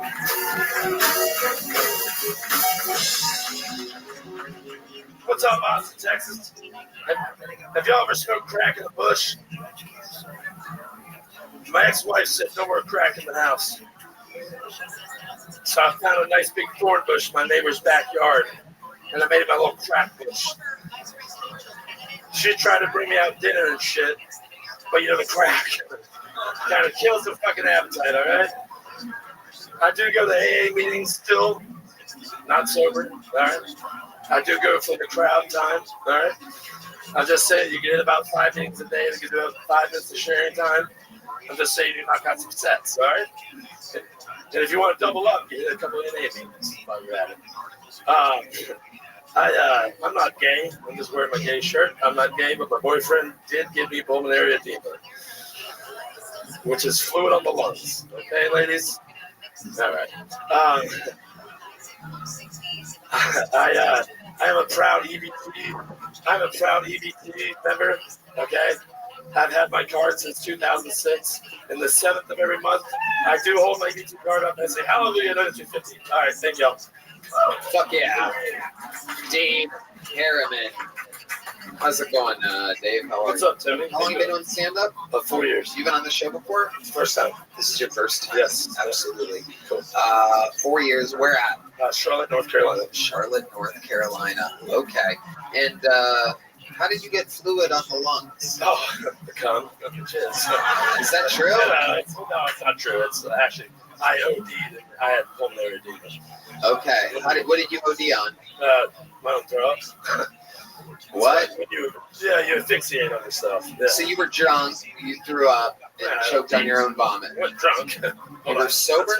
No, doing heroin. Okay, there we go. So you OD'd on heroin. There we go. We finally got there, everybody. Yes. What, am I a fucking cop or something? I don't know. Are you? I don't know. I'm fine. It was just my vomit. What? All right. How long have you been doing heroin? I quit about 3 years ago. You still think about it every day? You think about it every day? You want some? Nah. You want some? I know a 16-year-old with a hookup. All right. I'll take the acid on the 16. No. Okay. So are you really sober now, or you just no, don't do heroin? No, I drink. Right. How often do you drink? All the time. All the time. All the time? Periodically. Every morning. Every morning. Okay. What do you do for work? I work at Hooters. What? Holy shit! What? You're one of the weirdest Hooters waitress I've ever seen. Just imagine the disappointed table. It's like, what the fuck? I'll take the fucking wings. Jesus Christ. You actually know Billy Ray. I actually took his job on accident. Who the fuck is Billy Ray? The fat guy. No? You got to fight at Hooters? No? Okay. How would I know a guy named Billy Ray? I just know. Are you serious? He's been on the show before. So there's a comedian named Billy Ray that worked at Hooters. Yeah, that's right. All right, never mind. Sorry. We've been doing this a long time. Not my bad. What did Billy Ray do at Hooters? Was he a cook? He beat somebody up. And then got arrested, and then I went and checked on him. And How long ago was he on the show, if you had to guess? About a month ago. My God, we talked about this. Do you remember talking about it? I don't remember it. Yeah, Really? I don't think he talked about that. Did he tell you that he talked did. about it? Did Yeah, you see it? I saw the show, yeah. We talked. Okay. Yeah, you definitely did. You definitely did. Things move fast here. There's not enough. Not enough energy in the world. Oh, I know that guy. Yeah, he's had a few jobs. That fucking guy. He works at a pizza place here on 6th Street now. Okay. So what do you do at the Hooters? I manage. You're the manager of the Hooters. I'm the hourly manager, yes. Something for the guys to look at when their erections are out of control. You just, the old erection destroyer over here. An erection denier, if you will. Hey, I like that. That's good. All right. Anything interesting about your life, Dave? So, yeah, I just recently moved here about 5 months ago, and I sold my girlfriend's house and took the money and I moved out here. Did you bring her with you? No. Okay, so what do you, this is like a fucking riddle or something? What's going on here? I sold my girlfriend's house and came here without her. Figure it out. You have 30 minutes or else the doors will not unlock. Come on, dude, answer the fucking questions. Jesus fucking Christ. I was a realtor back home and I sold my girl's house and I spent the money and moved out here. Without telling her. Have you talked to her since then? Yes. And what does she say about that? Well, she flew me out to Myrtle Beach. Uh-huh. And? For an AA conference. Uh-huh. And then what happened? We fucked. Right. And hung out all weekend. Uh-huh. Is she letting you put the money from her house? Yeah. Why? Because I was a realtor. I got the commission. So she got all the money. Oh, she got all the money, yeah. Right. So this is just you're just like trying to trick us or something like that. Yeah, stupid. Sorry. There was literally a 16-year-old and a little Jewish girl that had better interviews than you tonight. Trick is honesty here. What do you guys think about this piece of heroin-filled trash? I'm not asking you. I'm not asking you. I think you might need to restart, dog. I think it's time to take you out. Nigga, you a crackhead. That was crazy. You sold your girl's house. I'll tell you what, we're doing an arena on December 30th, and if you want to shoot up heroin in the parking lot, you have full permission. Thank you. Full permission to tie one off. Appreciate that. We're going to keep it moving along. There goes Dave Harriman, everybody. Here's a little joke about it. Last name was heroin? Harriman, not heroin, but it should be heroin, because it looks like he's still on it. Imagine how much heroin you have to do that after 3 years of sobriety, you look like you just shot up. All right, ladies and gentlemen. Well, I'm going to be honest with you. William Montgomery is out tonight, everybody. I know, a devastating blow. A devastating blow indeed. But he had a little bit of an emergency and could not make it. However, if you recognize the music coming from behind me, we do have another one of the regulars here. An absolute fucking sensation. Who destroyed. I mean, this guy's been doing theaters with me all around the world, and I fucking love working with him. This is a brand new minute, again, from the great, powerful Cam Patterson.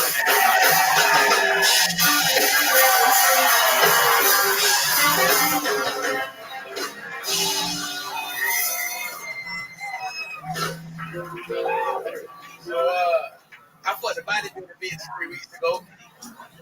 And let me tell you how it happened. I was on Tinder.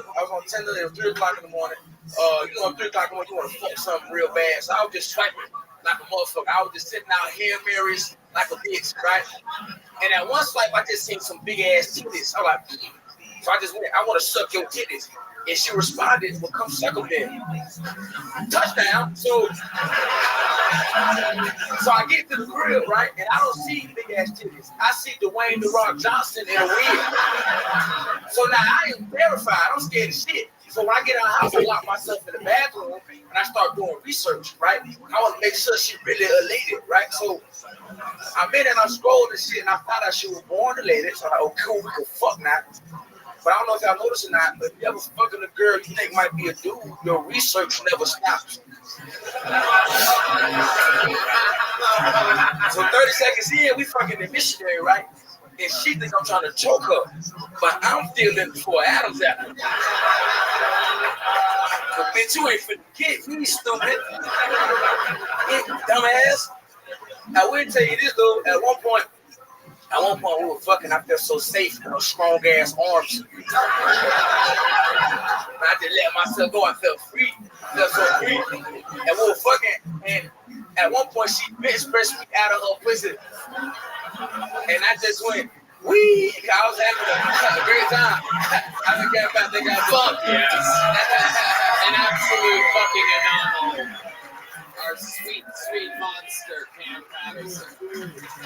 You know, what I love about what just happened here is that we heard about this, but the premise through an interview, and maybe even you dabbled in it on stage on the show before. But what I love about what you did here is you showed us what the product has become over time. That bit. That is absolutely amazing. I've actually seen you do that in theaters, and it absolutely fucking destroys. It's amazing to see you just be able to kick out brand new, unbelievable minutes. I mean, clearly this is set of the Madness can't even contain what he saw here tonight. So Cam, fantastic work. That is amazing. You're out there just living life, living your life, and the shit turns into material. Not the best shit, you know what I'm saying? It's tough, you know what I'm saying? But you on a pedestal like this, you gotta keep pushing, you know what I'm saying? So trying to get these bitches out. You know what I mean? Absolutely. It is a high pressure situation. You're absolutely killing it. Hassan and Derek, you get to see and work with Cam all the time here at the mothership. What do you have to say about them? Well, usually when Cam and I talk, it's usually talking about how we can make the joke better. Yeah, we'll do it. And an angle you have there that you didn't use is that you could give her a voice. really deep voice. You know, like you make a comment. Yo, how are you? Like that, you know what I mean? Like, Yeah, I'm gonna fucking if talk you to you. for the character, there's more routes for you to go. Yeah, 100%. Yeah. That's a good punch, Bro, right there. I knew you were retarded the day I met you. So I took him to see Oppenheimer when it came out. Oppenheimer, him. And then we got to the theater. I said, Kim, what you think of the movie? He said, man, that motherfucker got bitches. I was like, wow. What a review of Oppenheimer. He did. Y'all seen the movie? He got bitches, dog.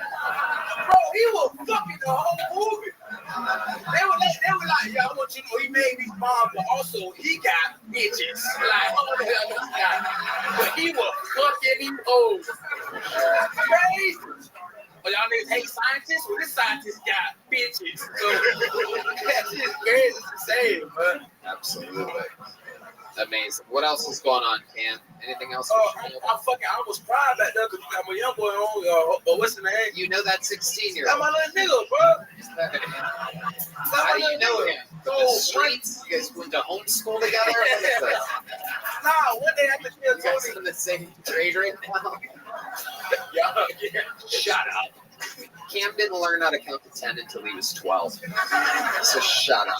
I'm allowed to make these jokes. I'm friends with his dad. Yeah. And my dad can't read, but be quiet. Yeah. That's true. He was fucking out. My whole family fucked up a little bit,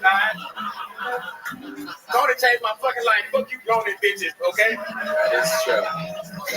So how do you know Holden DeShazo? Nah, I was out there one day after one of the shows and shit, and he was around. I thought he was he told me to sit there and do a comedy. And these niggas putting it on. You don't put it on, you know what I'm saying? So what I learned, you don't put me on like this, like, you know what I'm saying? Put you on. So I learned that being here was like, asking for. And I ain't never seen you stand up ever. About fuck with his energy. You know what I'm saying? How you talk to shit. I'm like, man, come to the record show on Tuesday. He came out. He couldn't. I didn't want to come out. So I gave him $250 just to come back. He live in Houston. You know what I'm saying? So I gave him $250 to come back. But you know what I'm saying? These niggas put me on. Y'all put me on. I think I remember you telling me about that. That's crazy. Love to hear. That's amazing. I had no idea, but I think I remember that because I think I remember telling you shouldn't give somebody $250.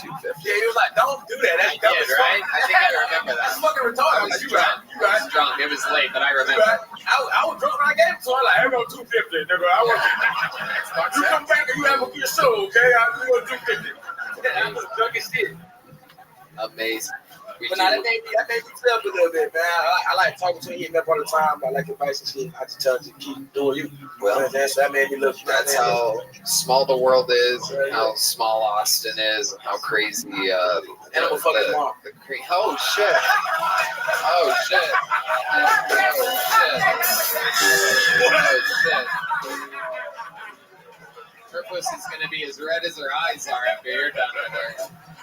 Yeah, I'm gonna do that. I got ulterior motives. I'm sorry. Oh my goodness gracious.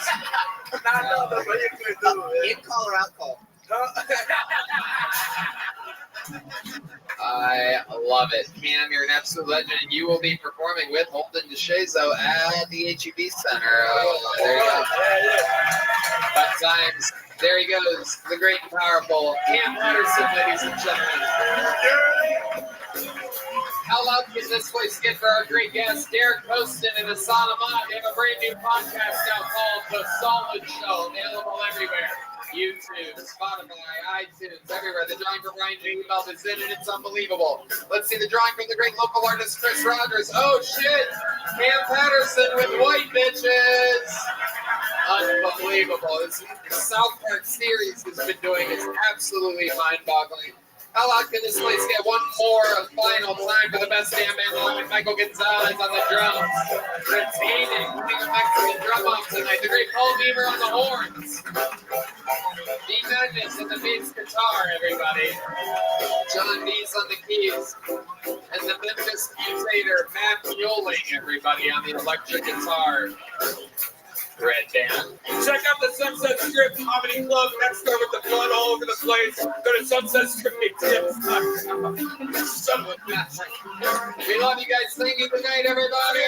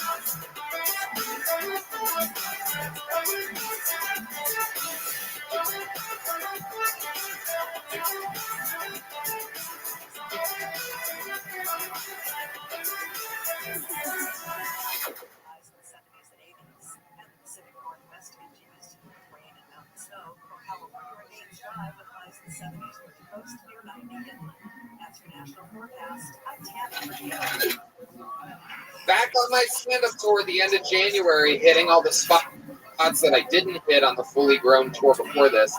Vancouver, Portland, and Seattle. You're next. January 25th, 26th, and 27th. And then Los Angeles, California. I do stand-up. Denver, Colorado. Cleveland, Pittsburgh, Boston, Baltimore, Salt Lake City, San Jose, Dallas, Houston, St. Louis, Nashville, Fort Lauderdale, and Orlando. I'm so pumped for these upcoming dates. Really excited for you to see it. Taking some of my favorite openers with me. You may recognize some of them. Get tickets now at TonyHinchcliffe.com.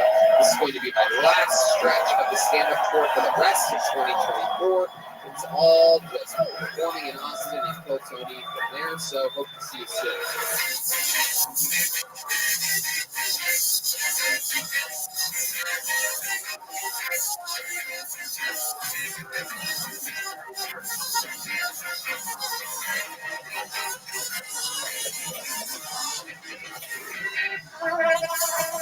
Shit, that was fast. Thank y'all, y'all. Thank y'all, y'all. Thank y'all, y'all.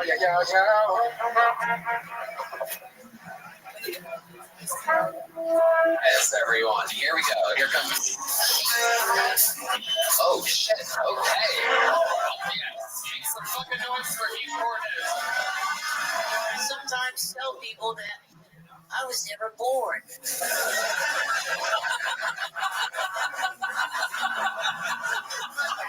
And that I have been present through all of what has been and what will be.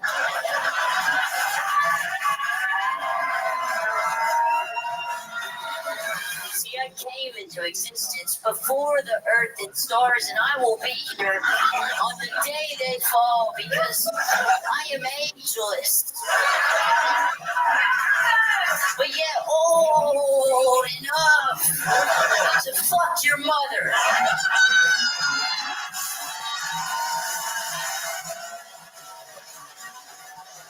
Stop buying them suits from the car wash, nigga.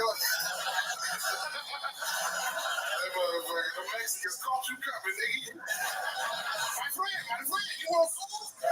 Did your gym burn down?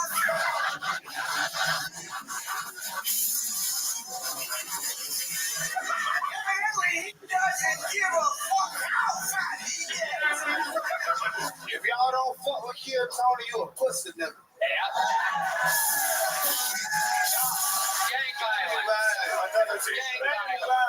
If you don't fuck with Tony Hinchcliffe, you a pussy nigga.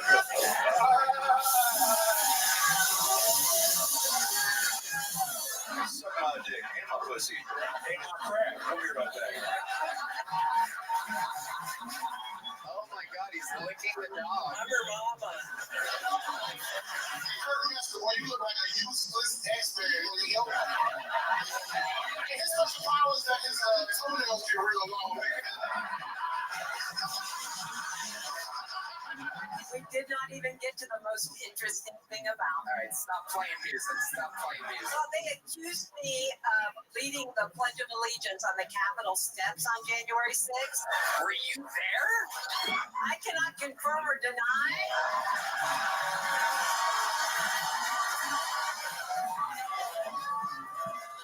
Freedom.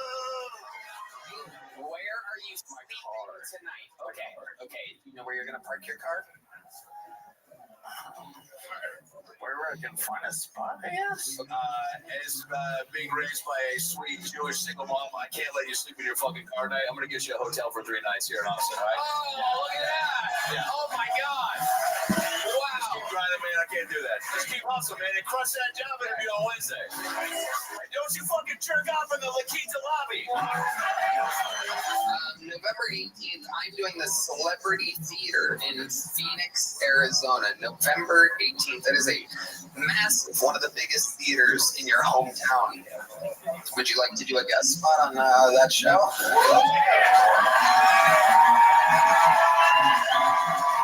I'm going on tour in October to Florida to do 6 dates. You want to open for me?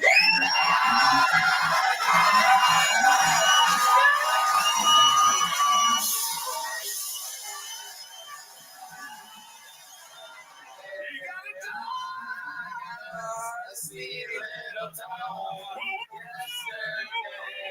Yesterday, I got a sweet little dog. Yesterday, yes, everybody. I wouldn't kill Tom.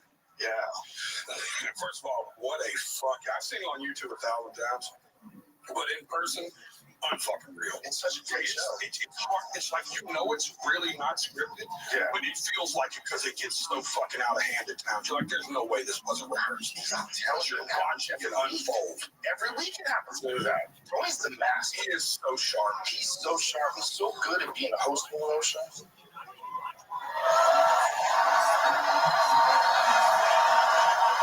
And now, please rise for your national anthem, presented by double Grammy-nominated CMA New Artist of the Year, Jelly Roll.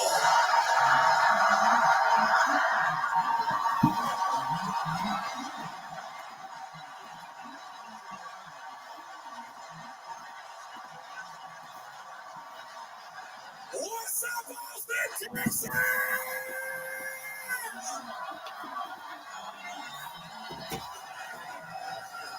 Now, as you could expect, there was no way I was missing Kill Tony live at a motherfucking arena. Now, please, join me. It's not only encouraged, is it expected that you help me sing the greatest song for the greatest country on earth? Don't let me down. Are y'all ready, Austin? I still got music here. There we go. Thank you. I got scared. I'm already too high to be singing such an important song, so you're going to have to help me out. Oh, still can you see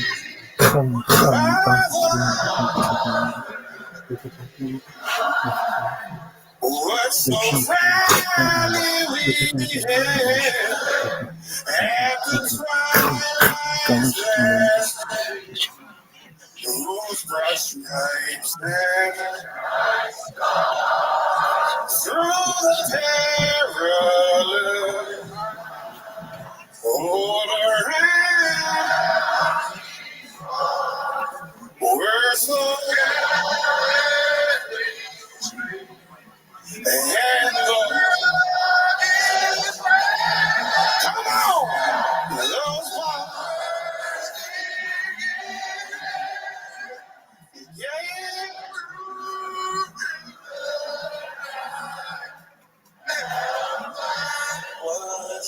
As loud as you can. Stars for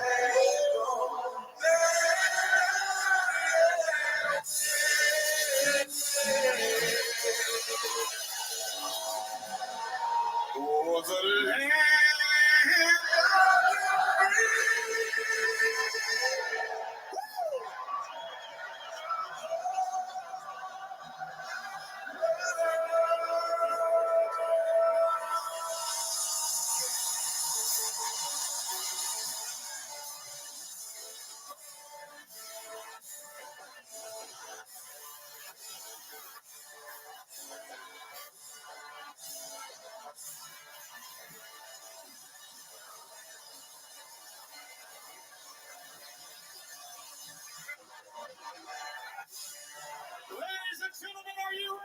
the greatest show on earth. Coming to you live, streaming around the world. From Austin, Texas at the HEB Center. Y'all get ready for my fucking brother, Kill Tony.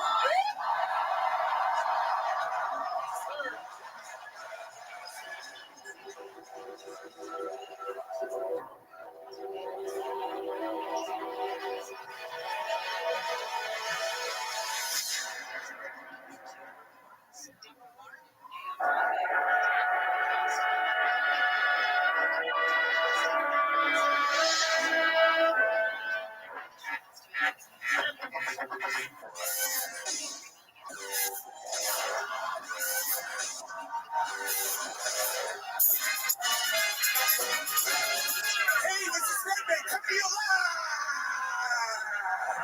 from the HEB Center in Austin, Texas.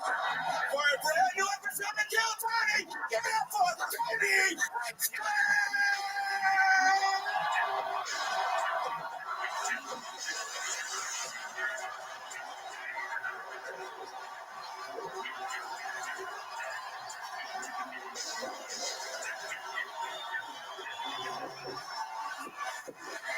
Who's ready for the best fucking night of their lives tonight? Austin, I think you could do a little fucking better than that. Who's ready for the best fucking night?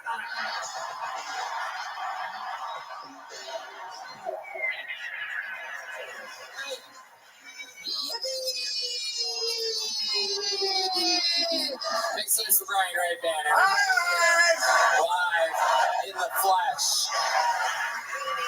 This is it. This is Kill Tony, the #1 podcast in the world. We're in a fucking arena. We're doing it, people. The unthinkable. Absolutely unthinkable. From the belly room to the main room to the fucking everywhere in between. This is it. You're at the first ever Kill Tony in an arena. This is unbelievable.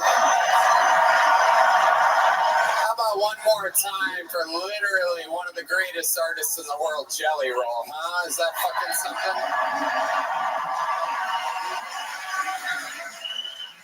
Brought to you by the Gel Blast for the Red Rose, Yellow Rose, NinjaBuses.com, Austin Security Guard Service, Hall Law Firm, and Connect Mobile Health. We got IV drips today. We are in tip-top shape. Highly recommended this weekend. ConnectMobileHealth.com. Use the promo code KILL15 for 15% off. Here's a little bit more from the amazing sponsors who made tonight's episode available for you here right now. The Sunset Strip Comedy Club in Austin, Texas is now open. Check out Red Room's secret show every Thursday. Go to SunsetStripATX.com for tickets.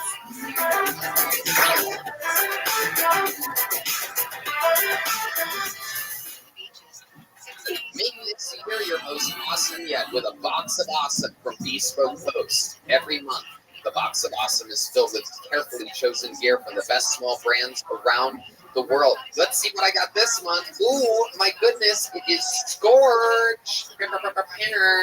Scorch hot sauces are small brands from all over the country with some Texas, Nevada, California, and more. Mine are my favorites of the world. Lunch tits, you know what I mean? 'Cause I'm a man now, filled with testosterone. Anyway, I absolutely love Bespoke Post, and whether you want to drink and eat more awesome stuff, dress, travel more awesome, or explore more awesome stuff, Box of Awesome has you covered this year or decade. It's great. It's like getting a present once a month. This month I got a tushy, I got a bidet, and some fancy toilet paper. I love it. To get started, take the quiz at boxofawesome.com. Your answers will help them pick the right box of awesome for you. It's free to join, and they release new items every month across a ton of different categories. When you become a member, you'll have access to stellar discounts across a plethora of products. We're talking 30% off or more sometimes. Plus, with each box of awesome, you're supporting small businesses. 90% of everything that comes in your box of awesome is from a small up-and-coming brand. It's free to sign up, and you can skip a month or cancel anytime. You really got a new bidet? Yeah, it's awesome. Thought it smelled better around here. Get a free mystery gift with your first monthly shipment. And you sign up at boxofawesome.com and enter the code KILLTONY at checkout. That's boxofawesome.com. Code KILLTONY for a free mystery gift with your first monthly shipment. Boxofawesome.com. Code KILLTONY. Tony. You guys ready for the best fucking night of your lives? How about one more time for the band, everybody? That is OG member Chesky Johnson on her trumpet. The great Paul Deemer on the horns. Michael Gonzalez on the drums. James Atkins on percussion. The great, absolutely amazing Dane Relaford on the keys. Mad Muling on the electric. The leader of the band, John Dees on the keyboard. And the absolute backbone and charisma, the one and only The Madness, ladies and gentlemen.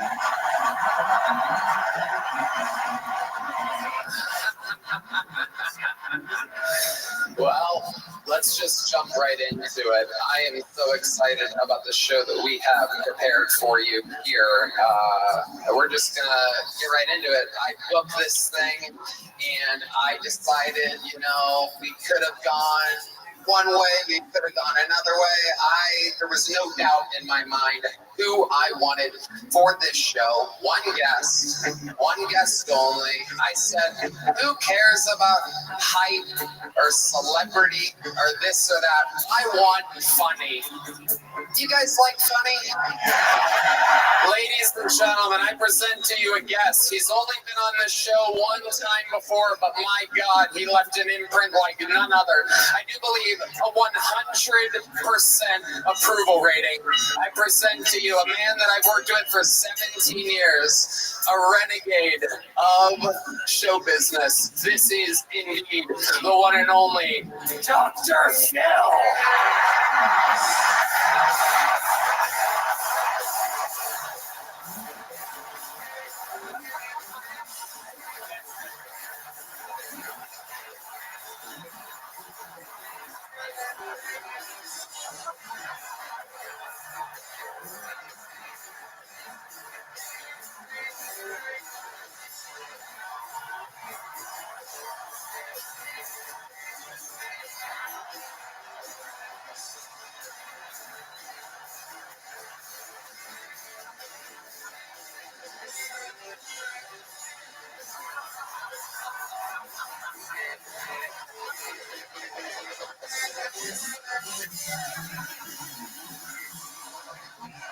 Oh my God.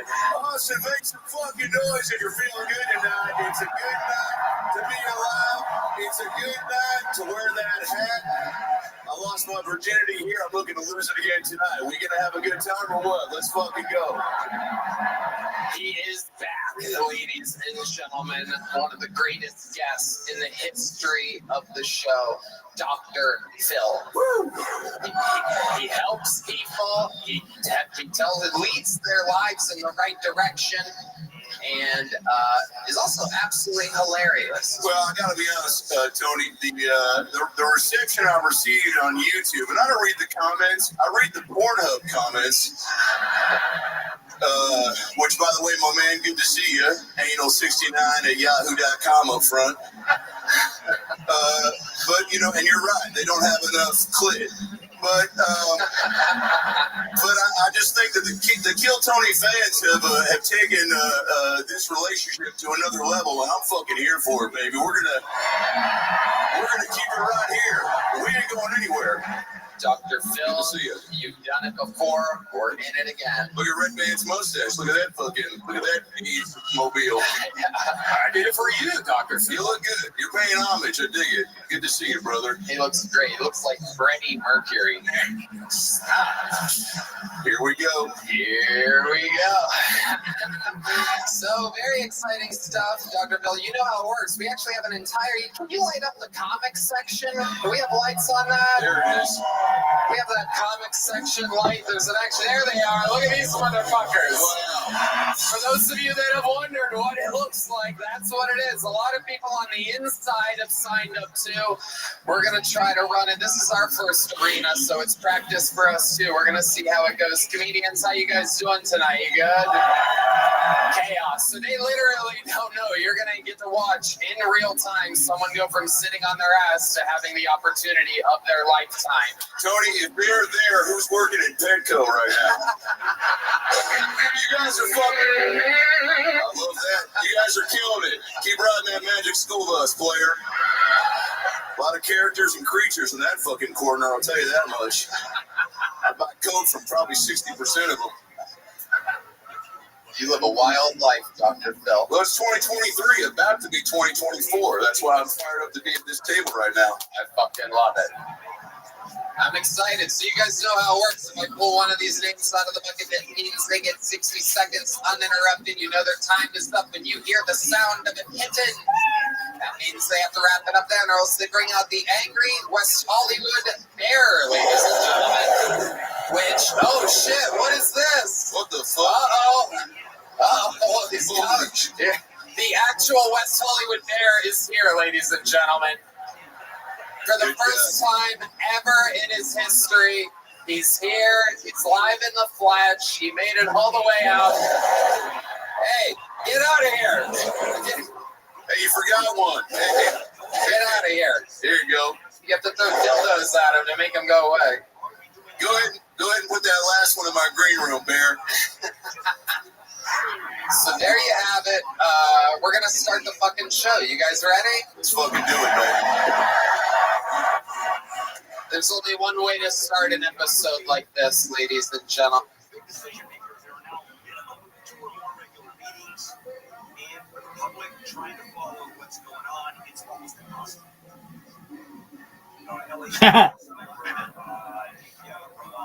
She's optimistic that two boards that she sits on, Ekraha and Lakasha, will allow us to improve coordination and communication between all the different players. One more time. All this new money is coming in for oversight and to make sure that all the money that is being spent is properly being spent. These boards are giving money to the billions of dollars. This is... What's up? I think catcalling is horrible, but without catcallers, female comedians would have to write their own premises. Write your own jokes, bitch. I like how when men, when I insult each other, we just call each other women. We're like, hey, look, this guy's having a pizza with the napkins. What are you, the object of my desire? What are you, a person whose approval determines my self-worth? You want to start a family together? I am very jealous of white people. You know, white people are awake for 2 seconds and they already have bigger eyes than me. I've been working on this since 11 a.m. today.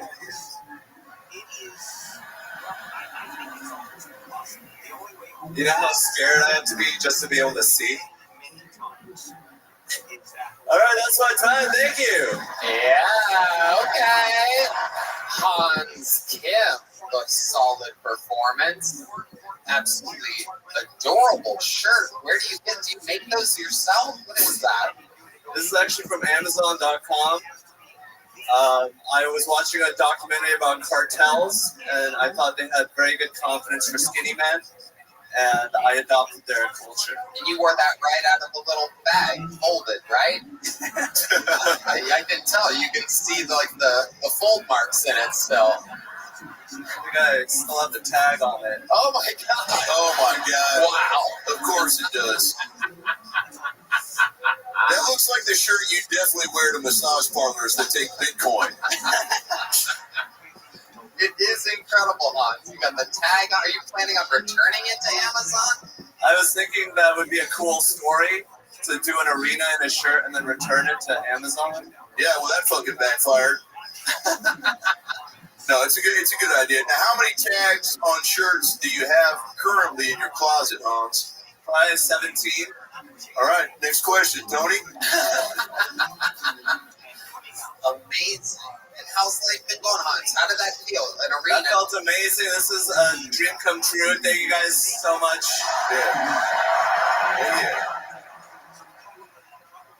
Now, Hans has done a lot of arenas before. Normally in the round, he's famously opened for Joe Rogan many times. And tomorrow night, you fight for your absolute existence on the show in an absolute barn burner of a battle. It's you versus Rick Diaz. The whole world is talking about it. I saw that an actual betting site opened up bets. You're a minus 300 favorite. Damn. Holy shit. How you feeling, Hans? You nervous? You excited? You hard?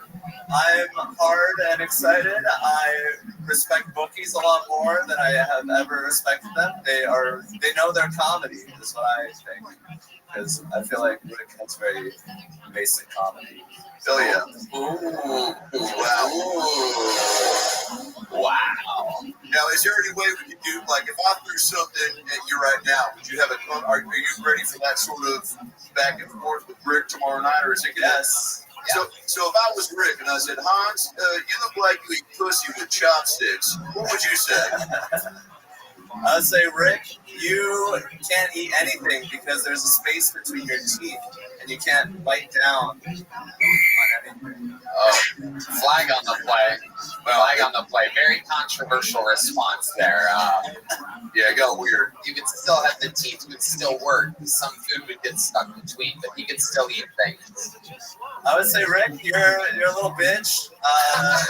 There we go. And he's back. He's back. Saved it. Amazing.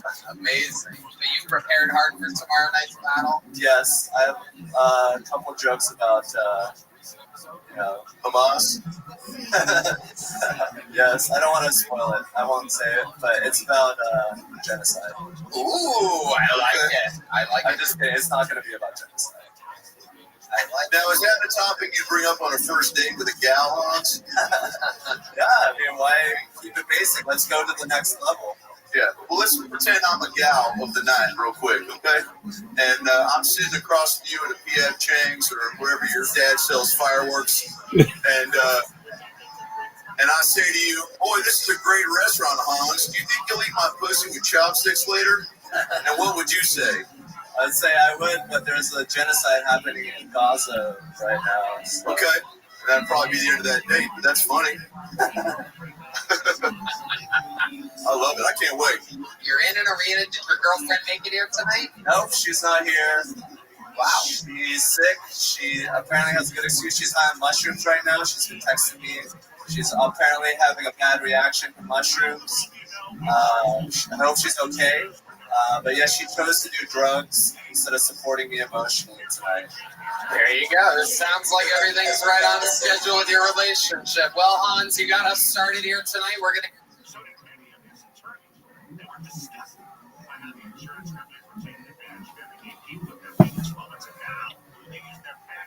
Experience and knowledge to give injured victims a voice. Secondly, they are one of the only firms that have attorneys with experience in over 500 trials. That means they're assembled to take on big insurance companies and maximize every case so you get the most. They're consistently delivering some of the top settlements in the state. It's the compassion of the injured victims that drive them to win and win big. So if you're hurt in an accident, call Sweet Jane, 809 million. That's 809 million. 800-800-000. SweetJane.com. Did you see Congressman Derek Trey just voted to let taxes go up by $4 trillion? What?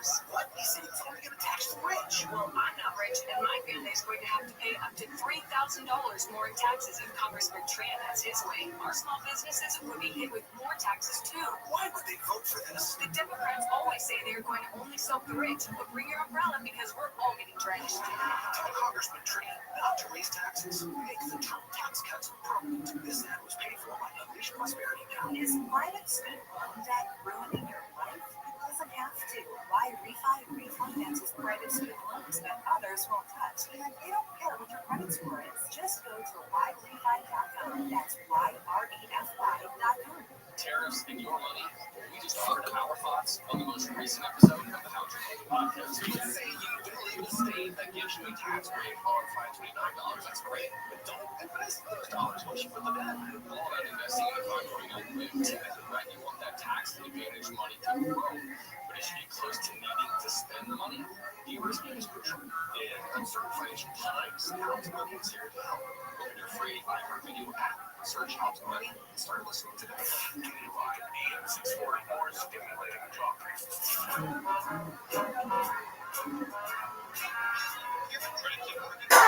What's up, Austin?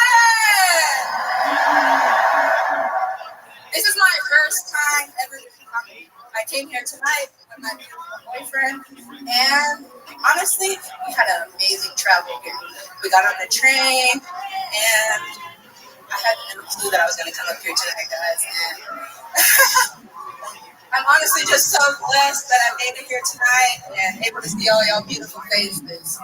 And honestly, Tony, I'm a big fan of you. Me and my boyfriend have been watching you for a while now. Oh! Okay, I'll keep going.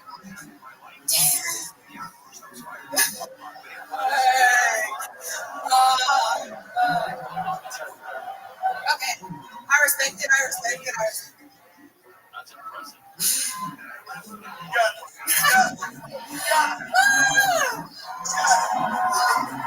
Thank y'all. Yeah.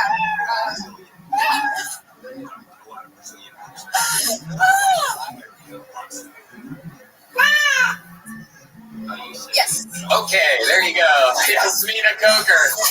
Wow. Dr. Phil. Well, right off the bat, it's been a personal goal of mine to always meet the real live version of what if Willy Wonka fucked Jada Pinkett Smith. That being said, hey, fuck you, that was funny. That being, I'm big fan of both those people. Now I can tell you were a bit nervous, right? That's first time. It's we got 25,000 people here. I can't do math. Let's bring Hans back out to solve that properly. But what I dig about you is you took the stage with confidence and then you clenched up. Why? Honestly, my whole mind just went blank. I'm not even gonna lie to you. No, we saw that. Yeah. I had stuff, and then as soon as I got over here, I forgot. So have you done stand-up comedy before? I've never done stand-up comedy ever in my life. You've never done stand-up ever in your life. You're the first fucking fool of the night. It's literally never happened. Nobody has ever debuted in an arena before. So how about a hand for that? We can at least give her that. It was terrible. It was god-awful. You completely bombed. Technically, no one's bombed this hard ever before in an arena either. It was absolutely terrible. Did you prepare for this? Honestly, you didn't prepare. What made you sign up tonight? Hey, let me go first. Boo! No, hey. I'm just joking, but also a little bit of truth. Yeah. What made you sign up for this tonight? I had the confidence that Right at the tip of that microphone. Talk into that. Oh, okay. Yeah. Okay. I had the confidence, and I was just being confident. Confident? Yeah. But you didn't prepare anything. I didn't. Go ahead. Do you do a lot of things with confidence that you're not prepared or built for at all? You ever take the field in an NFL game, throw on a jersey and just fucking get hit or anything like that? Actually, I joined my college soccer team, and I thought I was confident, and I thought I was gonna do good, and my coach told me no. So sometimes I try to be prepared. Today was one of those days I was not prepared. Wow, unbelievable! What do you? Jesus fucking Christ, Red Man. Yeah, how about a slip and slide sound effect instead of a fucking AK-47, you psycho? All right, now. What was your first name? Jasmine? Yasmina. Yeah, who is it? Yasmina. Tasmania. Yasmina. Yasmin. Yes, with a Y. Yasmina. Yasmin. So, was there, I heard Tasmania, but Yasmin, cool name. Okay, so you got the cool name, you got the cool outfit, you had the confidence and the swagger, but you just fucking went blank man on us, David Wayne style, and you fucking forgot. But is there a topic or a genre of material that you had, somewhat, farted around with up there? What would you talk about is my question, I guess. Is there anything interesting about you? Are you a lesbian? I'm bisexual. You're a bisexual. Bisexual, okay, great. Okay. I'm interested in what that means to you. I like eating vagina and sucking dick. So. Okay, well, you got me on the first thing, yeah. Wow. Look at that. That's incredible. Okay. Now, I guess there's a lot more vagina being eaten, though. Am I correct here? I have a boyfriend that I've been with for 2 years. Okay. All right. Have you guys had like threesomes and things like that? Okay, so yes, we also would have accepted. That's an interesting thing of all the things to avoid. What do you do for a living? I am self-employed. I am an entrepreneur. Okay, an entrepreneur. All right. Well, yes, Mina, I mean, the people do not like you. Normally, if this was LA or New York, a little likable black girl with her head shake would get a standing ovation. People would be wiping their tears away. But my sweet love here in the goddamn middle of Texas right now. And you done fucked up. I will say, I always try to empathize when someone eats a big pile of shit like she just did. No, because we've all been there. You got to start somewhere. And what do I always say in my book? You got to start somewhere. And so, the edibles are kicking in, by the way. But I do want to say that my first show was not a success, Tony. And we had a Siamese twin couple on, and they were hermaphrodite Siamese twins. Sounds like ratings gold. Nobody wanted to see it, okay? And eventually I built my way up into a promising career. So there is time, but, maybe fucking, just all you got to do is think of stuff, Yeah, you have to plan for it. You have a good look. You have a good name, Yasmina, named after some allergy medication or something like that. It is good. You look like the funniest munchkin in all of Harlem. But here's a little joke book to go with your little everything else. Absolutely adorable. There she goes, Yasmina Coker, everybody. All right, and we're gonna keep it moving here. There we go. Wow. That's what people were afraid of. Are you really gonna have someone absolutely bomb in a fucking arena?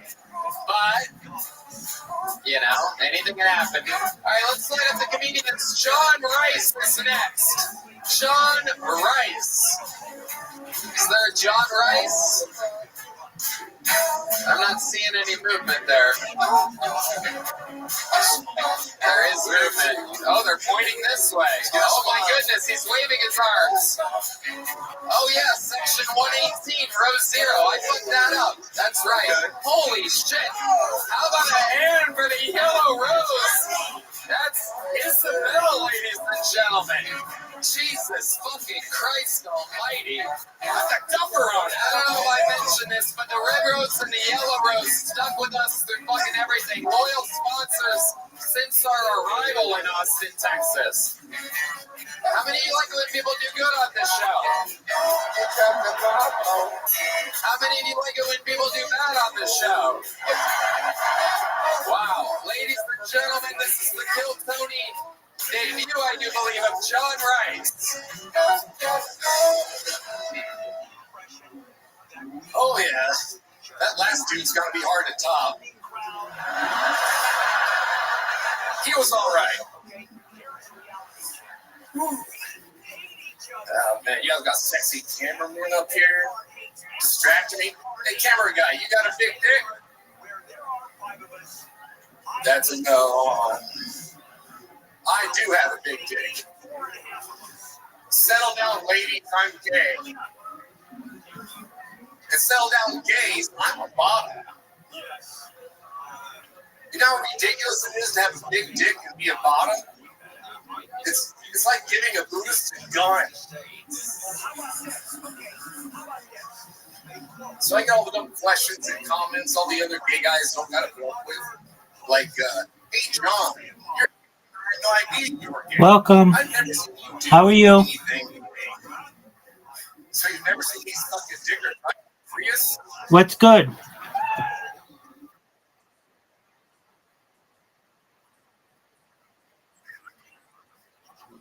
Oh, yeah, absolutely. Do you mind if I tell you about myself? Excellent. I'm Rabbi Rothschild. I stream my life 24 hours a day, 7 days a week, 365 days a year for world peace. I've been doing so now for more than 3.5 years, going back to the pandemic. I have more data archived online. Welcome. How are you? Oh, dude, it's H2. How you living, pimp? Um, Excellent. I'm just telling our friend here, iPhone, about what I do. Absolutely. Absolutely. Yeah, so you probably are seeing me from that angle. But yeah, I have cameras 360 degrees. I shoot my life for world peace. This goes back to the pandemic. We've seen the death of a queen, the birth of AI, the coronation of a king, and everything in between.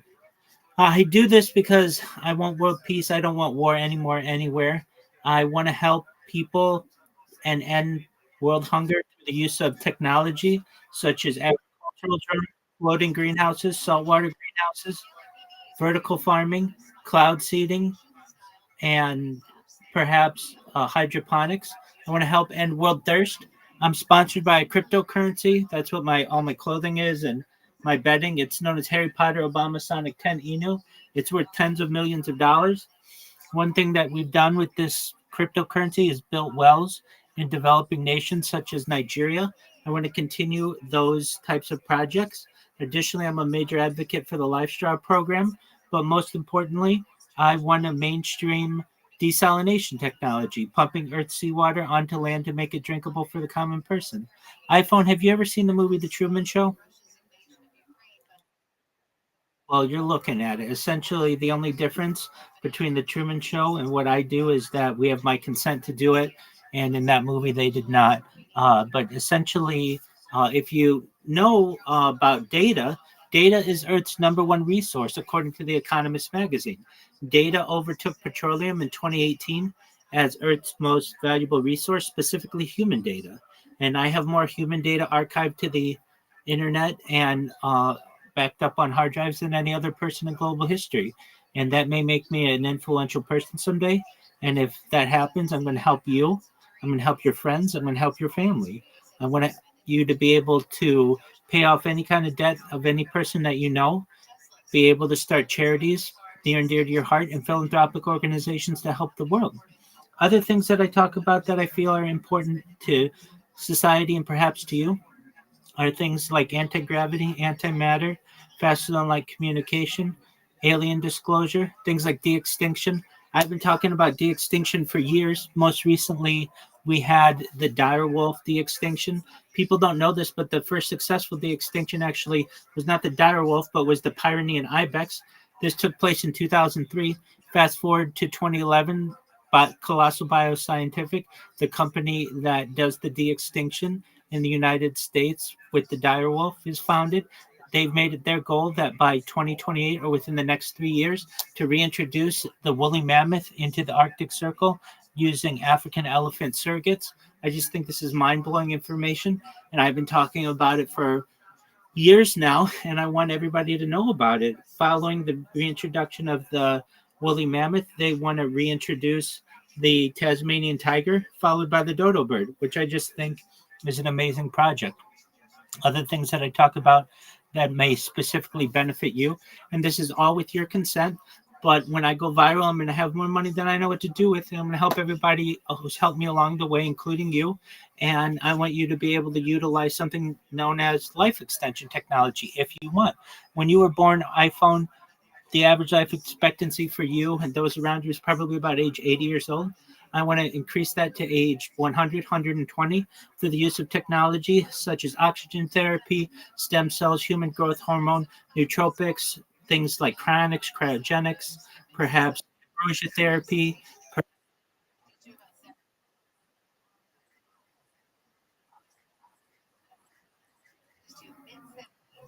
I want you to be able to utilize these types of technologies. And you never know. You may make it to 120 years old and you may say, Rabbi, I remember having that first conversation with you and you made all these dreams come true.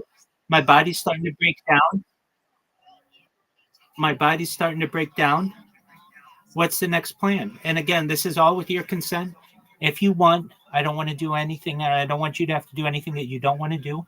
But the next type of technology that I want to be able to utilize or for you to utilize is known as mind uploading technology, where, with your consent, again, we scan your brain into a computer like a CAT scan or an MRI, knowing where every atom is in your central nervous system and peripheral nervous system for later download as an android, an avatar, a cyborg, a cybernetic being, a clone of yourself, a robot, an ethereal being, whatever you want to be. But essentially, what I'm telling you, iPhone, or I'm sharing with you, is that there may be an opportunity for you to experience digital immortality. And I think that's a very exciting premise. What are your thoughts?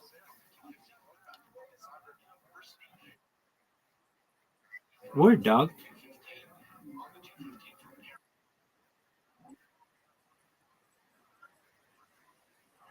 I do IRL streaming. I've streamed as far north as Santa Barbara, as far south as San Diego. I've streamed as far west as the Pacific Ocean, as far east as the desert and mountains. I've streamed in Beverly Hills. I've streamed at Disneyland, streamed in Los Angeles, essentially anywhere in Southern California of importance, I've streamed.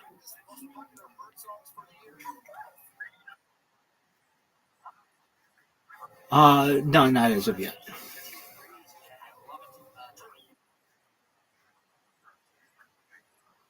No, California is the most beautiful state in the union. It's my favorite state.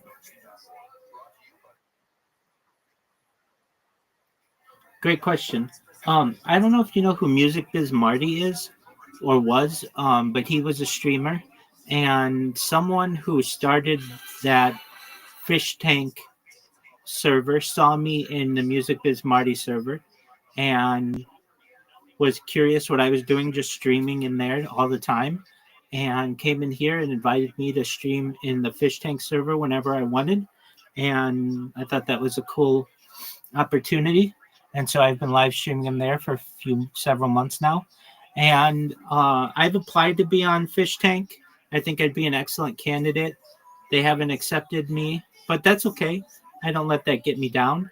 I know that I have more data than anybody ever. And when this eventually goes viral, and it's not just me live streaming that I use to promote myself, I have robots that I'm creating. I have, like tons of little devices that I'm using right now. Right here, I have 5 devices.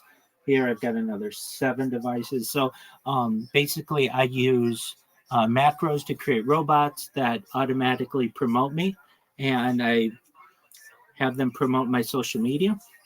I have more social media than any person in global history, and more data on that social uploaded to that social media than any person in global history. I have over 100 YouTube accounts, over 200 Instagram accounts, over 500 Twitch accounts, over 1,000 TikTok accounts, over 2,000 Twitter accounts, over 5,000 Blue Sky accounts, and over 10,000 Kick accounts.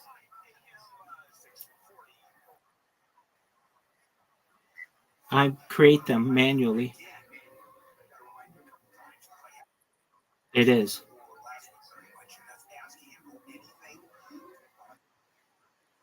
More data than any single individual in global history. Essentially, servers, but I also have terabytes full of data as well. And I did additionally have SD cards, particularly when I do IRL streaming. A lot of times connectivity can be limited, so I make sure to have everything on a GoPro. Additionally, if I've ever lost wireless connectivity or anything, I just turn on a GoPro. I don't have the longest single continuous live stream in global history. I don't want that. That's a project for someone else for right now. I have more data. And what I mean by that is I could keep my streams going 24/7. Okay.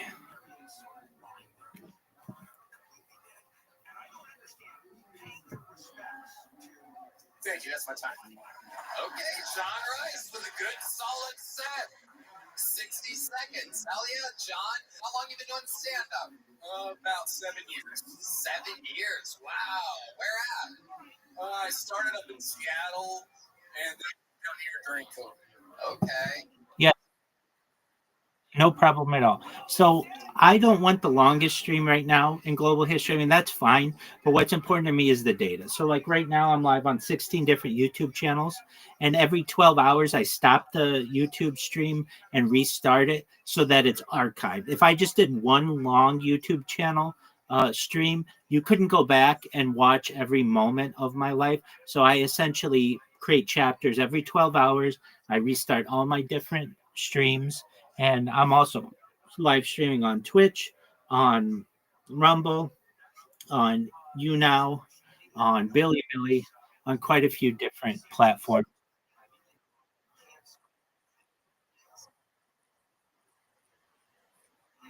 Absolutely, feel free to.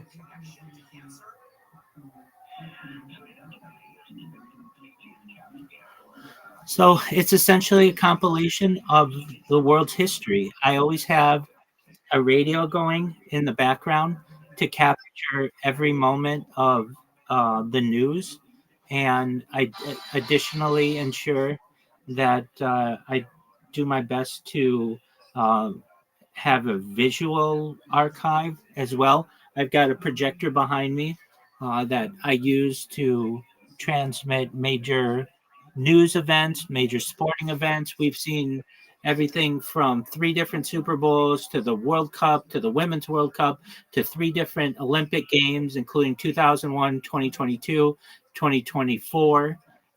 We've watched the NBA Finals, the WNBA Finals, the World Series, the Little League World Series, new sports like slam ball, really, you name it. We've watched March Madness. We've watched the college football playoff. You name it. I've liked the archive. Welcome.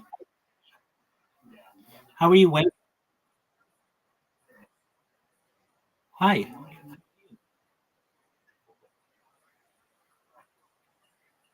Excellent. Wink, do I tell you about myself?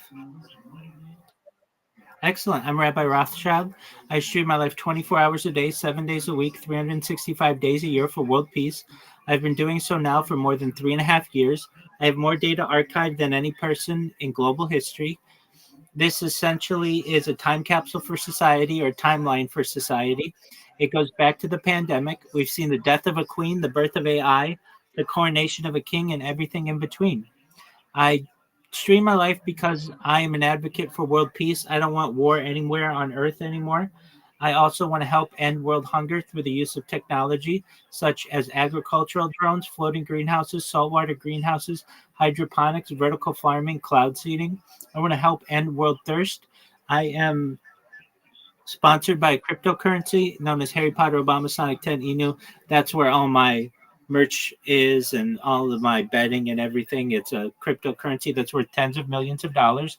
And one of the projects that we've done is build wells in developing nations such as Nigeria.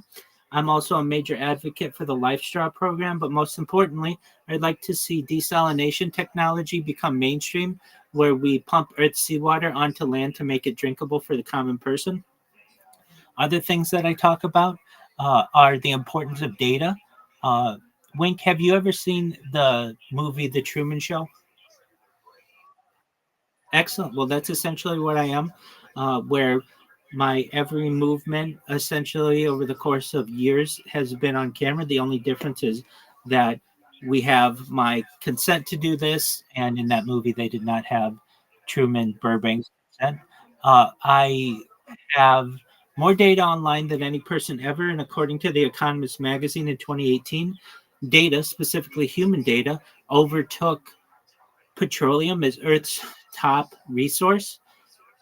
And I have more data, specifically human data, archived online than any person in global history, which may make me an influential person someday. And if that happens, I'm going to help you. I'm going to help your friends. I'm going to help your family. And of course, H2 and his friends and his family. become financially independent if you're not already. I want you to be able to start charities to help those around you, and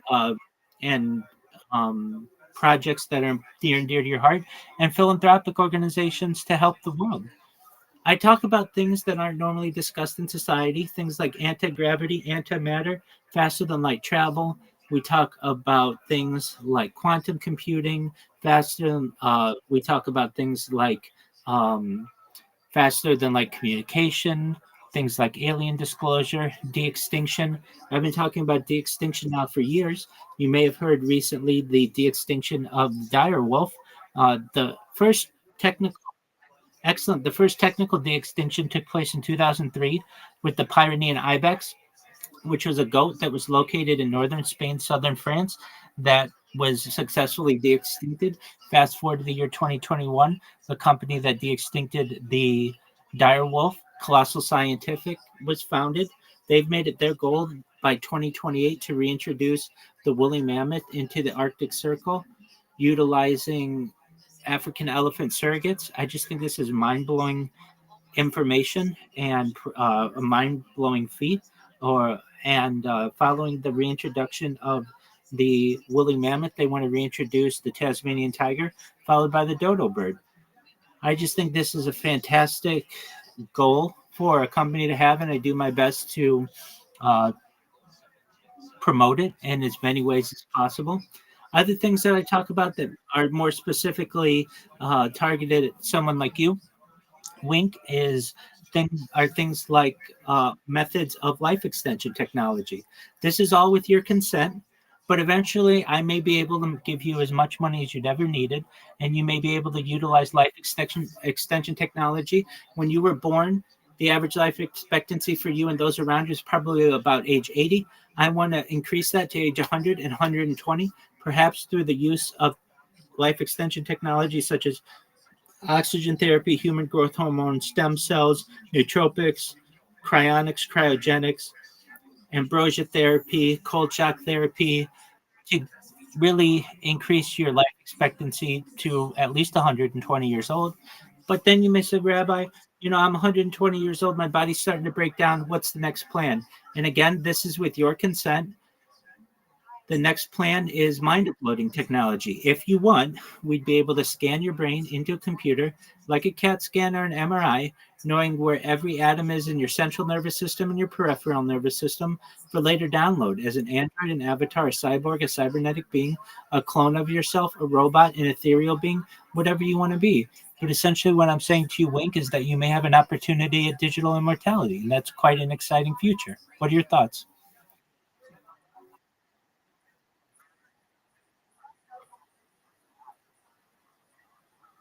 Thank you.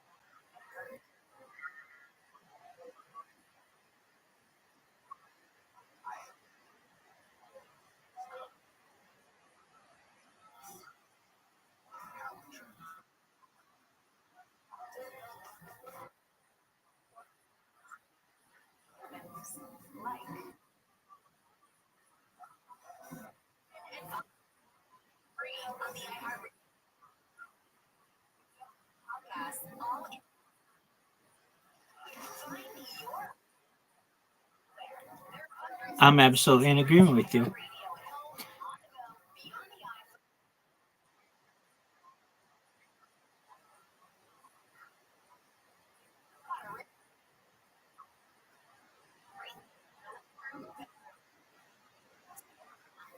I'm in agreement with you.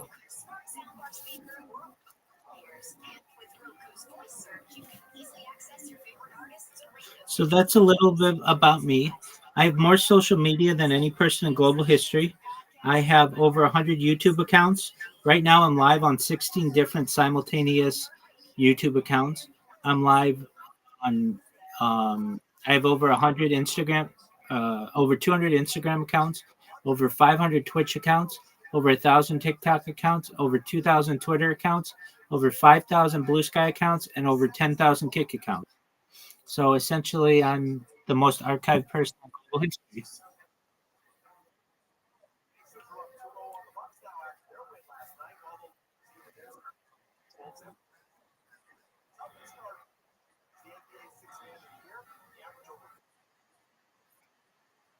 Excellent.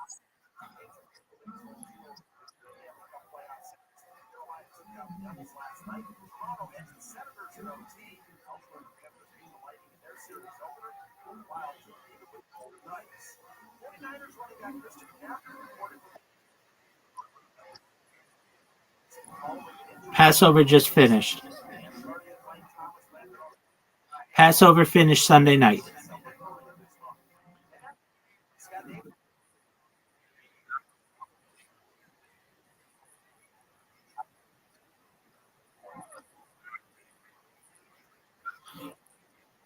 Well, I'm certainly aware of that it was potentially provided by a creator. What do you mean by robot?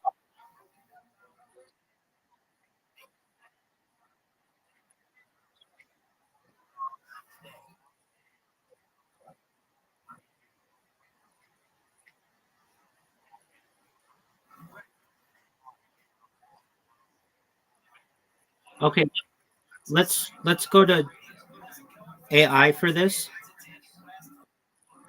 Please about the story of the Israelites and manna and potentially some type of source from a mechanical object.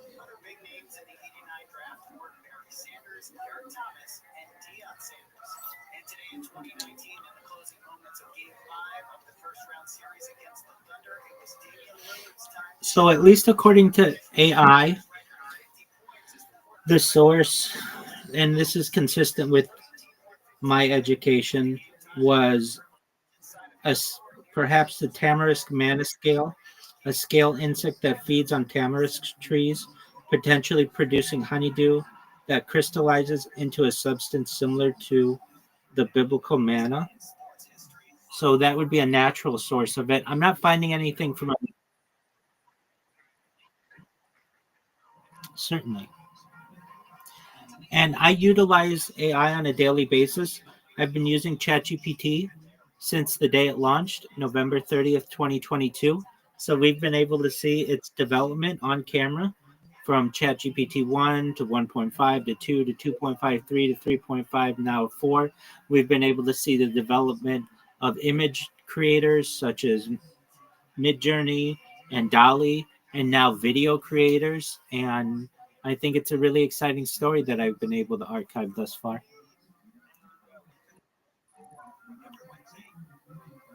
So with that, I'm currently completing a marathon of Kill Tony. Do you know what Kill Tony is, Wink? Okay, excellent. So I've watched every Kill Tony since the beginning, and we're on number 650 or so of 710.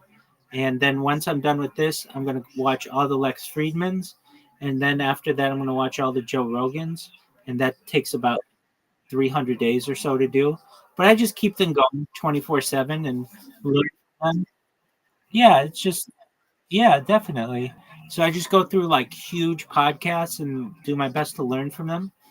You should know more than anything, more than all of the future that I talk about or the ideas of making you rich or whatever you may have heard me say. I'm most of all, I'm here to be a positive person in your life. If you ever need anybody, I'm generally always available. I'm here to be positive, to give you an optimistic view on the future, and to give you hope if you don't have it or you need it. So you should know, Wink, and I know H2 knows this, that I'm always here for you if you ever need anything, okay? Absolutely. Well, with that, feel free to stay as long as you want. You can stay all day if you'd like. We're going to watch Kill Tony, and just feel free to chill if you'd like, okay?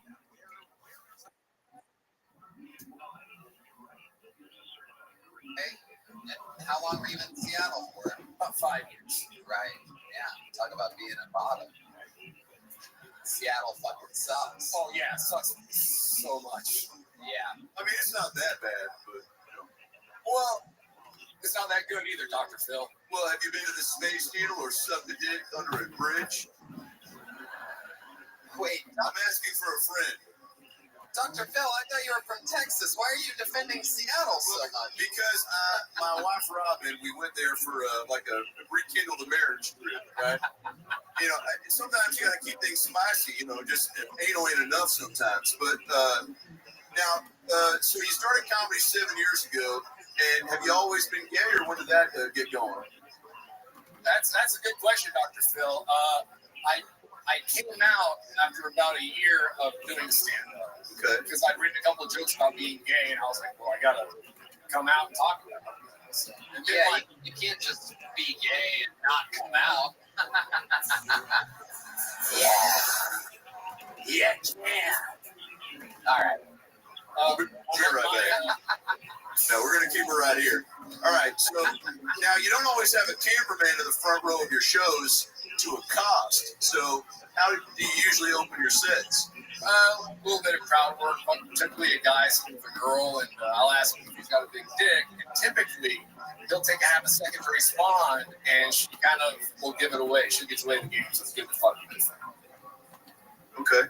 No, just a basic answer. Yeah. No, I'm sorry, I just spaced out. Go ahead, Tony. It is surprising you don't seem gay. So when you came out, how did you do it? Okay, so I didn't act. I never have actually come out to anybody. It's just been telling a joke on stage about it. Wait, so are you coming out right now to your family? No. Funny you should say that, Dr. Phil, because the way that my mom found out I was gay was by watching one of my stand-up sets on YouTube. Holy shit. Honey, why are you going to sing the you're a bottom? Do you mean like bottomless breadsticks? I had to explain to her what a glory hole was. Oh shit, that's a weird Thanksgiving. Wow. Mashed potatoes. So the top hole's for butt stuff. Pastor Karen's grandma, and the bottom hole is for penis and butt stuff too. I'm just glad I'm not the only one that's been there, Dr. Phil. Now, have you used the glory hole? That's the first time I've asked you that today. What was the question? Have you used, don't act like you didn't fucking hear me. I'm 2 feet away with a fucking microphone. Have you used the glory hole? We'll Yes, cut to the tape if you don't want to tell the story. Yeah, 100%. You have? Yeah. Get the fuck out of here. Describe to us. First of all, ballpark, how many times have you used the glory hole? Lifetime, maybe. Hold on a second. The fact that you took a huff and a puff and a pause means bare minimum 52 times. Yeah. It's somewhere in the upper 30s, 40s, you know. But that was back whenever I was in the closet, and I was kind of, you know. Hold on, I'm going to check in with Jet Ski Johnson here. Are you also a bottom in the glory hole? Yeah. Oh my God, you put your asshole up to the glory hole? Sometimes. God, disgusting. And I am hard as a rock right now. This is incredible.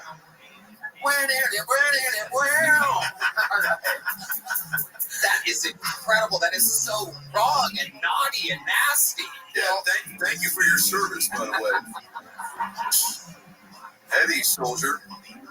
Now, are these glory holes at like restaurants or in between a Taco Bell KFC combo? So,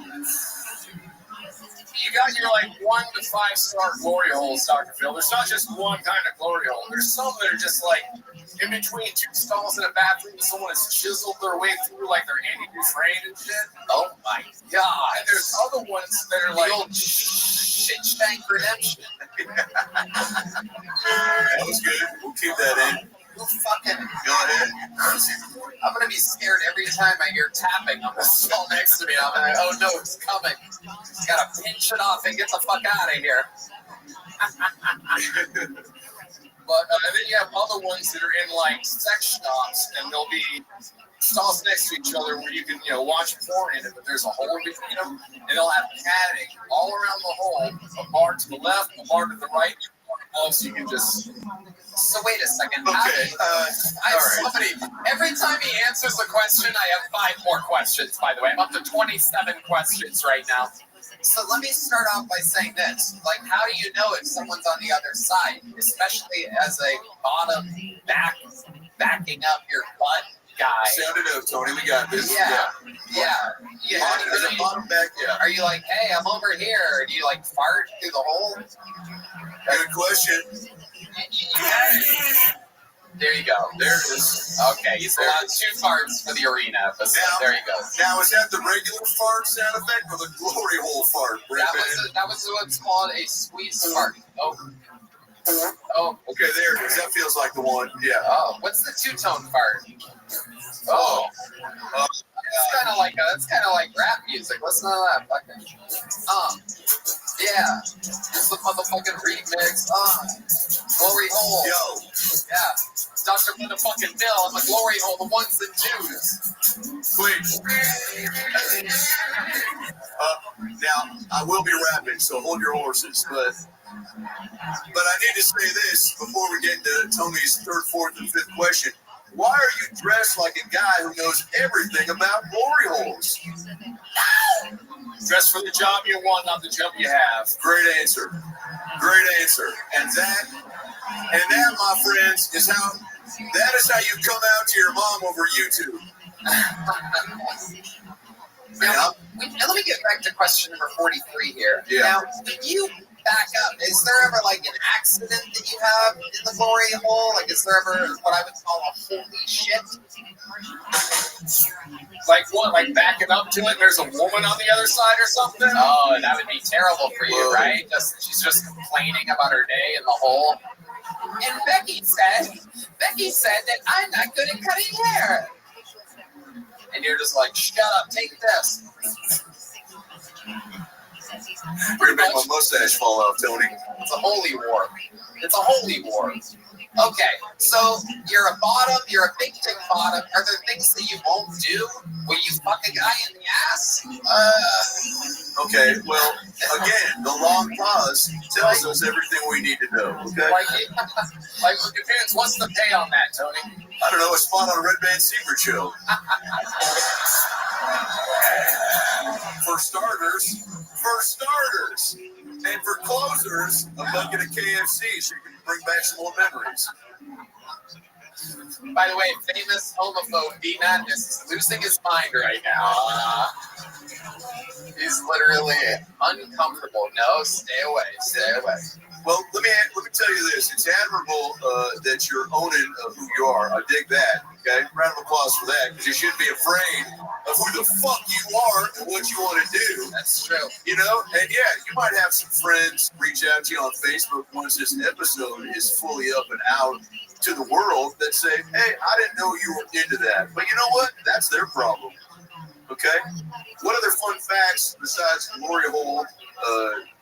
Shenanigans would you say define your day to day? Can you stop fucking pausing so much in between sentences? I want to think before I talk. I get it.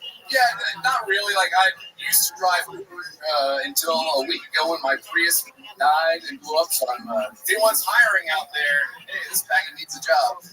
What is your work experience? Maybe we can get you a job right now. We're famous for doing this on the show. What type of resume do you have? I delivered pizza in Alaska for about a decade. Jesus Christ. Oh my God. You were really getting fucked in the ass then. You know, Tony, I saw a sign. We're hiring here at this arena. Oh, okay, thank you.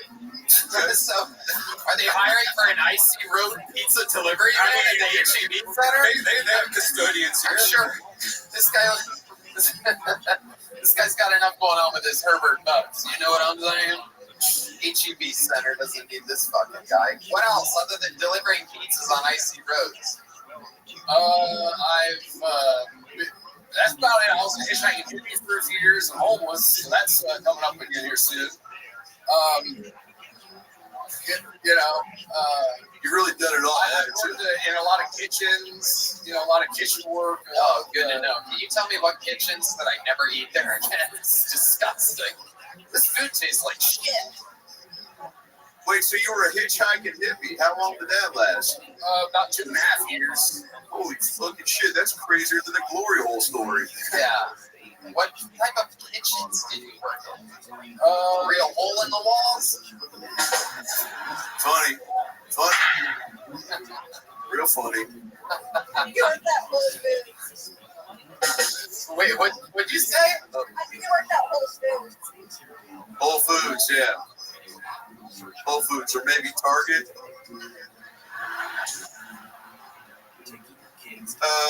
Okay, so kitchen, you hitchhike. What would be your go-to line? Pretend I'm someone driving, okay? Pretend I'm driving. Oh, yeah.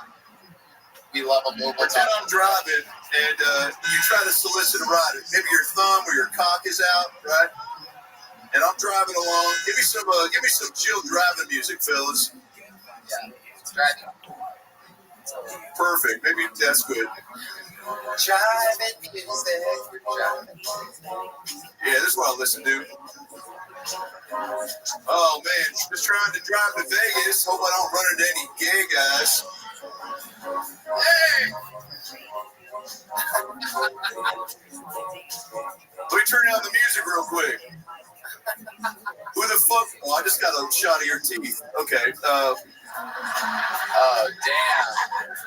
Even God has fucked this guy. I don't usually like to break character during my improvs, but holy fucking shit.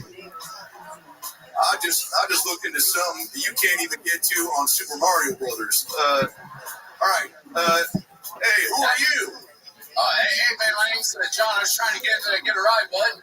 Okay, where are you headed to, my man? Doesn't matter. I'll suck your dick.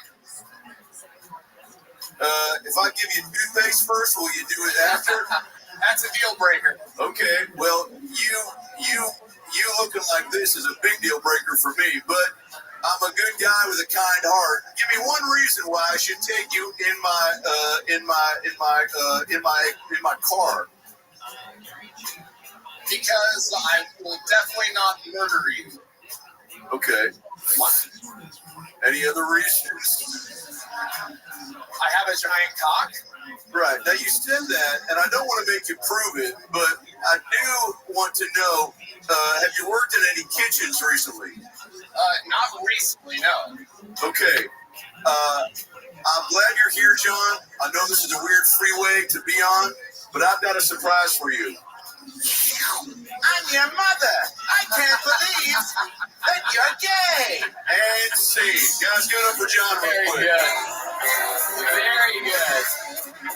John Rice, the man's so gay, he only takes it in the ass, doesn't fuck dudes. So gay that God made your mouth look like an asshole as well, so that you could.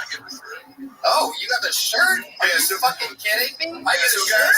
So this is a special night, so I want to make some special shit. I got these special Dr. Phil t-shirts and hoodies that say, we'll be right back, and we'll keep it right here on the back. And I've got a handful I'm going to give out to some lucky winners. John, go ahead. Oh, that's amazing. I love it. And Sean, here you go. Here's the big notebook. Oh, he caught it. And by caught it, I mean monkeypox.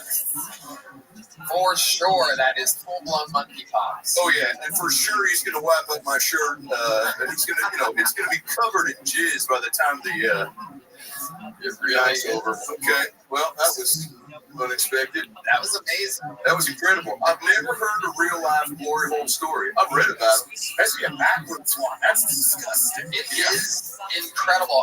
That was a lot, but you gotta love it. Very honest interview. Very honest. Very different than Yasmina trying to skate by with just charisma. But here we go. Good energy for the first two. You guys having a good fucking time so far, by the way? It's only going up from here.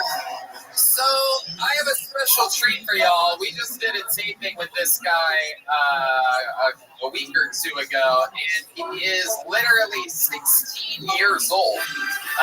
He can only perform in comedy clubs in Texas with his mom there because they're 21 and over, but you can perform with a parent. The parent is here. He's 16. Let me remind y'all that people that start at 15, like this guy, Eddie Murphy, Dave Chappelle started at 15.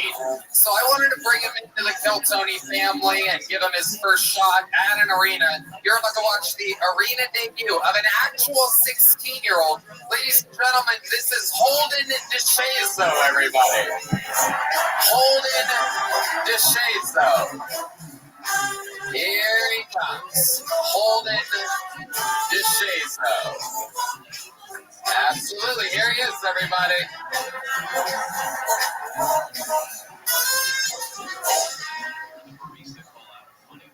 Fuck yeah. Second time on Kiltony in a fucking arena. Hell yeah. Second time. The first time I did it, I was insanely nervous. So I told the Kiltony stop, the same thing that I told every girl I've ever been with. Probably not lasting the whole minute, you know? I don't know if you guys are good with dark humor or not. Alright, hold on. Let's kind of test it out. Let's see if y'all are as fucked up to me. Who here, like me, has been molested by their teacher? Well, homeschool's going good, I guess. The weird thing about homeschool is we don't get a homecoming, right? Luckily, the public school that I went to, they let me go. And I asked the girl out, she said yes, you know. There's one problem. Another guy already liked it. She informed me that this guy happened to have Down syndrome. And I was unaware that she made me tell him that she wouldn't go with him. So what I did is I invited him over to my house. I sat down. I was going to talk to him. Oh, here he comes. Oh, shit. Look what we got here. Hold on. He's done, West Hollywood Bear. There you go. Okay. There it is. All right. Okay. Oh, he's cradling the dildos like a baby. There he goes. It's a weird show when there's a 16-year-old on stage and you're throwing dildos everywhere. I got to admit, I know how stupid this show is.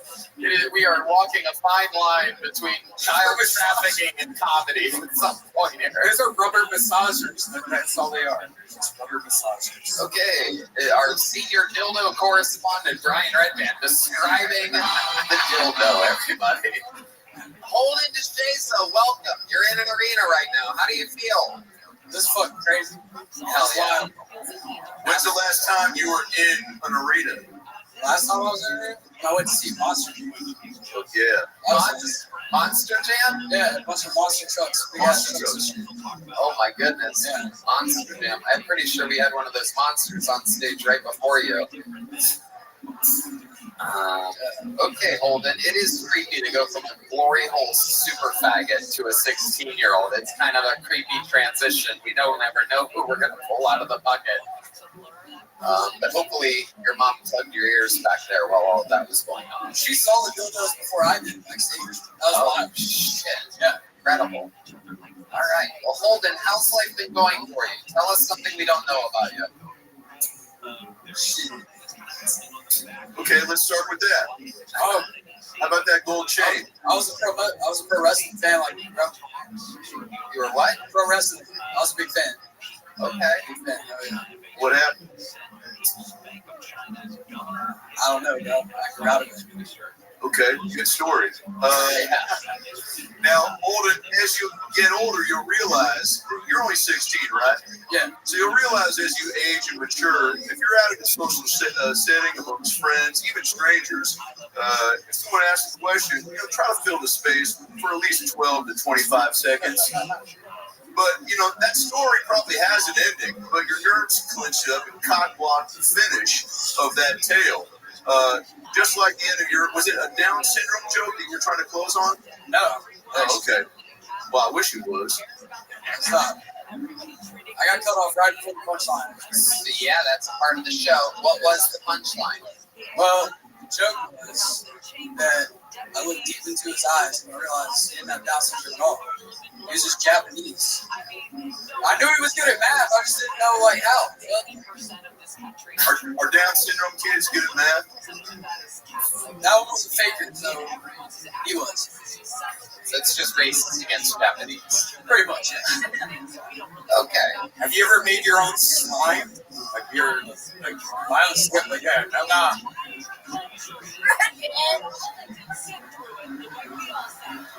What are you talking about, dude? What the fuck are you talking about? Oh shit. My own slime? Even a 16-year-old's like, Christ. you're right into pizza and stuff. This kid is willing to give away any chance at a secret show. He knows what's good for him. The ceiling's too high there, especially for you. By the way, it's so funny that Red Band looks like his dad, who said, "If you embarrass me at this Denny's one more time, I'm going to take away your porn privileges." Are you into porn? Am I into porn? I'm a big fan. Yeah, what's your go-to? Well, you're 16. This is the right age to start developing a passion for different flavors. Yeah. What's your go-to type and category? Latina. Yeah, hell yeah! Hell yeah! A whole section of them over there. Unbelievable. Now, have you ever, what's your sexual history with women? What base have you gotten to? There we go. That's zero. Actually, that's zero. But I told you last time, my ex-girlfriend tried to fuck me on the couch while my mom went to Walgreens. Oh, shit. Yeah. Okay, Red Band. Okay. I love that you. What was your mom getting at Walgreens? Condoms for you? I don't know. Sorry, honey, I was late. I picked up a hitchhiker trying to suck my dick. Okay. No son of mine is going to ride to Ogden, Austin. That's a sweet mom. Is your mom your biggest supporter? She's here tonight, you said, right? She is here tonight. Her, my dad, my grandma, everybody's here, bro. Hell yeah, dude. Now this guy's got a whole fucking family. You have brothers and sisters? I do. I got 3 brothers, all 25 and up. Oh, wow. Shit. I was adopted.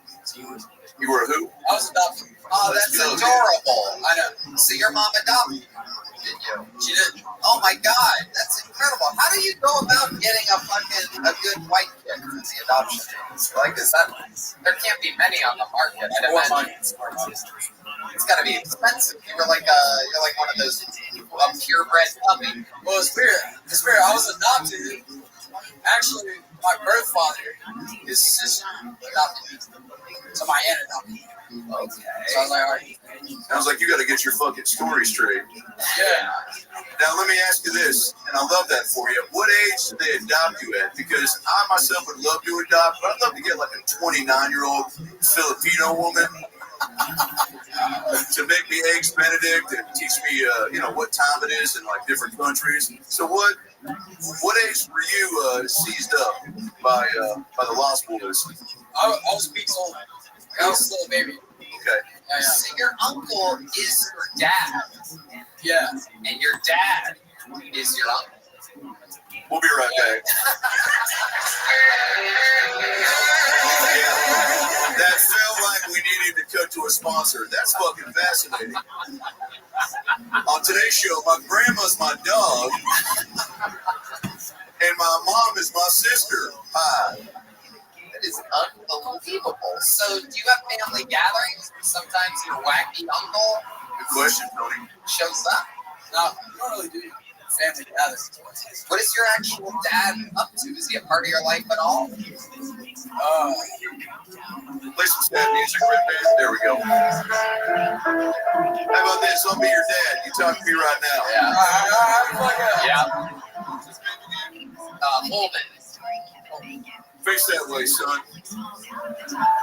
Holden, by the way, an interesting name because his dad was never Holden in as a kid. His actual dad. His uncle was Holden. Holden, look straight ahead for me. Talk to me as if I'm a silhouette of your pops in the mirror behind you. Hey, Holden, it's me, Dad. You came back from Belgium?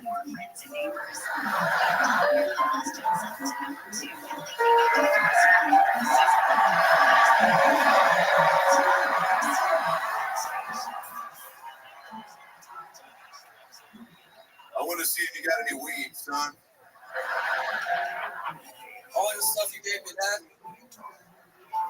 Holden, I heard you're doing stand-up comedy. Your mom, your aunt, your brother, whoever the fuck's raising you, told me through Facebook that you're trying stand-up, and I love that. You're always a funny kid. I remember the first thing you said to me was, "Dad, don't go," and I thought how funny that was.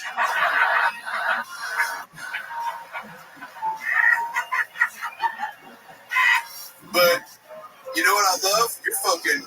You're 16, motherfucker, and I've never seen so much confidence in a good way on a motherfucker in my entire life. Give it up for this piece of shit. Fucking good. That's the real deal. That's the real deal. It is true.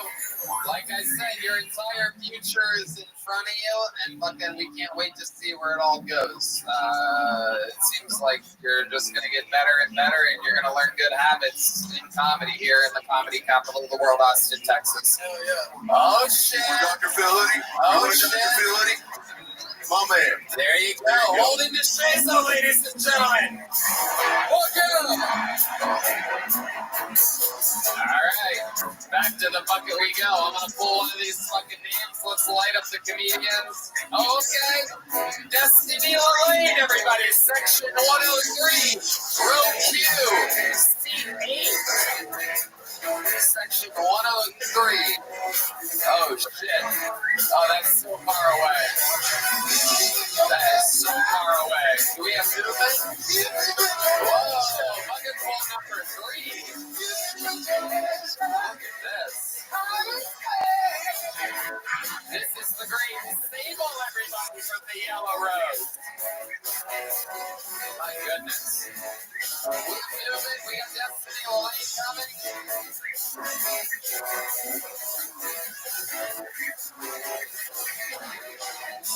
Does anybody see Destiny? I think 103 is really far away.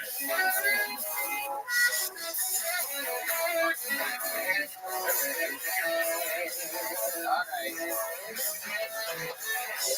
Okay, hold on a second. I guess we don't have movement. Oh, we got her. Here she comes. Destiny Lane, everybody. She's going to be tremendously out of breath. This arena thing is kind of crazy. She was coming from the other side of the arena. Opposite side. We don't know how to do this yet. You guys having fun?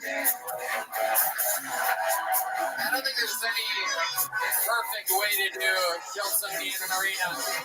Destiny Lane, everybody.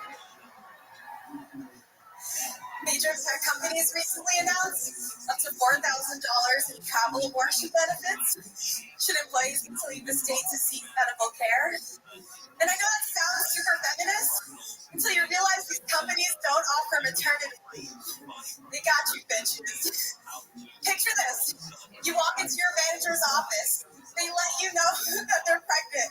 He hands you a pamphlet from HR on how to get an abortion. You're confused, you never said anything about an abortion. Instead of throwing you a gender reveal, they throw you a decision reveal. You realize that there's no return on investment on maternity leave, but there is an ROI on sending that bitch on a $4,000 vacation tomorrow. Should one of you guys come inside tonight? A little bit about me in case you guys want to go to Puerto Rico. I'm 4'11" in heels, 120 pounds with a 6-week fetus inside of me, and 115 pounds when I squirted out. Or at least I think that's how medical abortions work. I don't know, we don't have access to them anymore. Destiny Lane. Hell yeah. We're good there. We're good. We got it. All right, there he goes. The bear's coming out quick today. You should give them a few extra seconds. Wow. Destiny, I'll tell you what, for being out of breath and running from the other side of a fucking arena, that was pretty good. Yeah, great job. Thank you. Great job. You were talking really fast, which is kind of hard in an arena. I think you were trying to squeeze a lot of time in there, and you did it. Dr. Phil? Yeah, I heard abortion. What's that, the chakra? Hell yeah. That's how we get rid of them in this city. Fuck yeah. Okay. A little scared. Now, how is it to go through something like that? Like the joke or an abortion? An abortion. Whichever you want to. I don't know. As soon as that question got to my mouth, I in my head I said abort question, but I fucking. Right. I wouldn't know. We can't get them here, so hopefully soon I'll find out. How long you been in Austin? How about that? I moved here first 3 years ago during the pandemic. I was in LA. We did a shitty bar show together once, like in North Hollywood. Hell yeah. Okay. So Destiny, how many abortions have you had? 2. Okay, rest in peace. Oh, the women go crazy. There's some real sluts out here tonight, I gotta say. Women going wild for abortions. There's some very happy gentlemen out there as well. You were not wrong. These bitches in the front do not look like they're having fun. Learn how to get an abortion, bitches. Yeah, I'll talk to you guys after the show. These are the rich wives and girlfriends of the rich fans that fucking have their peasant slaves buy the tickets first. They just show up. This fucking guy's having the time of his life, and he's just flanked by angry wenches over here. Look at this fucking guy. So just flanked by him. I love it. Why couldn't have they been the 2 abortions? You know what I mean? Those kids are lucky. So, Destiny, how much space was in between the 2 abortions? Oh, plenty of time. The second one is what inspired my joke. I was entertained by the laws out here when I was in a little pickle, and I was entertained that my job was like telling me that they basically fund the abortion, but I was like, shit, we don't have maternity leave. Like, I'm starting to realize something's up here. So yeah, all's good. It's inspired my art. It was, a fun little line that I wrote when I was walking to a show. What the fuck was that, Red Band? Broken glass. I got you. Okay. Are you on Adderall? No, I'm actually sober. Good for you. I'm not actually sober. I'm not sober right now. Oh. So like fentanyl brownies or what? Speed brownies. Abortion brownies. Let me ask you this. That's funny. Abortion brownies sounds like a great band that Red Band would probably go see. Now, Destiny, when you walk into an abortion clinic and you say, "Hi, I'm Destiny," do they go, "Yeah, we know"? Oh, hell yeah. They just because you're here.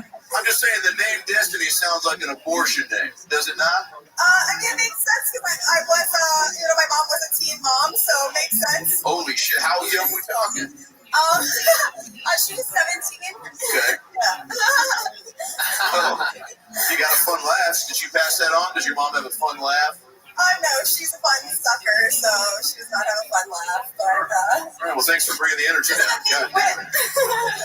Okay. Incredible. What do you do for work now? I'm a freelance recruiter. How do you freelance recruit? What the fuck does that mean? Jesus, what a stupid answer that is.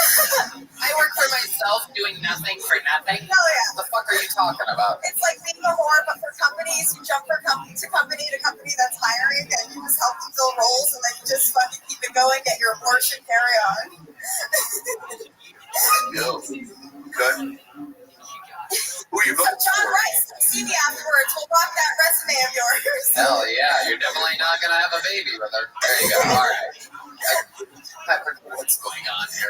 How long have you been doing stand-up again? 5 years. 5 years. All of it here in Austin? Half here and half in LA. Okay. And what do you love about Austin, Texas? I think it's cool. People are a lot of fun. They like live entertainment. Just a gorgeous city, a lot of opportunities to go out. So you know the show, you know Kill Tony. What do you think is the most interesting thing about you? What would be something compelling for you to bring up right now? I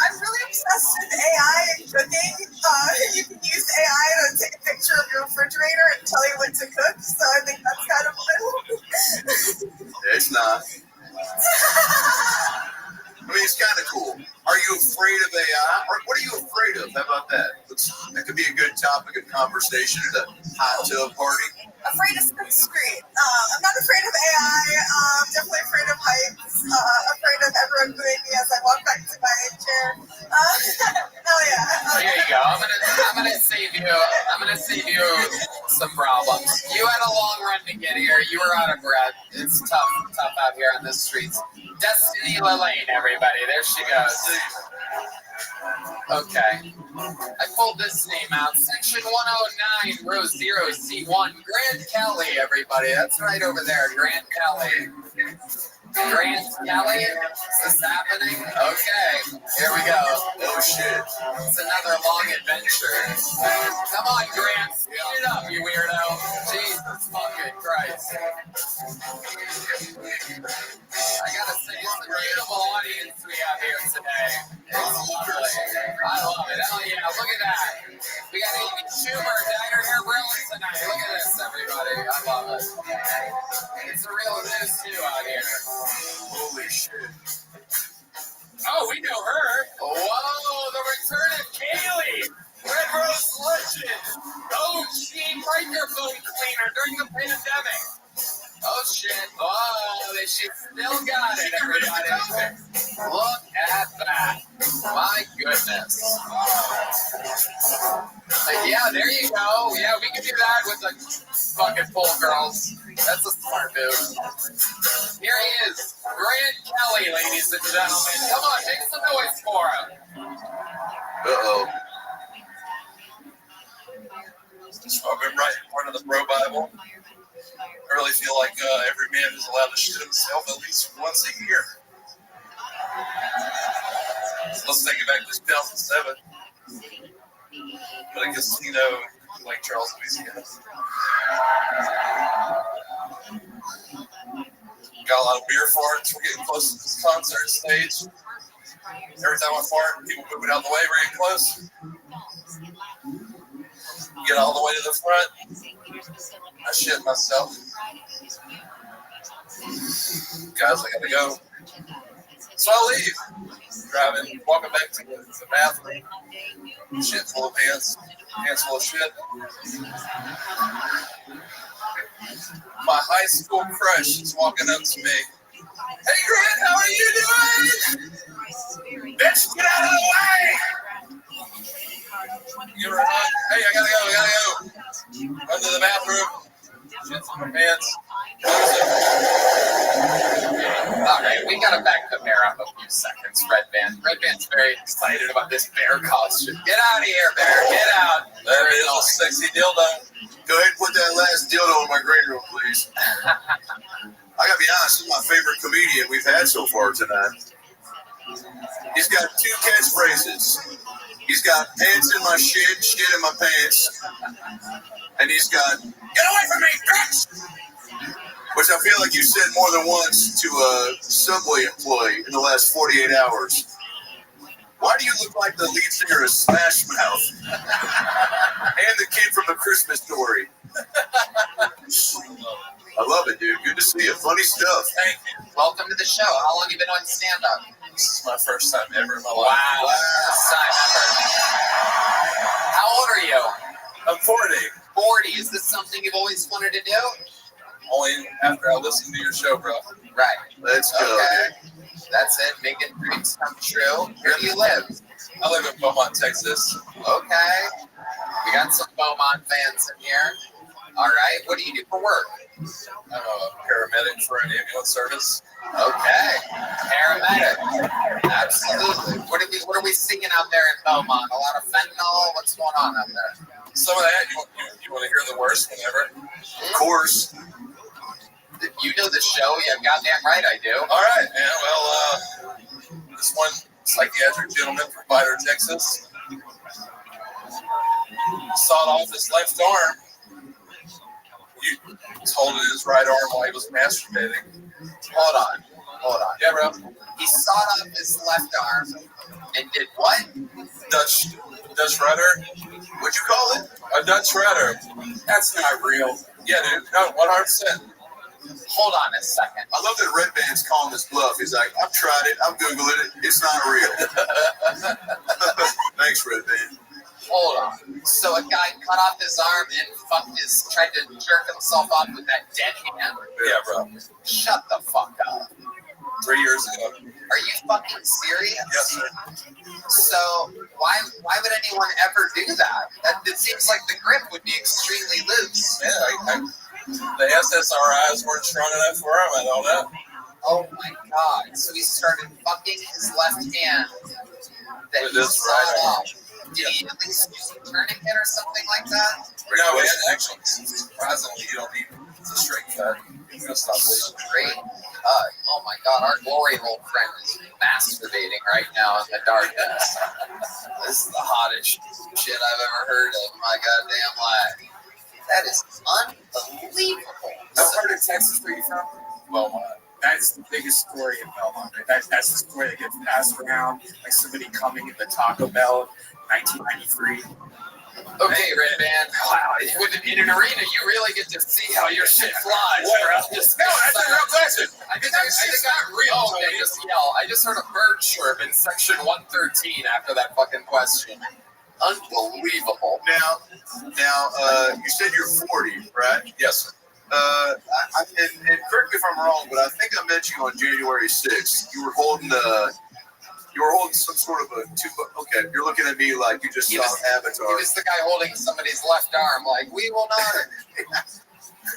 There you go. Okay, that's a fun dance. Now, how many friends know that you have tried stand-up zilch times, and tonight's the pop of the cherry time? Now, it's just one in the audience.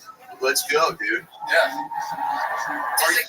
I'm sorry to cut you off. You're fine. Are your friends, do they think you're funny? Are you the funny guy? Like, how often are you sitting around a campfire going, you guys want to hear a crazy Beaumont, Texas story? I do have a lot of drunk stories, yes. Say it again? I do have a lot of drunk stories, absolutely. Right. Are they funny? I make people laugh close by, yes. In close quarters. So, Yeah, so you got enough confidence to go, why can't I do it in a fucking arena, right? Yeah, absolutely. Now, and your first name again? Greg. Yeah, Grant. Grant. Yeah. Grant, what would be the thing about you that would probably be funny to us that you might not have told someone close to you yet? Like a fun fact, I guess. Like, remember the glory hole guy from earlier? Something like that, but not as relatable. Yeah, I can't relate to that one. Did the guy come in his left hand? Good question, Tony. I think we stopped him from doing it, brother, to be honest. Wow, the ultimate cop block. I got off my fucking arm for this. Yeah. Most interesting thing about your entire life, though. Yeah, honestly. I didn't hurt my father of triplets. Whoa, look at that. Oh, hell yeah. The drummers go crazy for triplets. They fucking love triplets. Look at that. Very weird. Oh, yeah, guys. Very weird. Drummers love triplets. Black guys love triplets, don't they? Yeah. Heck yeah. There we go. All right. Love that. I love it. So, any special skills or talents? You seem like a guy that does a couple tricks up his sleeve or something like that. Anything? You have anything about you? Speak a language or origami or... No, man. I work a lot of overtime. You're a real working class man. Yeah, I like man, your style. You made your Kill Tony debut. There's the joke box. The great debut of Grant Kelly. 2 first-timers so far in a fucking arena. This is crazy. We're going to do something fun right now, ladies and gentlemen. A very special treat for you. You guys know this next comedian, everybody. I mean, he was given this spot in front of you. Golden ticket winner 2023. We had a 16-year-old on earlier that looks like he's 21. This is a 21-year-old that looks like he's 13. I present to you the one and only arena debut of Keith Cordes.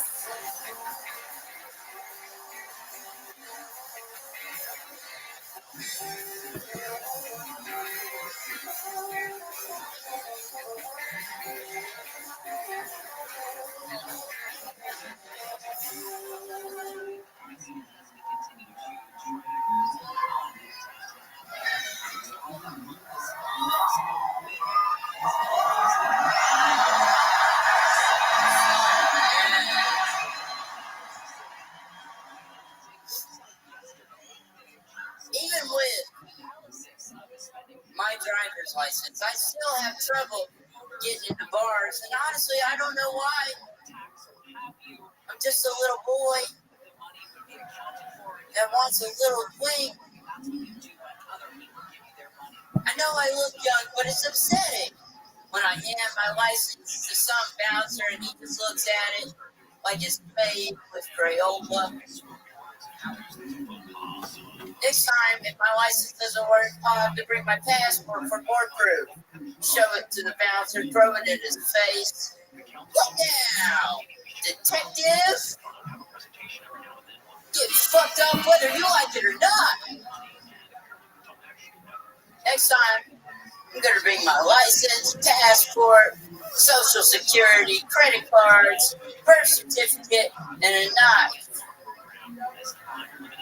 Because if all that doesn't work, someone's gonna die. Thank you guys. Fuck yeah, he's Cordis. Hell yeah. Hell dude. yeah. Living the fucking dream. Living the dream. We love you, Heath. I love you. I took Heath on the road with me, and he absolutely crushed opening in theaters. Crowd goes wild. He has a great fucking short set that he does. Heath, The Little Murder. Dr. Phil, you ever seen anything like this in your fucking life? You know, in my second season of the Dr. Phil show, we had on a kid just like you. You know what I'm saying? Yeah, he was 45. He had some sort of condition where he looked like a young boy. You cured him, right? You cured him. No, he passed away 6 days ago. But, that was a little alley-oop from Heath. But Heath, when you get a massage, do you ask for a Happy Meal ending? Yeah. No, I've never seen anything like what you're doing. You came out with confidence, but you backed it up. You seem like a guy that's just understands who he is and what he's fucking doing. That's all I can do, Dr. Phil. Thank you so much. Well, you're doing it. God damn. I don't know what that little fucking creepy look was for, but I get it. Yeah. You look like the molestee and the molested in the same body. But you got jokes per minute, Heath. And how do you write? Can you let me in? Because I'm not a comedian myself. I'm a healer and a people pleaser, and not in that order. What the fuck? Yeah. Oh shit. Okay. Keith, how do you write? Would you just wake up and go, I'd love to fucking... I just wake up and I write whatever makes me tickle a little bit. But honestly, it's not that much. I'm just kind of sad all the time. So I just write whatever makes me sad. Well, can I tell you something real quick? That sadness is a great place to start. Yeah. Hit me with some sad music real quick. Here we go. There's a little sad music in the great John D. Heath, you know, if I woke up and looked in the mirror and saw the kid from Simon Birch, I'd be a little down in the dumps too. Yeah. But you know what you got going for yourself? What? A good attitude, a sweet pair of glasses, and a haircut that says, yeah, I'll get in your van, but I'm not eating the candy. Yeah. And what you figured out real early in life is that Keith is the best version of Keith he can be this time and all the time. So you keep fucking swimming up that fucking river. Yeah, it's true. Keith is a special man. Not a lot of people know this, but Keith has made a guy cut off his left arm and jerk himself off with it. And he came inside of Jeffrey Dahmer's ass. And then Keith came out 9 months later. I read about that. Little baby Dahmer. Tony. Uh-oh. I got good news. Okay. You want to hear it? Of course I do.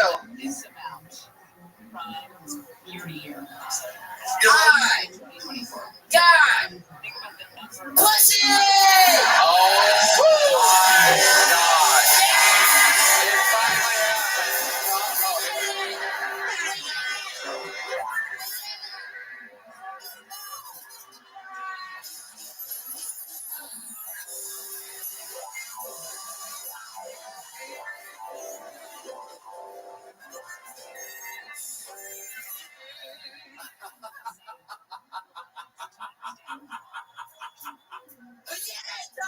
Unbelievable. When did this happen? Yeah, last night. Last night? Yeah. This is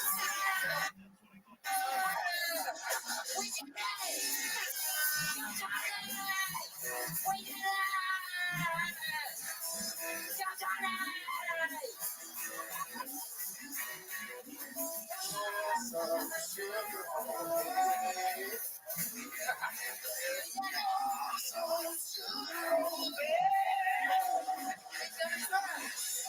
my God, ladies and gentlemen, here we go. I got a whiff of his fist. I can confirm. Yeah, it was last night. So what happened last night? Take us through it. Where'd you meet this girl? I went to a very nice ladies' hotel.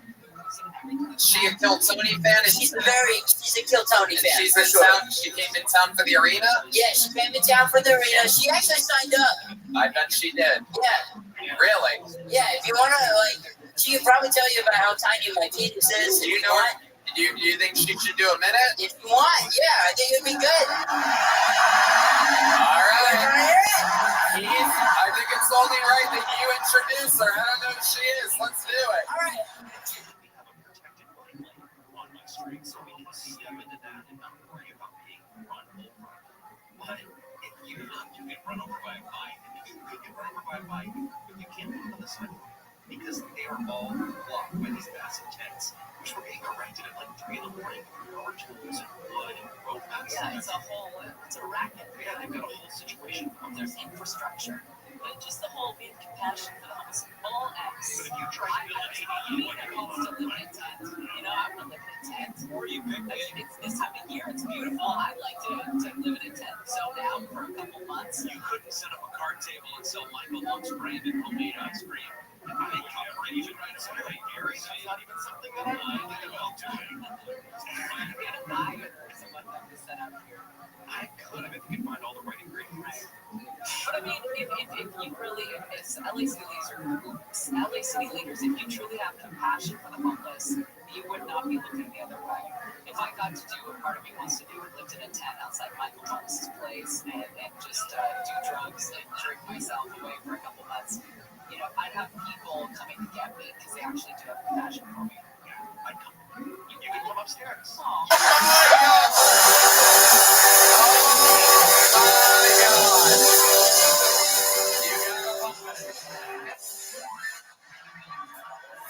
yeah. Celia, welcome. You want to do a minute? My name is Cynthia.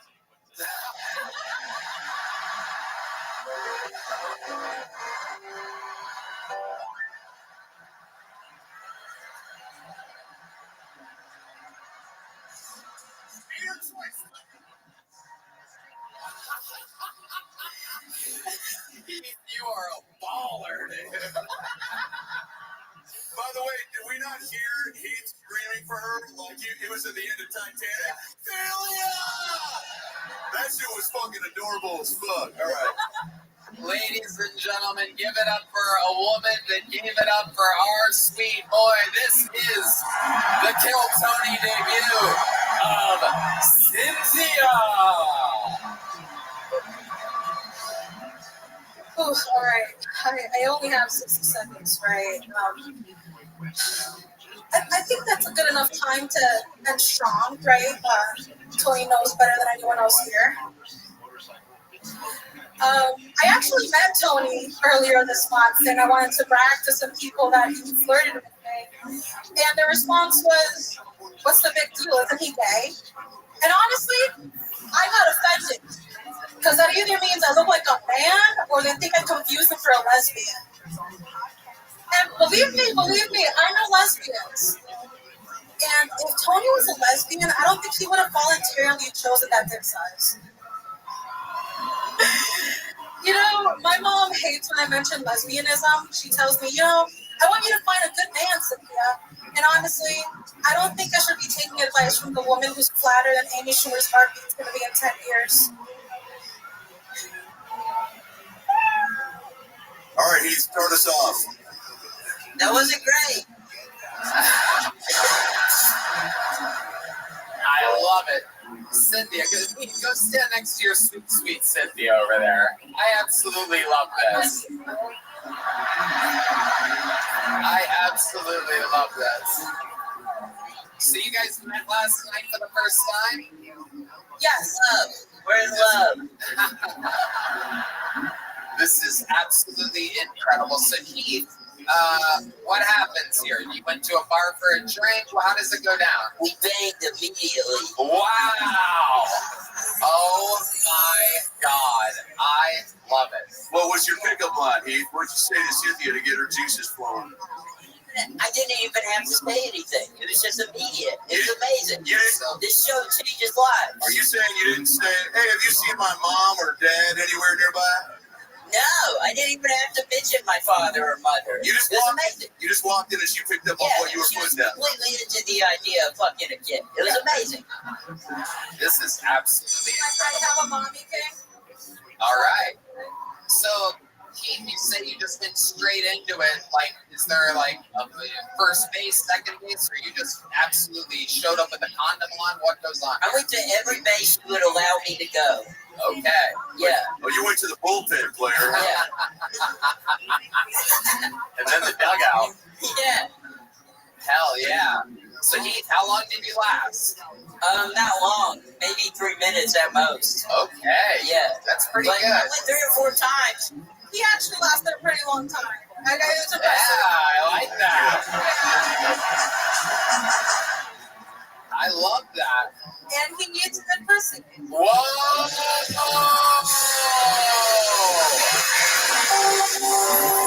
Wow. Fucking unbelievable. I absolutely fucking love it. Can I ask a question, Tony? Yeah. Heath, I'm trying to upgrade my pussy eating game, okay? Can you give me a couple quick tips? You just gotta nod. Like, you don't need anything else. No, okay, that's enough, Heath. Yeah. Wait, with your teeth? No. Yeah. No, Heath. I'm not a dog trying to open a UPS package, motherfucker. No, stop doing that. It's not a bowl of Captain Crunch, it's a vagina. Okay, so nod, is that what you said? Yeah, nod. So you lost your virginity last night? I did. Wow. Just for tonight. I needed a story. Did you use a condom? I did not. We might get pregnant. We might have babies. What the fuck is happening right now? I don't know. This child just said we might have babies. We might have babies. Wow. This is incredible. Cynthia, are you on any kind of birth control? I'll take that one, Tony. No. No.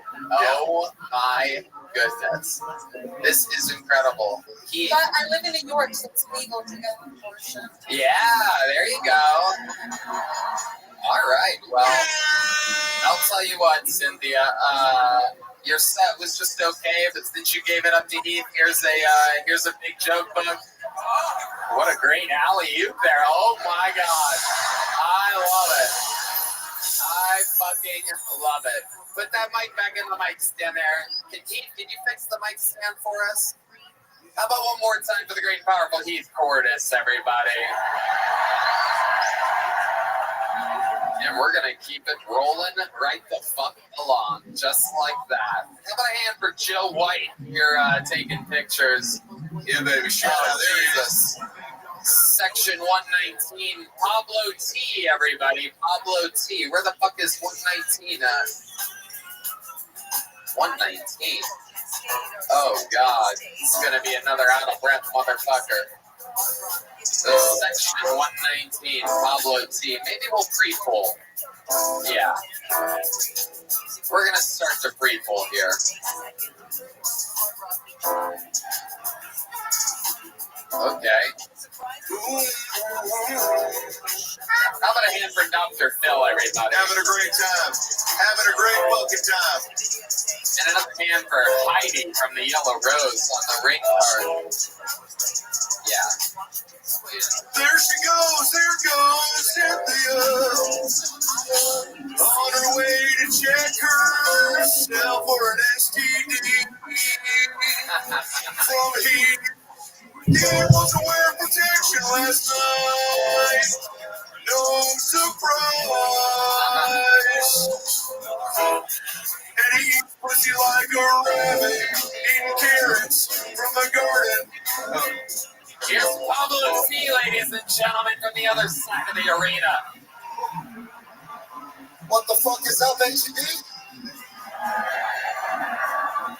Solid choice for a grocery store. It's a lot better than fucking Walmart. Y'all ever been to Walmart late on a Saturday evening? It's like the fucking Lord of the Rings orcs, fucking lawn lizards on your typical Texas highway had a baby, like a bunch of fucking babies. Just left them at Walmart, daycare or something. But anyways, I've been back in Texas. I used to live here when I was younger. My political views kind of lean to the left, a lot like my cock. Hold on. But much like my cock, in Texas, beautiful state of Texas, leaning towards the right. Yes, sir. 2024. I'm playing to the crowd right now, honestly. But yeah, that's all I got, guys. All right, very mediocre set from Pablo T. Pablo, how long have you been doing stand-up? This is my first comedy show. My first time ever doing stand-up in my life. Wow. Okay. Have you ever done anything on stage before? Yeah, I've performed in this building, in the center ring, riding motorcycles in a cage at a circus. Okay, I can kind of see that. You seem fearless with no material. Dr. Phil? Didn't I throw a paper towel to you in Puerto Rico? I did not. Soy colombiano, pero. Okay. Take it easy. No, I was impressed by your poise. Okay, I was like when someone approaches the mic with a purpose. You came in hot with a lot of Walmart material. Yeah, I just thought of HEB on the way over here, wrote it down on my little note app. Just went with it. Let's go. And are you working at Walmart currently? No, I actually do Uber Eats, kind of just travel around, making content, going to events, like fucking Kill Tony New Year's Eve show, main event, night one. Yeah. It's amazing.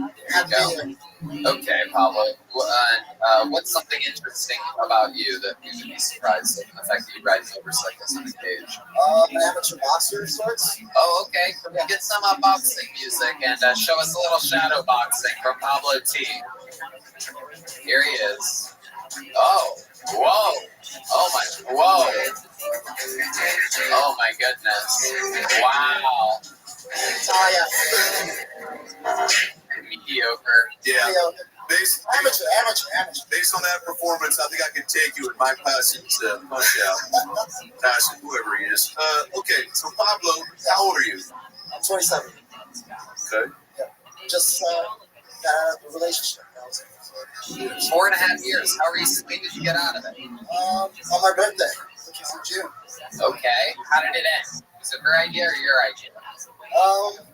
I'd say it was her idea. Yeah. How did she break up with you? Via text, phone call, in person? Nah, I was kind of finding. I found out that she did something on my birthday.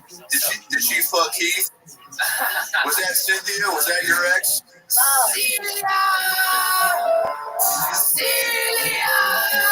I'll take you to Walmart, I promise! You know what fucking was? Inigo Montoya, that guy that's standing up here with the fucking Metallica shirt. No way. What? Inigo Montoya, the guy who wears a Metallica shirt, he's telling me he's standing up here. You're wearing a Metallica shirt. You know that? He inspired me to do that. The guy that fucked your girlfriend inspired you to wear a Metallica shirt? Yeah, I thought it was like a fucking funny connection. I'm so confused. I'm gonna get you out of here. Here's a little joke book. Oh, the first drop of the night. Pablo T. Yikes. We're gonna fix the energy in the room right now, ladies and gentlemen. We have another legend of Kill Tony. This woman has always fucking made history on the show. One of the most interesting creatures we've ever found. Famous for being on many episodes of Kill Tony. She was on Kill Tony Mania multiple times. One of the most interesting characters in the history of the show. You diehard fans will know her. You love her. It's the one and only Nicole Tran, everyone. Oh, the Asian people with a standing ovation. Nicole Tran, live in the flesh.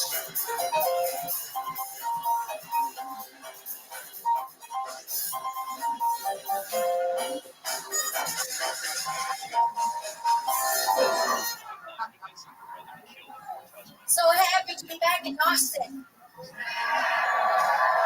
Looks all of the good-looking people. People call Dallas the Big D, but nobody call Austin the Big A. Because that name is already taken by Kim Kardashian. When I go to the hairdresser, I say, make me look like famous pop star, like Katy Perry, Taylor Swift, and this haircut is forward honey. That's pretty good joke. My cousin Bing said hello to you, Tony. I have a cousin, her name is Bing Bing. My cousin Bing Bing is only 5 feet tall, but she knows a hairdresser who can make her look 5'8".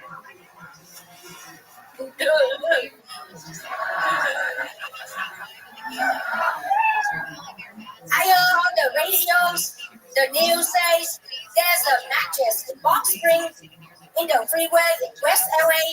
I thought it was strange because Bing Bing says he wasn't moving until tomorrow.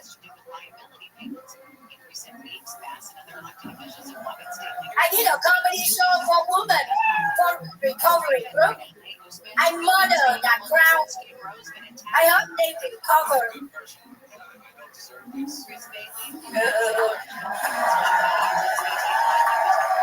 All right. I murdered so much, man. One time, did you see me on the America Most Wanted list? Christ. All right. Okay. Keep going. Finish. Tonight, we're looking for the contract. She's 5'2", but Paul McCartney haircut. Oh, high five! High five! High five from West Hollywood to Austin. Big A. All right, Bear. Get out of here. It's annoying. Hi. Hi, Tony. I'm so happy to see you guys. You look fabulous. Look at the show. All the people show up for you, Tony. 2023. I have a lovely Happy New Year song for you all. You ready? You prepared a song? Yeah. Here she is, That's famous for her surprisingly good songs. You need the band for this? Yeah, just go along with me, please. Okay, ladies and gentlemen, live in a fucking arena, Kill Tony legend Nicole Tran, everybody. Here we go. No more champagne, and the fireworks are true. Here we are, me and you, feeling lost and feeling blue.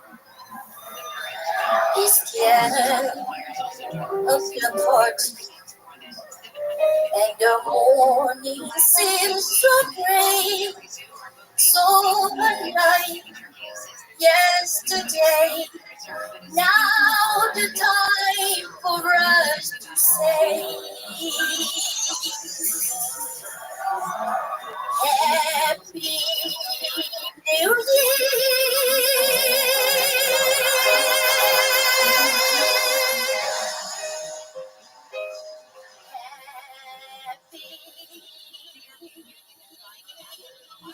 New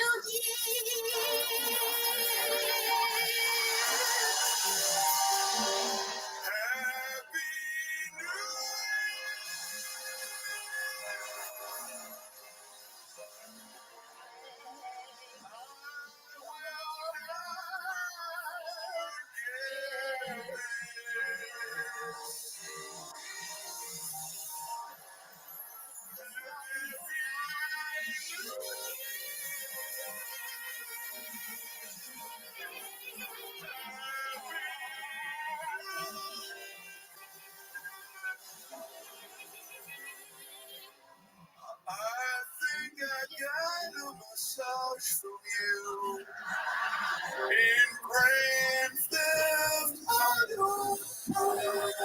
Sometime I see how the great you would rise, and I see how we twice in the eyes of our lives. 2022. And your daughters can get right. Who can say what we find? What lies waiting down the